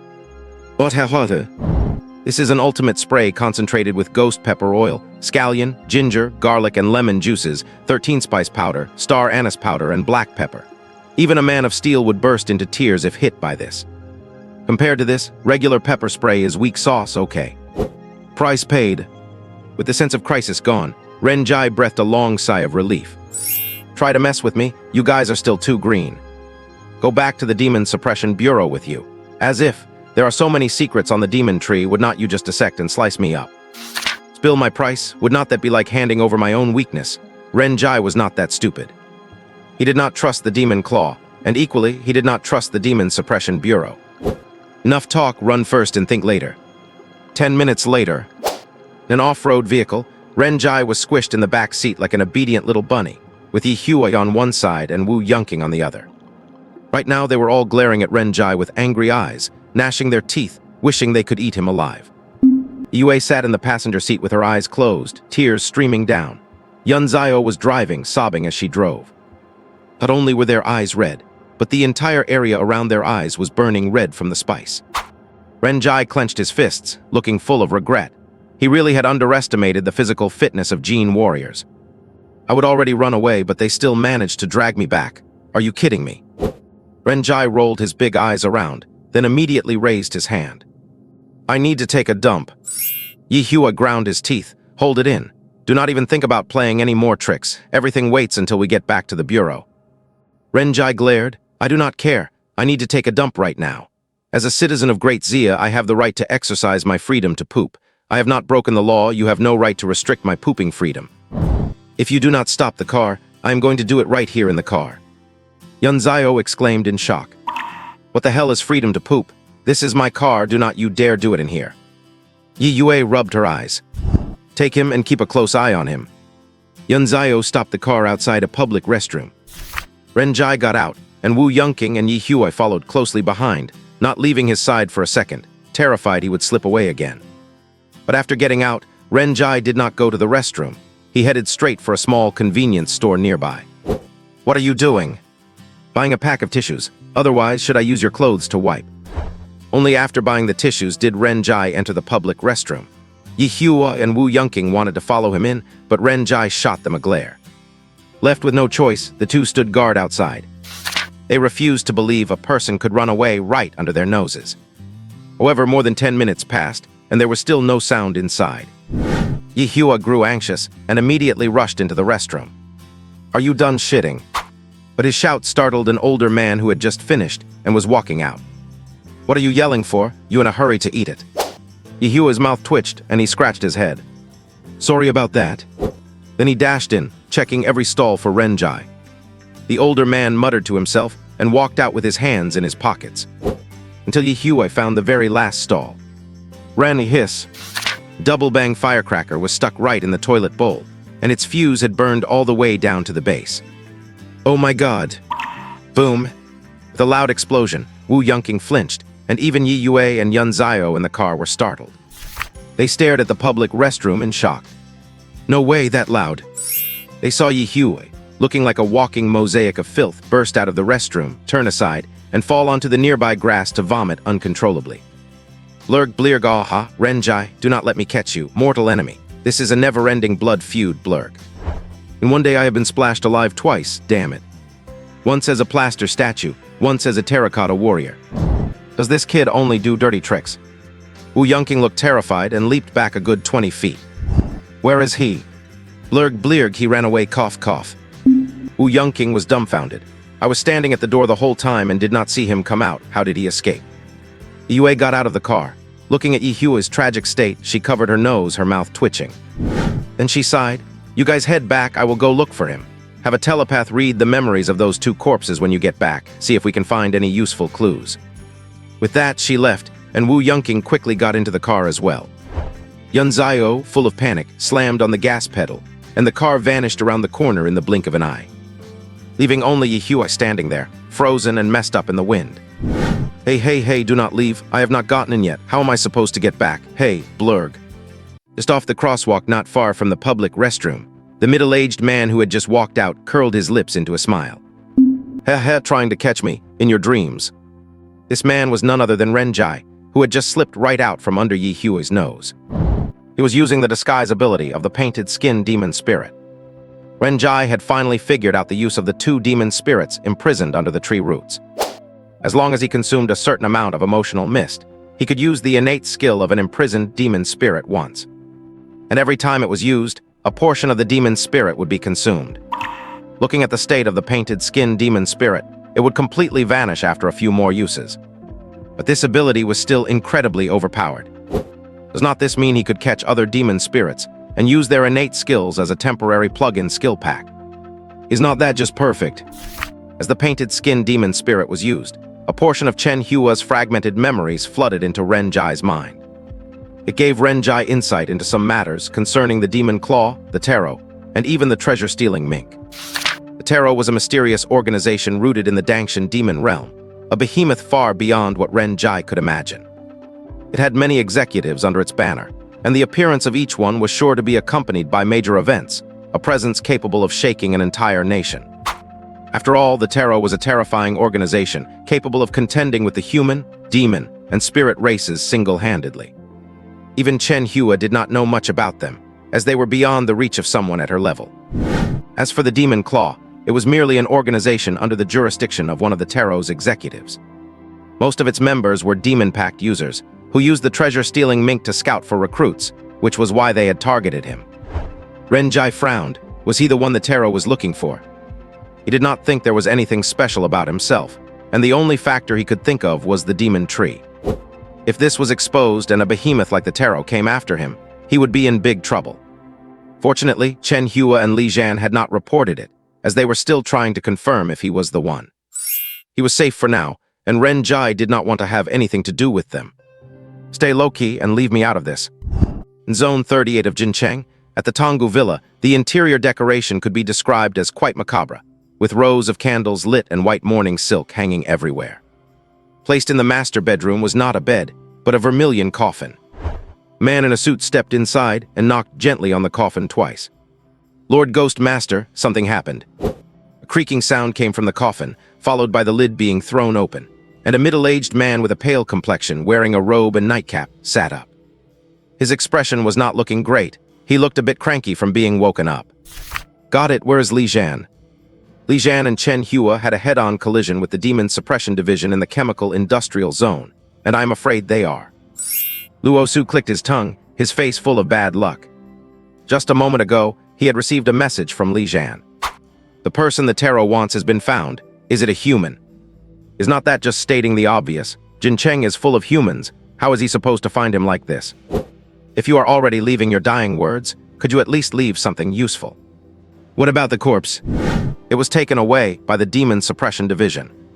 Damn it, did not I tell them not to act on their own during this time?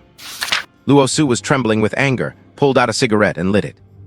Just as he took a puff before he could even inhale, the man in the suit widened his eyes, raised his palm, and the veins on his arm bulged. He landed a slap so hard it made 3 sonic booms, hitting Luo Su square in the face. His cigarette broke, sparks flew, and Luo Su was sent sprawling into the coffin. He was completely dazed, Then his eyes burned with rage, and he jumped out of the coffin, grabbing the man in the suit by the collar. "What the hell are you doing? Do you have a death wish? You dare to hit your own boss?" The suit-wearing henchman's face turned pale with fear. "Boss, it was your own order. If you smoked more than 10 cigarettes a day, I was to slap you across the face. Not hitting you hard would be disrespectful to you. Were not you trying to quit smoking?" Luo Su paused, then said with a face full of resentment, Was it really 10 cigarettes today?" Yes, I have been keeping track in my notebook. If you do not believe me, look." Luo Su gritted his teeth, tossed the henchman aside, and paced back and forth in the living room. "The person the tarot is looking for, this mission is nearly 10 years old. I'm surprised you guys still remember it. Should I report it or not?" If Li Jian and the others were not sure, they would not have bet their lives on it. Those two greedy, reckless idiots. Could not they have discussed it with me? Now, all the information I have is that deathbed message from Li Jian that was as good as nothing. Luo Su hesitated for just a moment. "Tell the boys to stay low recently. Who knows how much useful information the Demon Suppression Division will dig out from the corpses. I am going out for a while. I will be back in a few days." Jincheng Demon Suppression Division Branch, Chief's Office. Shen Ci was kneeling on the floor, solemnly assembling a sweetheart maiden castle made of over 10,000 building blocks. It was already more than halfway finished. As he worked on it, an unconscious, doting smile appeared on his face. Just then, the office door was suddenly pushed open, and a staff member ran in carrying a huge stack of documents. "Chief, the third team is back. Here is the report." Shen Ci did not get up, but calmly took the report, reading it while continuing to build the castle. However, the more he read, the slower his movements became, until he was completely absorbed in the report. The report contained not just the operation details and Ren Jai's profile, but also the information the spirit reader had extracted from the corpses. The person the tarot is looking for, a 10-year-old mission, treasure-stealing mink demon power. Suddenly realizing something, Shen Ci hurriedly flipped open Ren Jai's personal file. Survivor of the Grade A demon disaster in Jincheng 10 years ago, the earthquake. Jincheng, hiss. Shen Ci got goosebumps all over, stood up abruptly, and with a crash, the sweetheart maiden castle collapsed. But Shen Ci had no time to worry about that. He quickly pulled out his phone and made a call. On the other end of the line was Xia Jing Longcheng, the capital and heart of the Great Xia. "Hello, is this the chief commander? I suspect the third demon imprint has appeared." "Are you sure? Tell me clearly what is going on." Shen Ci held nothing back and sent the report directly to the capital. There was a long silence on the other end. Encrypt Ren Jai's personal profile with the highest level of confidentiality. Modify his information from Jincheng. No one has the authority to view it. Also, find a way to get him into the Demon Suppression Division. If he does not want to join, get him into the Great Xia system, the Great Xia Defense Force, the Bureau of Radiance. Anything will do. Remember one thing, do not do anything to coerce him. Do not put any mental pressure on him. Demon Pact users are very unstable. Pressure will only drive him away from Great Xia and away from the human race. Shen Ci swallowed hard. "Chief Commander, is it really necessary to go that far? We have not even confirmed he is the possessor of the demon imprint." A sigh came from the other end of the line. "Whether he is or not, as long as there is the slightest possibility, it is worth us doing so. And do not even try to pry into his secrets. We have had enough lessons. The human race cannot lose another pillar of strength, and the Dangshan demon realm cannot have another demon lord. The spirit race's mirage demon looms over the moon, and the spirit king tree takes root in the spirit spring. The human race is weak. Do it." Shen Ci swallowed, excitement uncontrollable in his eyes. He had really struck gold this time. He hurriedly made a call to Yi Yue to give frantic instructions. After doing all this, Shen Ci let out a long breath, and that was when he saw the pile of fragments that used to be the sweetheart maiden castle. Groundhog-like scream echoed through the Demon Suppression Division. "My daughter is going to kill me." Under the utility pole across from Anning Laundromat in District 69, Yayu had been standing there for 3 hours. While waiting, she occasionally glanced toward the laundromat and the intersection, constantly wiping her tears and sniffing. It was not that Yayu wanted to cry, but the pepper spray was simply too strong. She had not fully recovered from it yet, and her eyes were burning. However, to the eyes of the neighborhood residents, this scene meant something completely different. Such a beautiful girl waiting bitterly under a street lamp for 3 hours, crying with red eyes while she waited, that spoke volumes, did not it? Immediately, quite a few neighbors came over to comfort her. "Little girl, do not cry. What is bothering you? Tell Auntie about it." "Hey, do not be shy. Auntie has been there before. Are you suffering from a broken heart, girl? Abortion, breakup, metajerk, or is it a catfight between the mistress and the wife? Just let it out and you will feel better. By this time, several aunties had gathered around, the fire of gossip burning brightly in their eyes.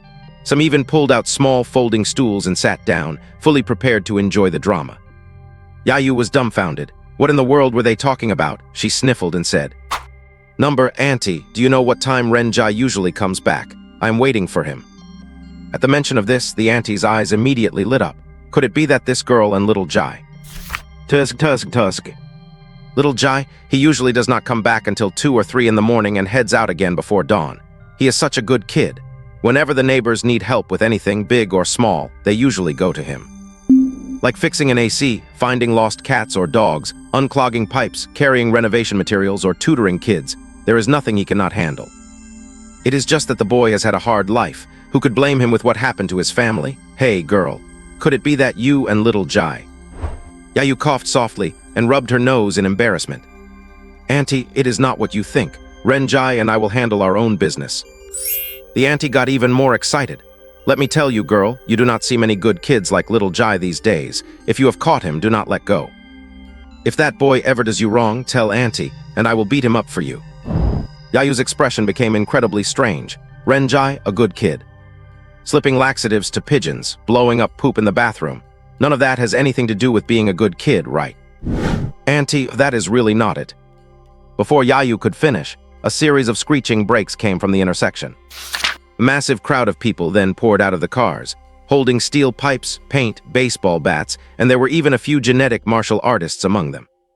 And the chubby man, fully wrapped in bandages and wearing a cast, was actually carried over on a stretcher by his lackeys.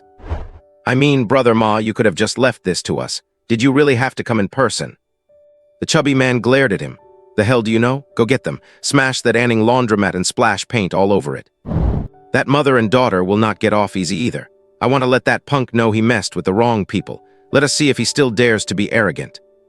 The mob surged toward the Anning laundromat. The aunties' faces instantly paled. Oh no, here comes trouble. Little Jai should not have been so impulsive this morning. You cannot mess with the people from Shan Group. Hearing the commotion outside, Anning hurried downstairs, while Tao Yiaya watched anxiously from upstairs. An auntie quickly offered advice. Anning, call the police right away, or it will be too late. Looking distressed, Anning frantically took out her phone and was just about to call the police. At this moment, however, Yayu frowned deeply, looking sharply at the charging thugs. Auntie, no need to call the police. I am here and I am the police. Anning was taken aback. You are. Without looking back, Yayu headed straight for the mob of thugs. I am little Jai's friend. Do not worry, Auntie, I can handle this. Seeing Yayu, the chubby man got even more hyped. Where did this busty babe come from? Tonight was not a wasted trip after all. Get her. Anyone who dares to stand up for him gets taken down too. Yayu narrowed her eyes, her pupils turning crimson like a blood moon. With a snap of her fingers, the genetic martial artists all collapsed to the ground, bursts of blood mist erupting from their bodies. The blood mist condensed into blood spikes, and with a wave of Yayu's hand, they all hovered right at the thugs' throats. Who did you want to take down? Move one more muscle, and you can all just go to hell. The faces of the genetic martial artists went pale, and they all stared at Yayu in sheer terror. Just what tier of genetic martial artist was this woman? At this moment, both Anning and the aunties had their eyes wide open. This girl was incredibly strong. Was she really a friend of little Jai's? The chubby man's face also paled. Did he just kick a steel plate? That poor kid actually had connections like this. You, who do you run with? Have you ever heard of Shan Group? You would better. Yayu narrowed her eyes. Who do I run with, you ask? Captain of the 3rd Squad of the Demon Suppression Bureau. Who do you think I run with? Having said that, she directly flashed her badge. The chubby man's head buzzed, and cold sweat broke out. The Demon Suppression Bureau. No matter how badass his family's faction was, they would not dare arm wrestle with an official organization, especially the highly authoritative Demon Suppression Bureau. That kid actually had ties with people from the Demon Suppression Bureau. Yayu's expression turned completely cold. Publicly gathering a mob to brawl in a residential area, armed combat, attempting to destroy citizens' property, and even involving genetic martial artists. Do you all want to eat prison food at the Public Security Bureau? Trembling, the chubby man stammered. And number, of course not. We came to renovate the old residential buildings and shops and give them a fresh coat of paint. And you brought baseball bats, steel pipes, and machetes. Ha ha, no. These are for picking up trash, pulling weeds, and cleaning up the neighborhood environment. The reason we came in the middle of the night is so we would not disturb the residents' business hours and rest. With a cold face, Yayu said, "Do you think I am blind? In broad daylight under the clear sky, blatantly disregarding the laws of Great Zia. Is there anything you people would not do?" Right at that moment, Renjai walked over from behind the mob of thugs with a dark expression, shooting a frigid glance at the chubby man. He walked up, kicked the stretcher over, and walked past, stepping right on his face. The chubby man shivered from the pain, not even daring to show anger. Renjai then looked at Yayu and said somewhat helplessly, It is the middle of the night, so it cannot really be called broad daylight." Yayu's cheeks flushed. That is not important. It seems Shan Group is due for a thorough investigation." The chubby man completely panicked. If he got the Demon Suppression Bureau involved over this, his old man would beat him to death. Do not, please spare me." Renjai walked up to Yayu and raised an eyebrow. "How long have you been waiting for me?" Yayu smiled. "A long time. Do me a favor, can we talk?" Her reasoning was simple. A monk can run, but he cannot take his temple with him. Renjai had to come home eventually. Renjai sighed. There was no running away now. "Then let us talk. Auntie Anning, I will be back in a bit. You and Yayo go ahead and sleep." At this moment, Anning, Tao, Yayo, and the aunties were all still in shock and had not snapped out of it yet. How did little Jai know people from the Demon Suppression Bureau? That was the Demon Suppression Bureau, for crying out loud. Joy appeared on Yayu's face as she grabbed Renjai by the wrist. "Come with me." While speaking, she turned back and said coldly, "What you said had better be true." With that, Yayu dragged Renjai away. The chubby man with a dark shoe print on his face lay on the ground and shouted, "What the hell are you standing around for? Get to work." And so a very strange scene unfolded. In the early hours of the morning, a group of buff men in suits, wearing sunglasses and sporting tattoos, began bending over to pull weeds with their machetes. Carrying paint buckets, they turned into painters, and their baseball bats and steel pipes were repurposed into tools for picking up trash. A massive volunteer community service event kicked off in full swing just like that. Renjai was pulled along by Yiyue, walking non-stop, and in the blink of an eye, they had already left the residential area. Hey, where are you taking me? You are not actually dragging me to the Demon Suppression Bureau to have me suppressed, are you? Yiyue rolled her eyes. How could that be? Come with me. I am taking you to a great place. Most people do not even get the chance to go there if they want to. Renjai had no choice but to let Yiyue pull him along, while Yiyue recalled Shen Xi's instructions. Try every possible way to get Renjai into the Demon Suppression Bureau, but do not use any form of coercion, and certainly do not go against his personal will. He must want to join on his own.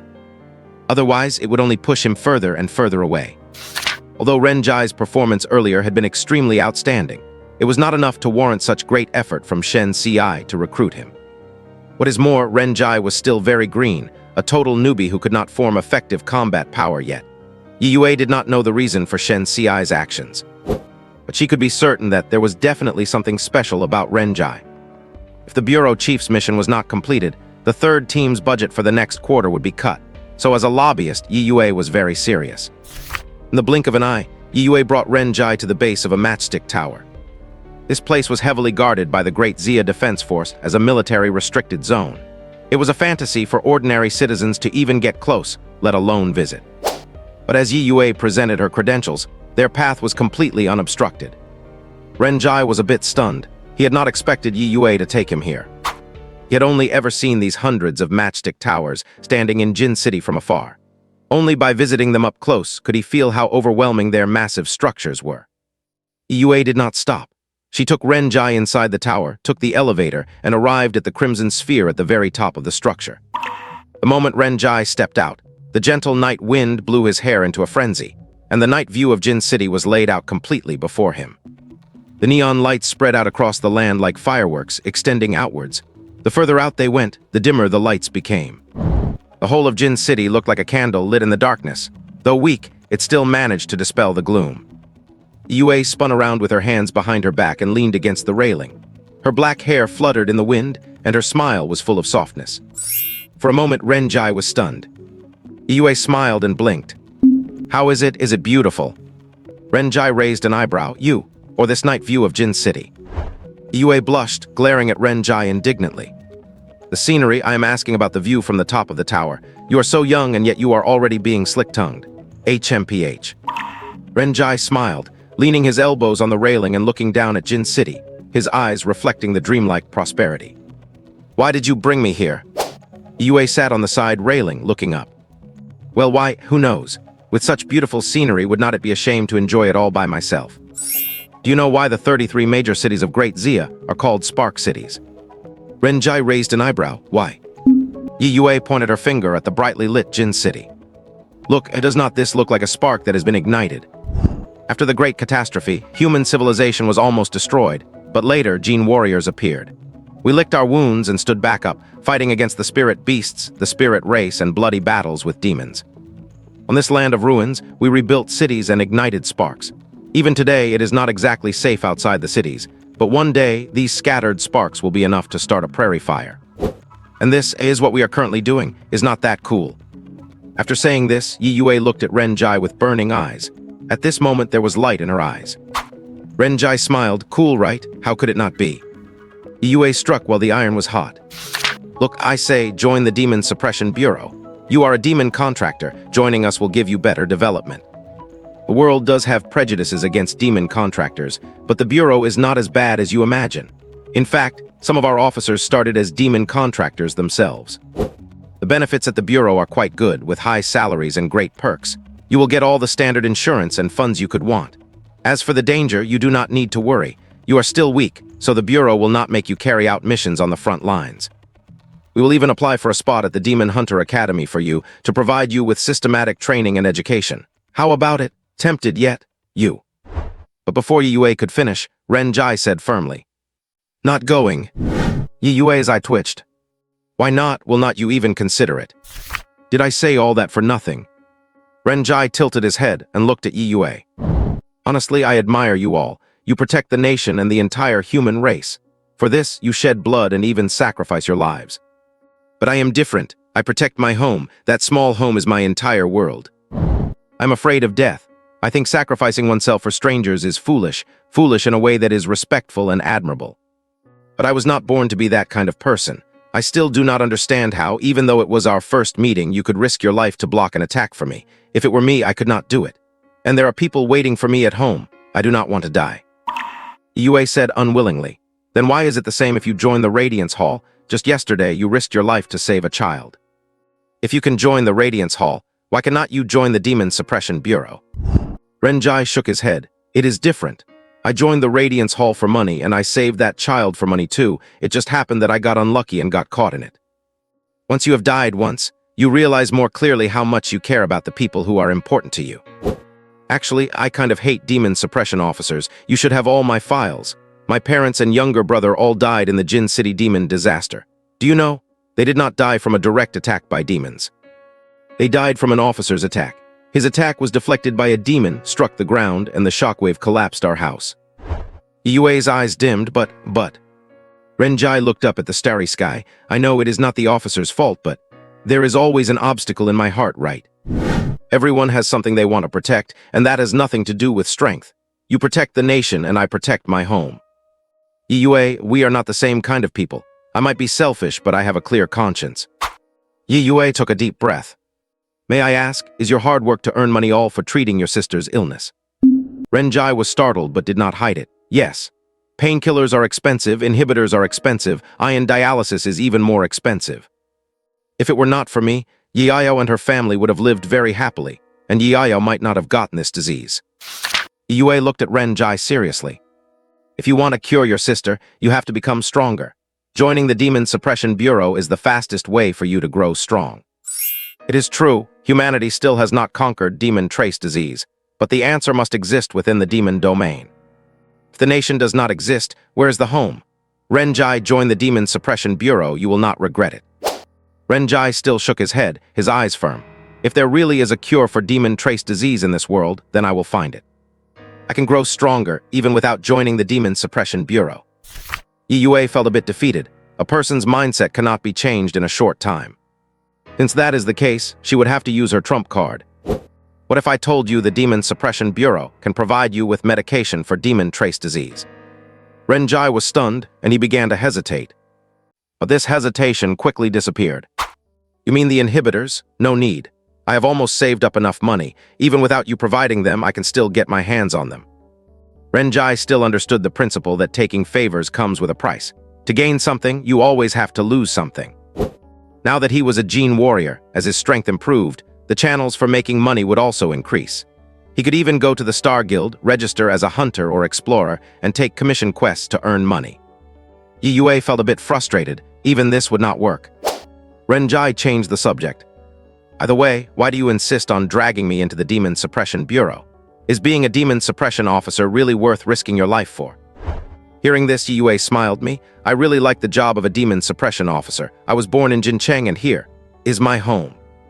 I like the bustling atmosphere of Jincheng, but the existence of demonic disasters has cast a shadow over this city. My primary school classmates, middle school classmates, and even familiar neighbors. Many of them have died in demonic disasters. It is just a very unreal feeling. People who were alive and so close to you will never appear in your life again. However, people seem to have already adapted to this kind of life, only hoping that such bad luck will not happen to them. At that time, I thought, how wonderful it would be if there were no demonic disasters in this world. Speaking of this, Yue's eyes looked a bit melancholy as she tucked her messy hair behind her ear. You know what? The truly terrifying thing is not how many lives the demonic disasters have taken, but how many people they have made accustomed to the loss of life.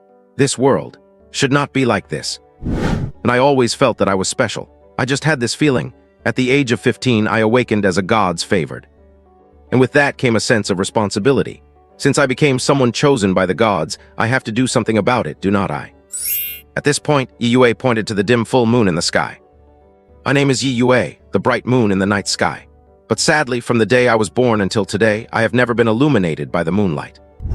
I want to take back the moon that once belonged to humanity. One day, the moonlight will spill across the fertile lands of Great Zir again. This journey has indeed been difficult, and I have experienced many partings of life and death. But whenever I think that by suppressing a demonic disaster and killing a demon, someone will survive, a family will not be broken, and loved ones will not shed tears, then it is all worth it. Yue looked at the night sky of Jincheng, the light dancing in her eyes. I, Yue, am willing to fight for the lights of these thousands of homes, to fight for all the beauty in this world. Renjai joined the Demon Suppression Bureau. Be with me. At this moment, looking at the burning gaze of Yue, Renjai's heart felt as if it had been touched. As for Yue, Renjai truly admired her from the bottom of his heart.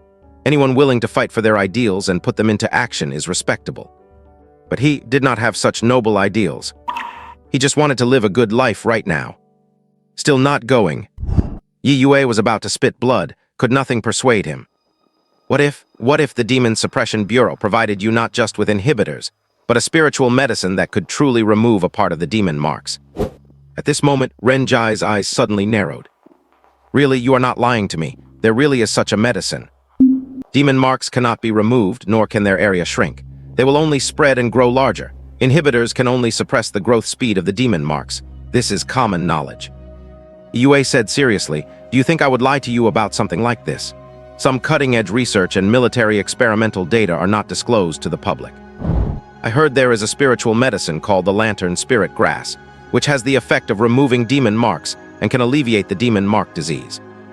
Renjai said seriously, if you can provide me with the Lantern Spirit Grass, I think I can join the Demon Suppression Bureau. Yue's eyes lit up. Had she finally convinced him? Yue smiled brightly and actually stood right on the railing. Haha, really? A sudden gust of night wind blew past, messing up Yue's black hair. She smiled and opened her arms. Childish like a kid balancing on the railing, she gently stroked her hair with her fair hand. Let us go, boy. Go meet the wind of destiny. There is something special about you. I think your future will definitely be incredibly wonderful. At this moment, the night scenery and Yue perfectly blended together. Absolutely beautiful. Renjai rolled his eyes. Meet what wind? Your skirt just blew up in the wind and you are still standing there laughing. But you are honest black ice silk, much better than that dog-headed woman. And specially handsome. Yue's face suddenly flushed red. She fiercely covered her skirt, jumped straight down from the railing, and glared viciously at Renjai. Did not you already agree to join the Demon Suppression Bureau? Renjai grinned. Do you really think I am some edgy teenager who gets easily hyped up after a few words of persuasion? Bring the Lantern Spirit Grass to me first, then I will join. Empty promises will not win me over. Yue's face darkened. Such a huge organization like the Demon Suppression Bureau, would we lie to you? Renjai shrugged, but you cannot represent the Demon Suppression Bureau. Yue dodged and blocked the doorway leading down the tower. No, I will definitely deliver the lantern spirit grass into your hands, but you have to join the Demon Suppression Bureau first. Otherwise, you will not be able to get down today. There is only one door on this tower. After saying that, Yue looked at Renjai with a mischievous expression. Renjai looked at her teasingly. Oh, is that so? Before Yue could react, he vaulted over the railing, turned back, and waved at her. Goodbye.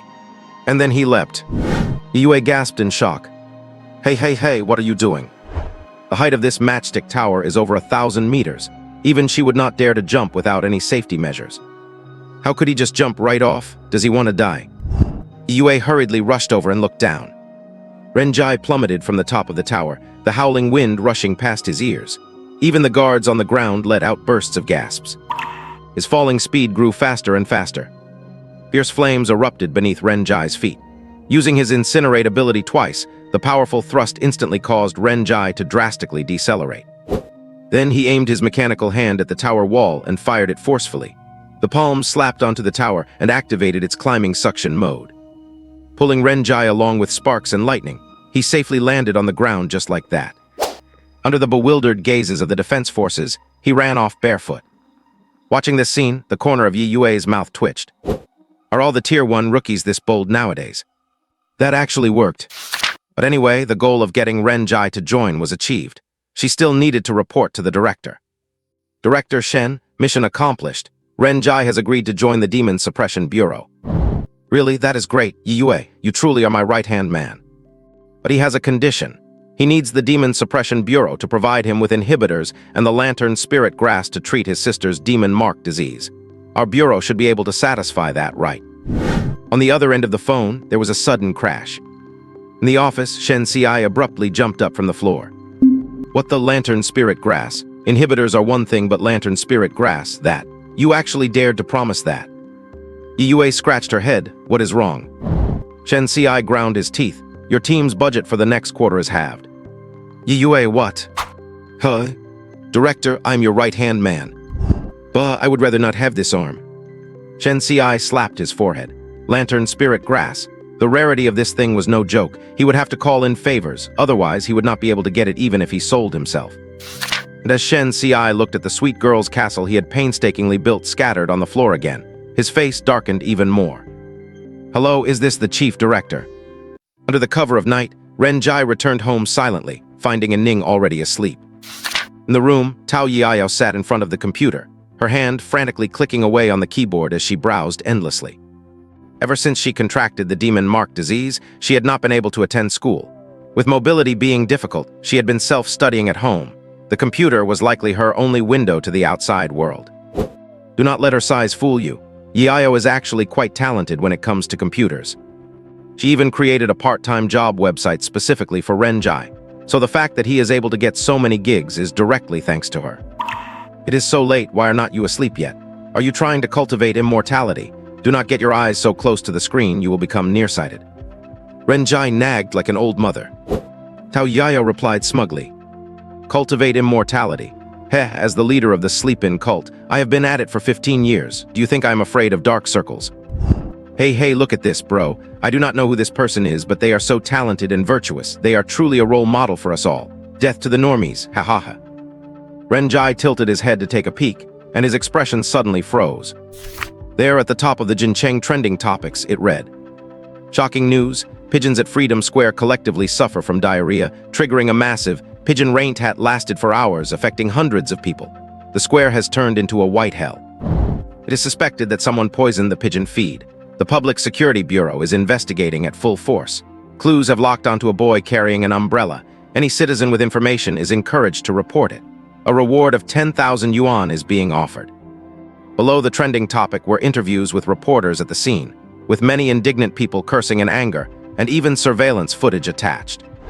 It was exactly the image of Renjai walking through the rain with an umbrella, though the camera lens had been blurred, making it not very clear. The comment section was filled with countless people cursing. As she watched, Tao Yiao's expression stiffened, and she looked at Renjai with suspicion. Why does this back look so familiar, and the clothes he is wearing? Renjai quickly looked away, sweat beading on his forehead. Tao Yao's mouth hung open. You have got to be kidding me. Am I really watching gossip about my own brother? Seeing this, Tao Yao immediately pulled out her phone and opened the browser to search. Can I get a reward for reporting my own family member? And what is the specific procedure for? Renjai's face went dark as he snatched the phone from Tao Yao's hand. You are just a kid. Why are you browsing this kind of stuff all day? You should be looking at positive energy, positive news, you know. As he spoke, he quickly scrolled past the video. Then it skipped to the next item. An officer from the 7th Brigade bravely saved a youth from jumping off a bridge, preserving a precious life. His spirit is worth learning from. Attached is the full rescue video and an interview with the individual involved.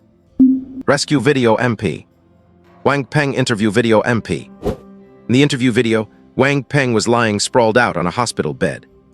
Reporter, could you share your thoughts on this event? Wang Peng glared eyes wide. I will curse you to death, Renjai Oa. Reporter, it seems the interviewee is a bit emotionally agitated. We will continue the interview after he calms down. Renjai. Tao Yao's eyes went wide, because the one doing the saving in the video was Renjai, and she had seen with her own eyes his left arm stretch out super long to pull the person back. Brother, are your arms robotic? Hiss, you are not some kind of robot, are you? Tell me, where did you hide my real brother? Renjai's face darkened further as he flicked Tao Yao on the forehead. Nonsense, have you been watching too many sci-fi movies? Then what about your arm? Seeing that he could not hide it anymore, Renjai stopped trying. My left arm is a mechanical prosthetic. I'm a cyborg now, so do not tell Aunt Ning, okay? As he spoke, Renjai moved his wrist slightly, removing the disguise of the mechanical arm, revealing the black and gold arm completely to Tao Yao. It was filled with the beauty of strength and machinery. At this moment, Tao Yao's eyes lit up and she let out an ooh of amazement. My God, a cold-blooded iron hand. Is this why your arm was acting uncontrollably this morning? So where did your original arm go? Tao Yao had endless questions. After all, they lived together every day, so how did his arm just turn into a mechanical one? Renjai sighed. Well, actually, I was kidnapped by aliens last night for mechanical modification. They said I was the chosen one and praised how handsome I was, insisting on giving me a chance to show off my arm and charging me with the mission of saving Earth. I could not refuse them, so I was forced to have this arm installed. Tao Yao, you are the one who watches too many sci-fi movies, are not you? Are you really okay? There was a hint of worry in her eyes. How did my brother lose his arm, and how many other things am I unaware of? Renjai smiled and tucked Tao Yao back into bed. It is fine. Do not worry about me. By the way, I have almost saved enough money. If things go well, I will be able to get the inhibitor soon, and if there are no accidents, I might even be able to get a dose of genetic serum for you. Tao Yao's eyes brightened, her face flushing with excitement. Really, brother, I love you to death, kiss kiss.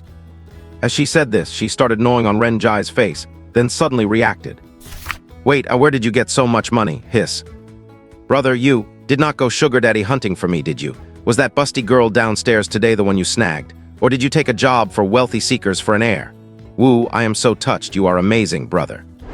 Renjai gave Tao Yao a light headbutt, knocking her onto the bed. You are the one with such a vivid imagination, are not you? Go to sleep. Tao Yao clutched her forehead in grievance and reached out a little hand toward Renjai. Fine, I will keep your secret, but what about the snacks? Renjai's expression froze. After being busy all day, he had indeed forgotten about that. Zai. Before Renjai could finish his sentence, a white shadow flashed outside the window. Before they could even see what it was, a white light flashed on it. It passed directly through the window and into the room.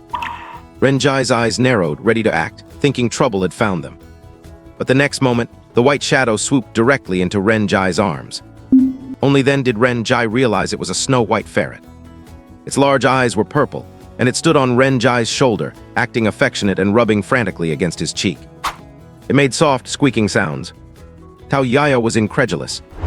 A white ferret? The window was closed, how did it get in? Renjai was also stunned. Was not this Chen Hua's treasure-hunting ferret? It had been trained with tarot cards to find demon contractors. The reason he had been targeted by the demon claw in the first place was because of this little thing. Why did it run to him? Is it because he has a scent it likes? Brother, where did this little thing come from? Oh yeah, it is so cute. Renjai grinned. Did not you always want a pet? I do not have snacks, but hey, this is a gift for you. Tao Yiaya was bursting with excitement. It is for her. However, Renjai was feeling uneasy deep down. This treasure-hunting ferret was definitely not just an ordinary animal. This thing, it must be a demon.